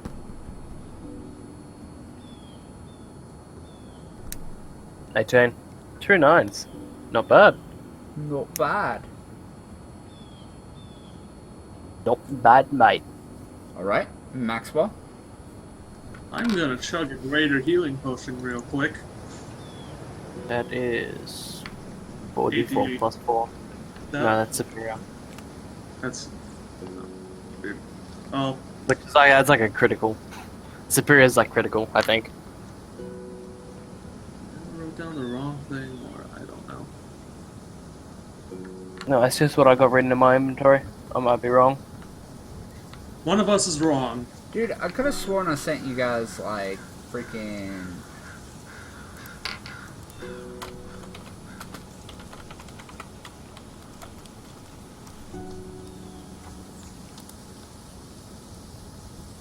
No, you just send us the potions that we got. You didn't send anything else. Okay, so... Empire Vassals, in Discord, D&D Essentials, just posted. Also in D&D Out of Character, in Curse, posted. Bookmark it.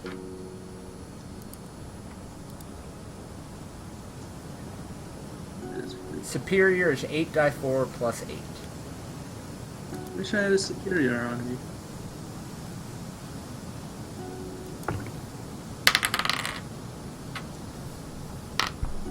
Down, and anyways, back to my rolling then.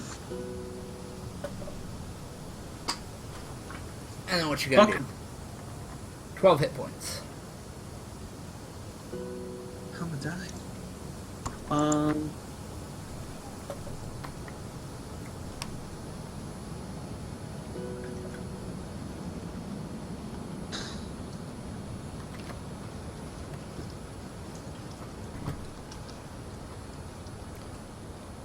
Breaking his Fucking concentration on the flames, Maxwell is just gonna, like, mutter through clenched teeth, Weisheil, to heal himself.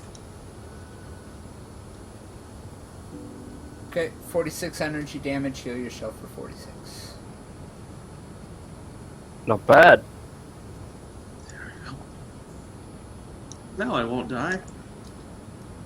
Unless you die of exhaustion. Now I have a lot of energy left. And Master Thok. It's once again your turn, but could you start it out by doing a wisdom check for me, please, sir? Why, of course, sir. I get a 9.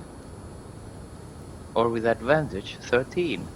At this point, the image shimmers. And you reawaken in the room that you were in, pushing yourself up off the ground. Just in time to see Sildersill once again whoosh, right into Finian's hand. He chuckles. As I told you before,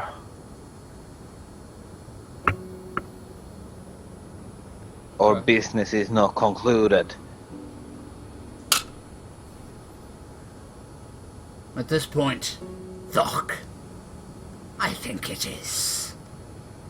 As you realize that Thunk and Sildersill are now talking as one. I'm tired of having a peasant like you wielding me like you're my master. Do you remember when we first met, Thok? I made you my bitch, and you didn't even realize it. You think you are the master here? You have always been nothing but a slave. At this point, Thunk drives the weapon down, and a great flash of darkness spreads out, fills the entire room. It shimmers back after a minute or so, and they're gone. Oh, they're gone? Is Finian gone? Yep. Damn it, I was going to do something cool. Anyway, Robert rushes over to Anna. What's your dad's name again? Tarringer. Derringer. And he tries to cast Revivify on him. Okay, so this is good. This is gonna be my first resurrection under the new rules, and it's gonna be the first time we try this.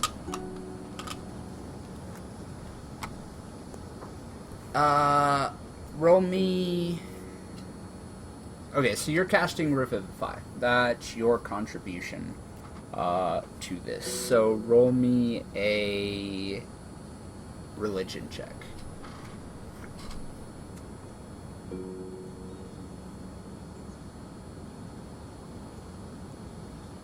Rolled a nat 20. A religion, not a divinity. But I'll take that nat 20 from you. What's the modifier for your religion? It's a 16? Yeah, 16. 16. Okay. Maxwell and Thok. You see Robert run over to the corpse of the elderly paladin. A great hole in his chest and his crushed heart beneath his side, or next to him, whatever. You see Robert preparing a ritual that you believe is going to attempt to bring him back. Is there anything you guys would like to do to assist in this ritual? I will yell in a magical manner at the paladin's soul to get back into its body, because that's only a flesh wound. And he rolled fucking high too, Jesus Christ. Maxwell, what are you gonna do? How are you gonna contribute to the resurrection of this elderly paladin?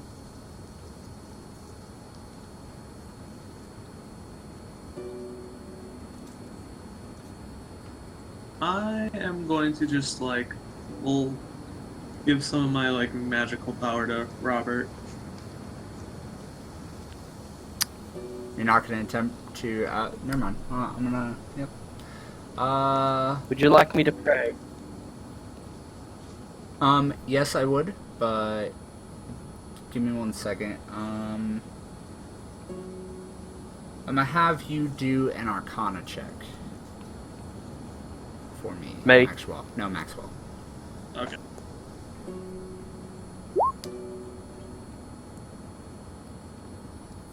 Okay. Enjoy my shitty magic. Make your prayer, please, Robert. Tear the even-handed.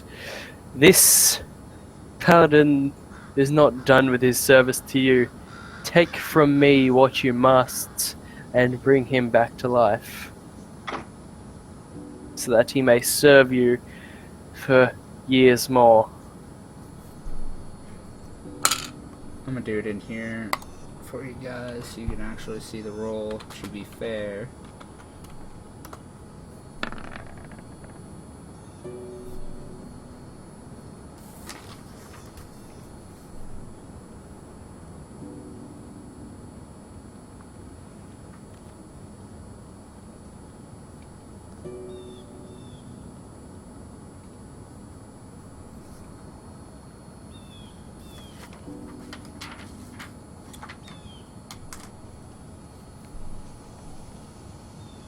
As you guys hear Robert kneel and mutter a prayer, Maxwell, you walk over and you lay your hand gently on the great pauldron of Robert, shoulder pads tilted. And as your Gedway Ignatia begins to shimmer and shine as you transfer energy, transfer 45 energy, please, to Robert to help fuel his spell.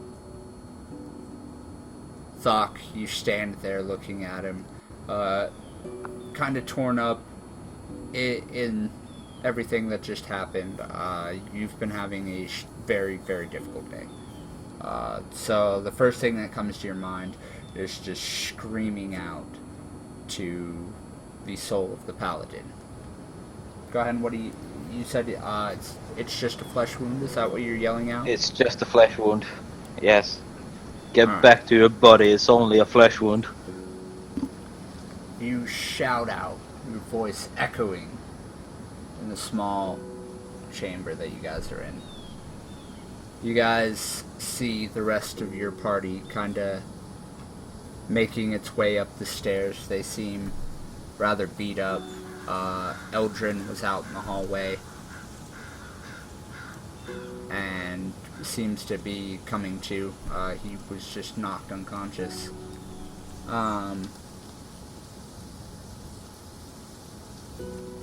Finally, Morty, Robert, Yes. you mutter your prayer, and for the first time since you received the divine light in your eyes, it is turned against you. Your eyes are filled with a blinding light that stops you from seeing anything before a purging darkness overcomes you. And in the distance you see a small sliver of light. You reach out for it, you stretch and you strain yourself, and slowly it begins to drift closer to you. You feel a flow of energy coursing through you, and you can slowly feel yourself growing closer to it, but not by much. It's still rather slow movement. And then finally you hear the thundering roar of Thok echoing in the darkness, and the light grows, and you grab a hold of it, and you can feel the life energy of Terringer flowing in your fist. As you begin to pull back on it, you see another light shining above you, as you see a warhammer descend and crashing down into your chest. Your vision fades and reemerges inside the room. You're flat on your back. Robert and Thok looking down at you as Terringer is coughing and wheezing. Maxwell, right? Maxwell, sorry. The wound in his chest is sealed up. And he's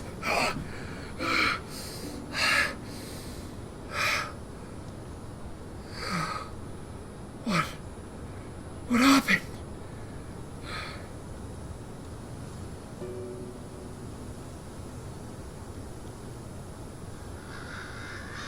He looks over. Robert is a bit. Sorry? What happened was... Robert is a bit too winded to reply at the moment. What happened was that...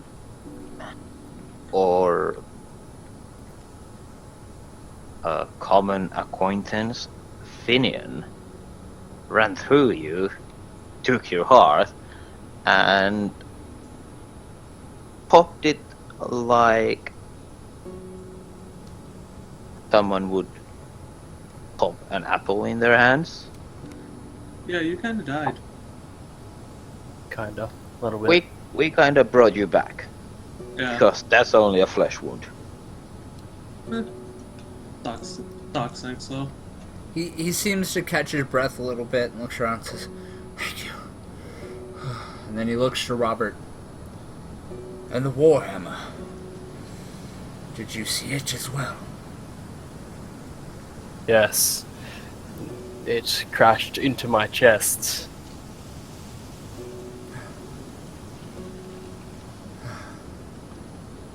And it is true. I welcome you. Robert, we'll have a ceremony, and this is all over. But we have a mission to complete still. He pulls himself up, and then he looks to the warhammer in your hands, and looks up at you and goes, "You are worthy to wield that warhammer." And then he moves out, kind of brushing past you guys, still limping, as he moves towards the stairs, down and out towards the tower. You guys all follow him. Your business in the tower completed, I assume? Yeah. Yeah? Okay. We need to... They probably know we're taking way too long now. At this point, you guys meet Grumbar at the bottom of the stairs. He goes, "What takes so long? Come on, whoosh, come on. Attack already started. It's already started.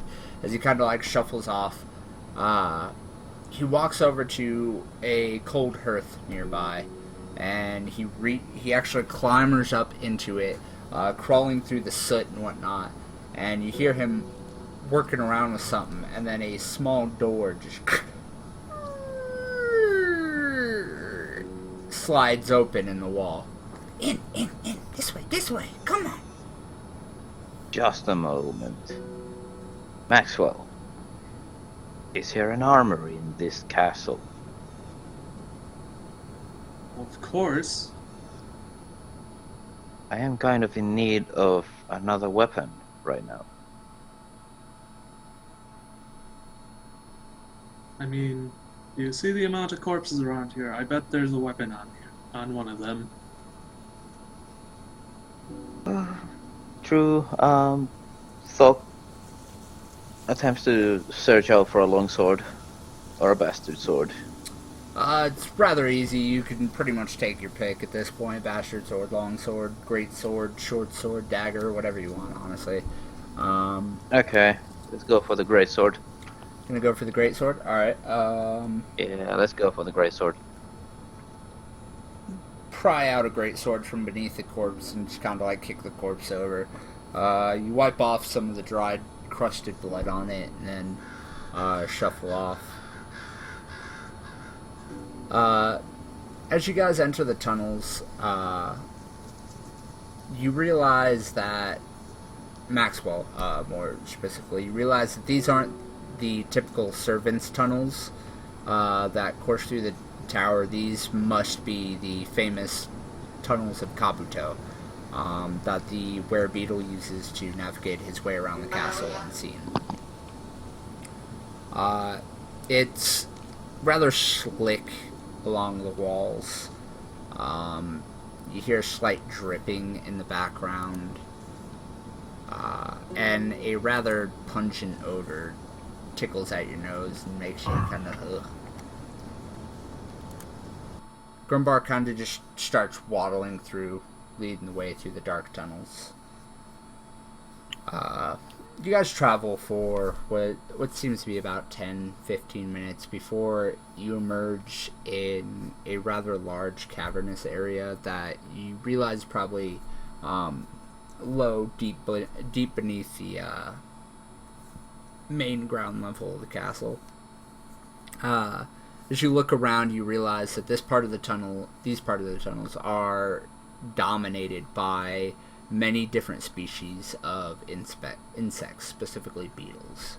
Large, small, they kind of waddle all over the place. At one point, you guys actually have to move out of the way as a beetle about the size of a bulldog kind of rolls a ball through the tunnel.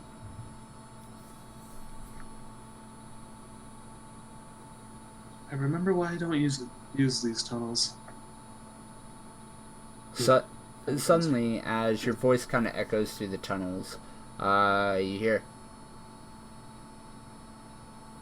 Do I have visitors? What?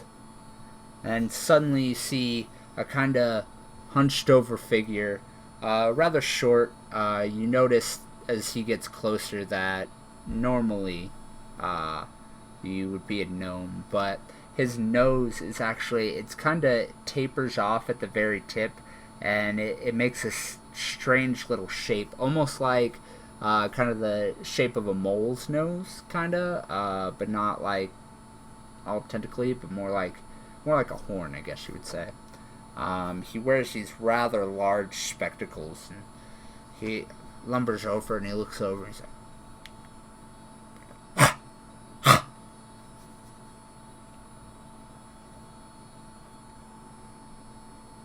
"No, I don't know you. I don't know you. And I don't know you. Or you. Or you. Or Grumpar, my friend. What are you doing here? We got work to do.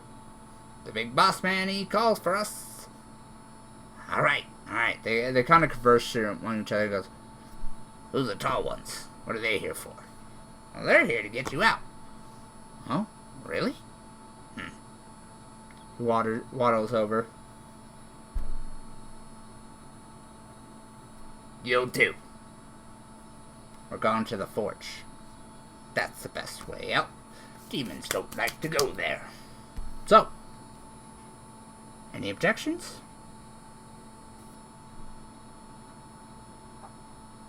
The sooner we're out of None. this, the better. Alright. Follow me.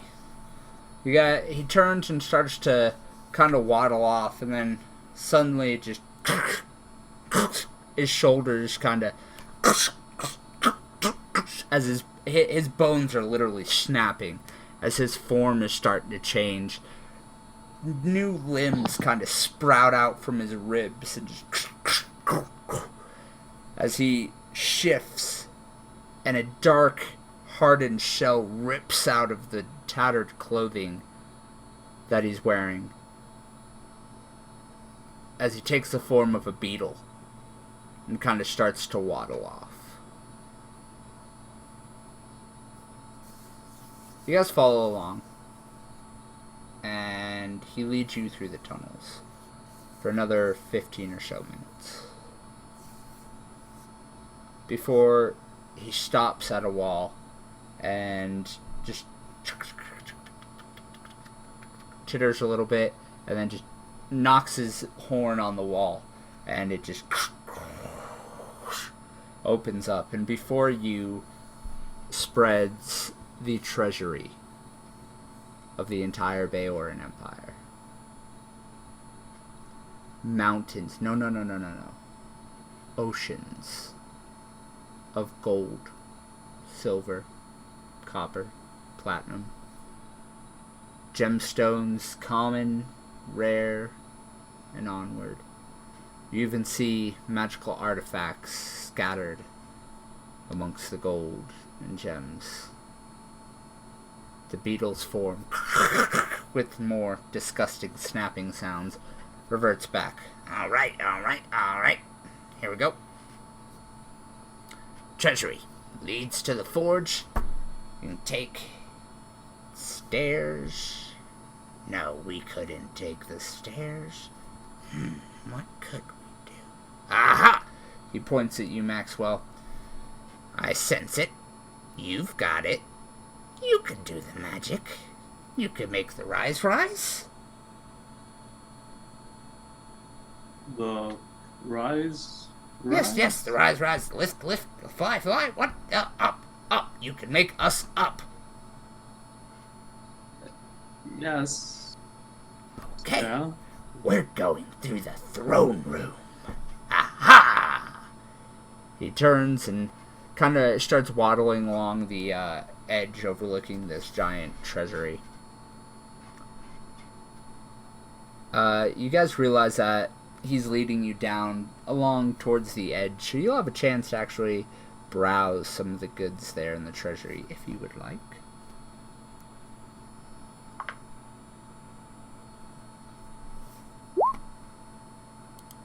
Never leave anything unchecked. Investigation, right? Yes, sir. Out of 17. Maxwell just kind of grabs a handful of gold and stuffs it in his pockets.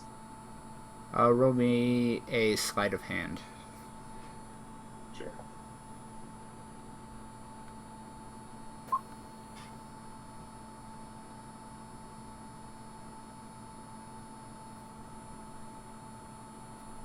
Okay.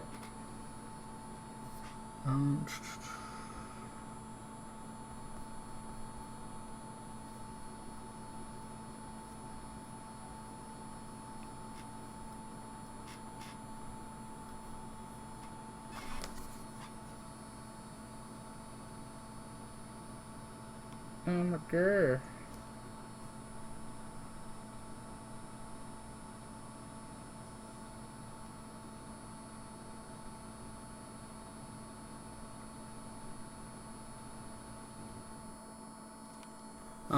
Master Thok.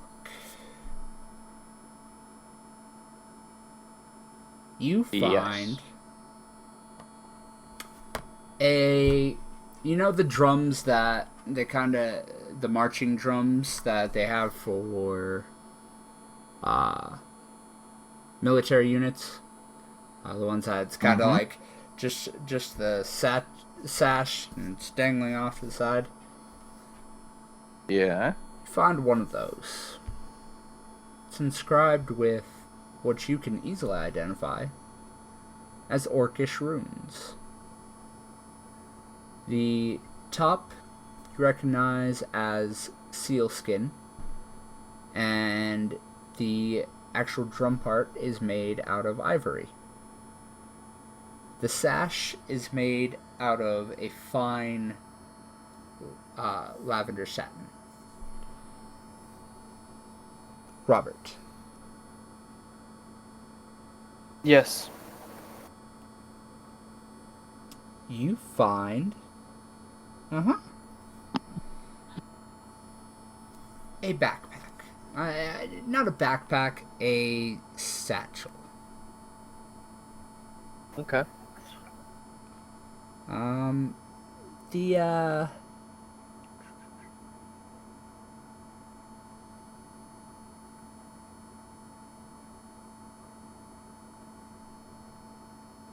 yeah, the actual like flap of the satchel has a face on it.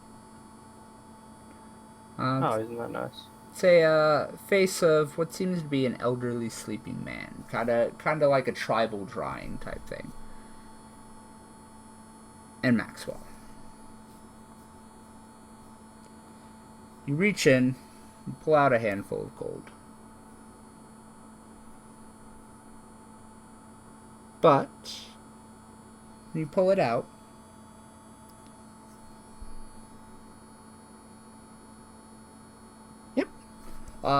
you pull out a amulet on a golden chain. The pendant itself is like an eye shape, kind of that like pointed oval, and there appears to be a closed eye painted on it. The pendant itself is made out of copper with a silver trim. You guys don't have the time as you're passing through to identify them, but you just kind of pick them up. They're just something to grab. I mean, you guys are here passing through. Oryx dead. You know, you might as well. Morty, you actually linger behind. Thanks to your curse. Or not curse, madness. Four. Ooh. And you see a magical rod that you just kind of grab, scoop up, throw it in your bag without even really thinking about it.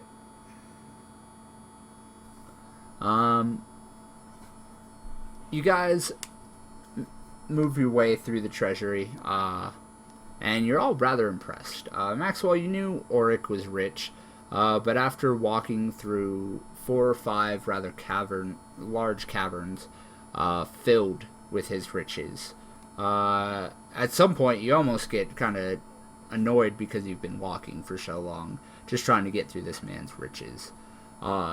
Before you finally walk up these stairs into an opening in the wall. As you step through the opening, you step out into a stairwell. And as you climb down the stairs, you realize that you guys are entering what seems to be an extremely large forge.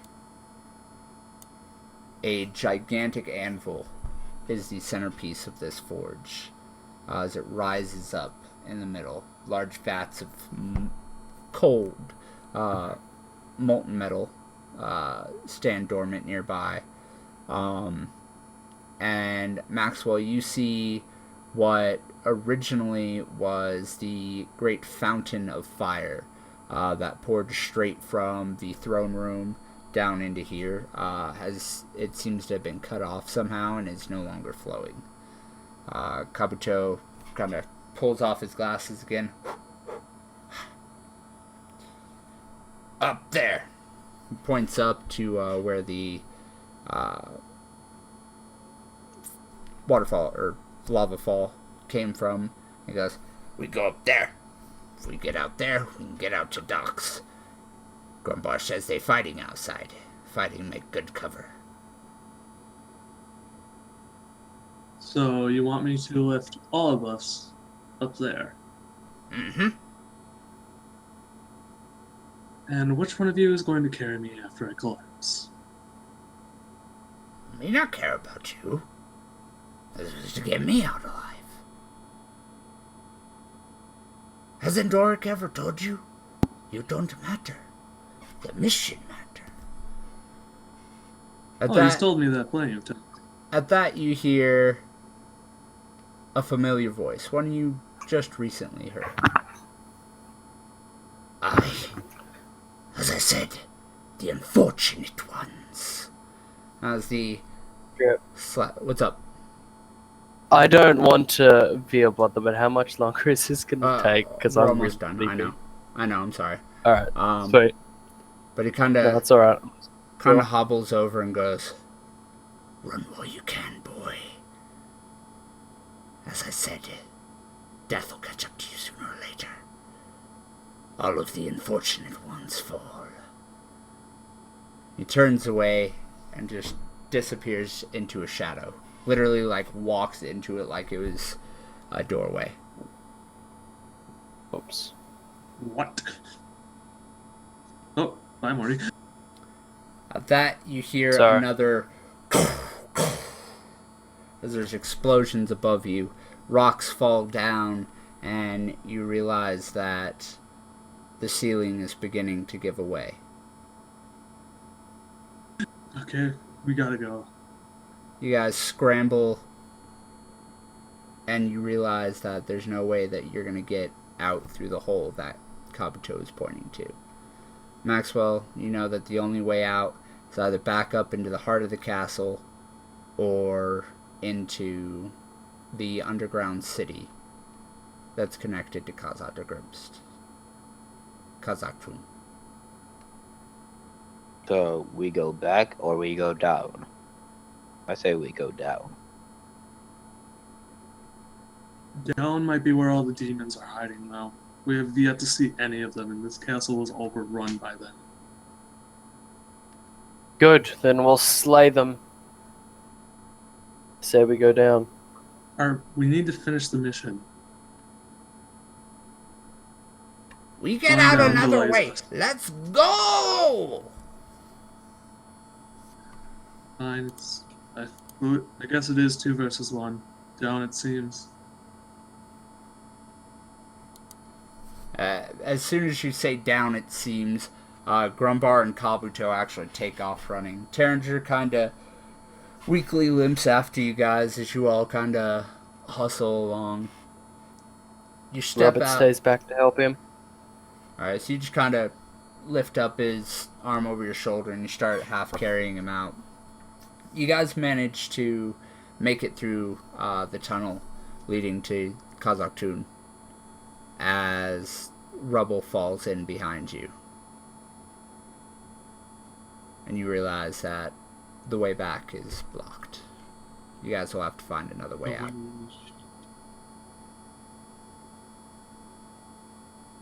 And at that, Dun dun dun. we'll call it a night. Thank you guys. That was a everybody. fun session. That dragon was so cool. I'm glad you guys had fun. Killed the dragon with flesh to stone. Hey. How much HP did it have? Like almost 4K. Almost 4,000. Yeah, almost 4. How much did I do with my plunge attack? You like did. 100 or something. You did. Okay, so you did your We smite barely damage. did, like 300 damage. Yeah, you guys didn't even break temp HP. No. But you did your weapon damage, you did your smite damage, plus you did half of your fall damage. Oh, nice. So, yeah, everybody who came and watched the stream at all tonight, anyone who's watching the video at home, watching on YouTube, thank you guys very much for showing up. We will be tuning back in this next round. We'll be wrapping up what's going on here. And then our adventurers will be heading back to Gondrelgrim, where they were called for a meeting by Brunor Battlehammer, the king of the dwarves there. Specifically being called back by Jimjar, their Svirniblin ally, and Eldith, Thok's dwarven friend, ally, mistress. Who knows? Confidant. Maybe we'll learn Thank you, next time. Maybe we won't. On that bombshell, everybody, say goodnight, stream. Good night, stream. Good night, stream. Good night. Bye, stream.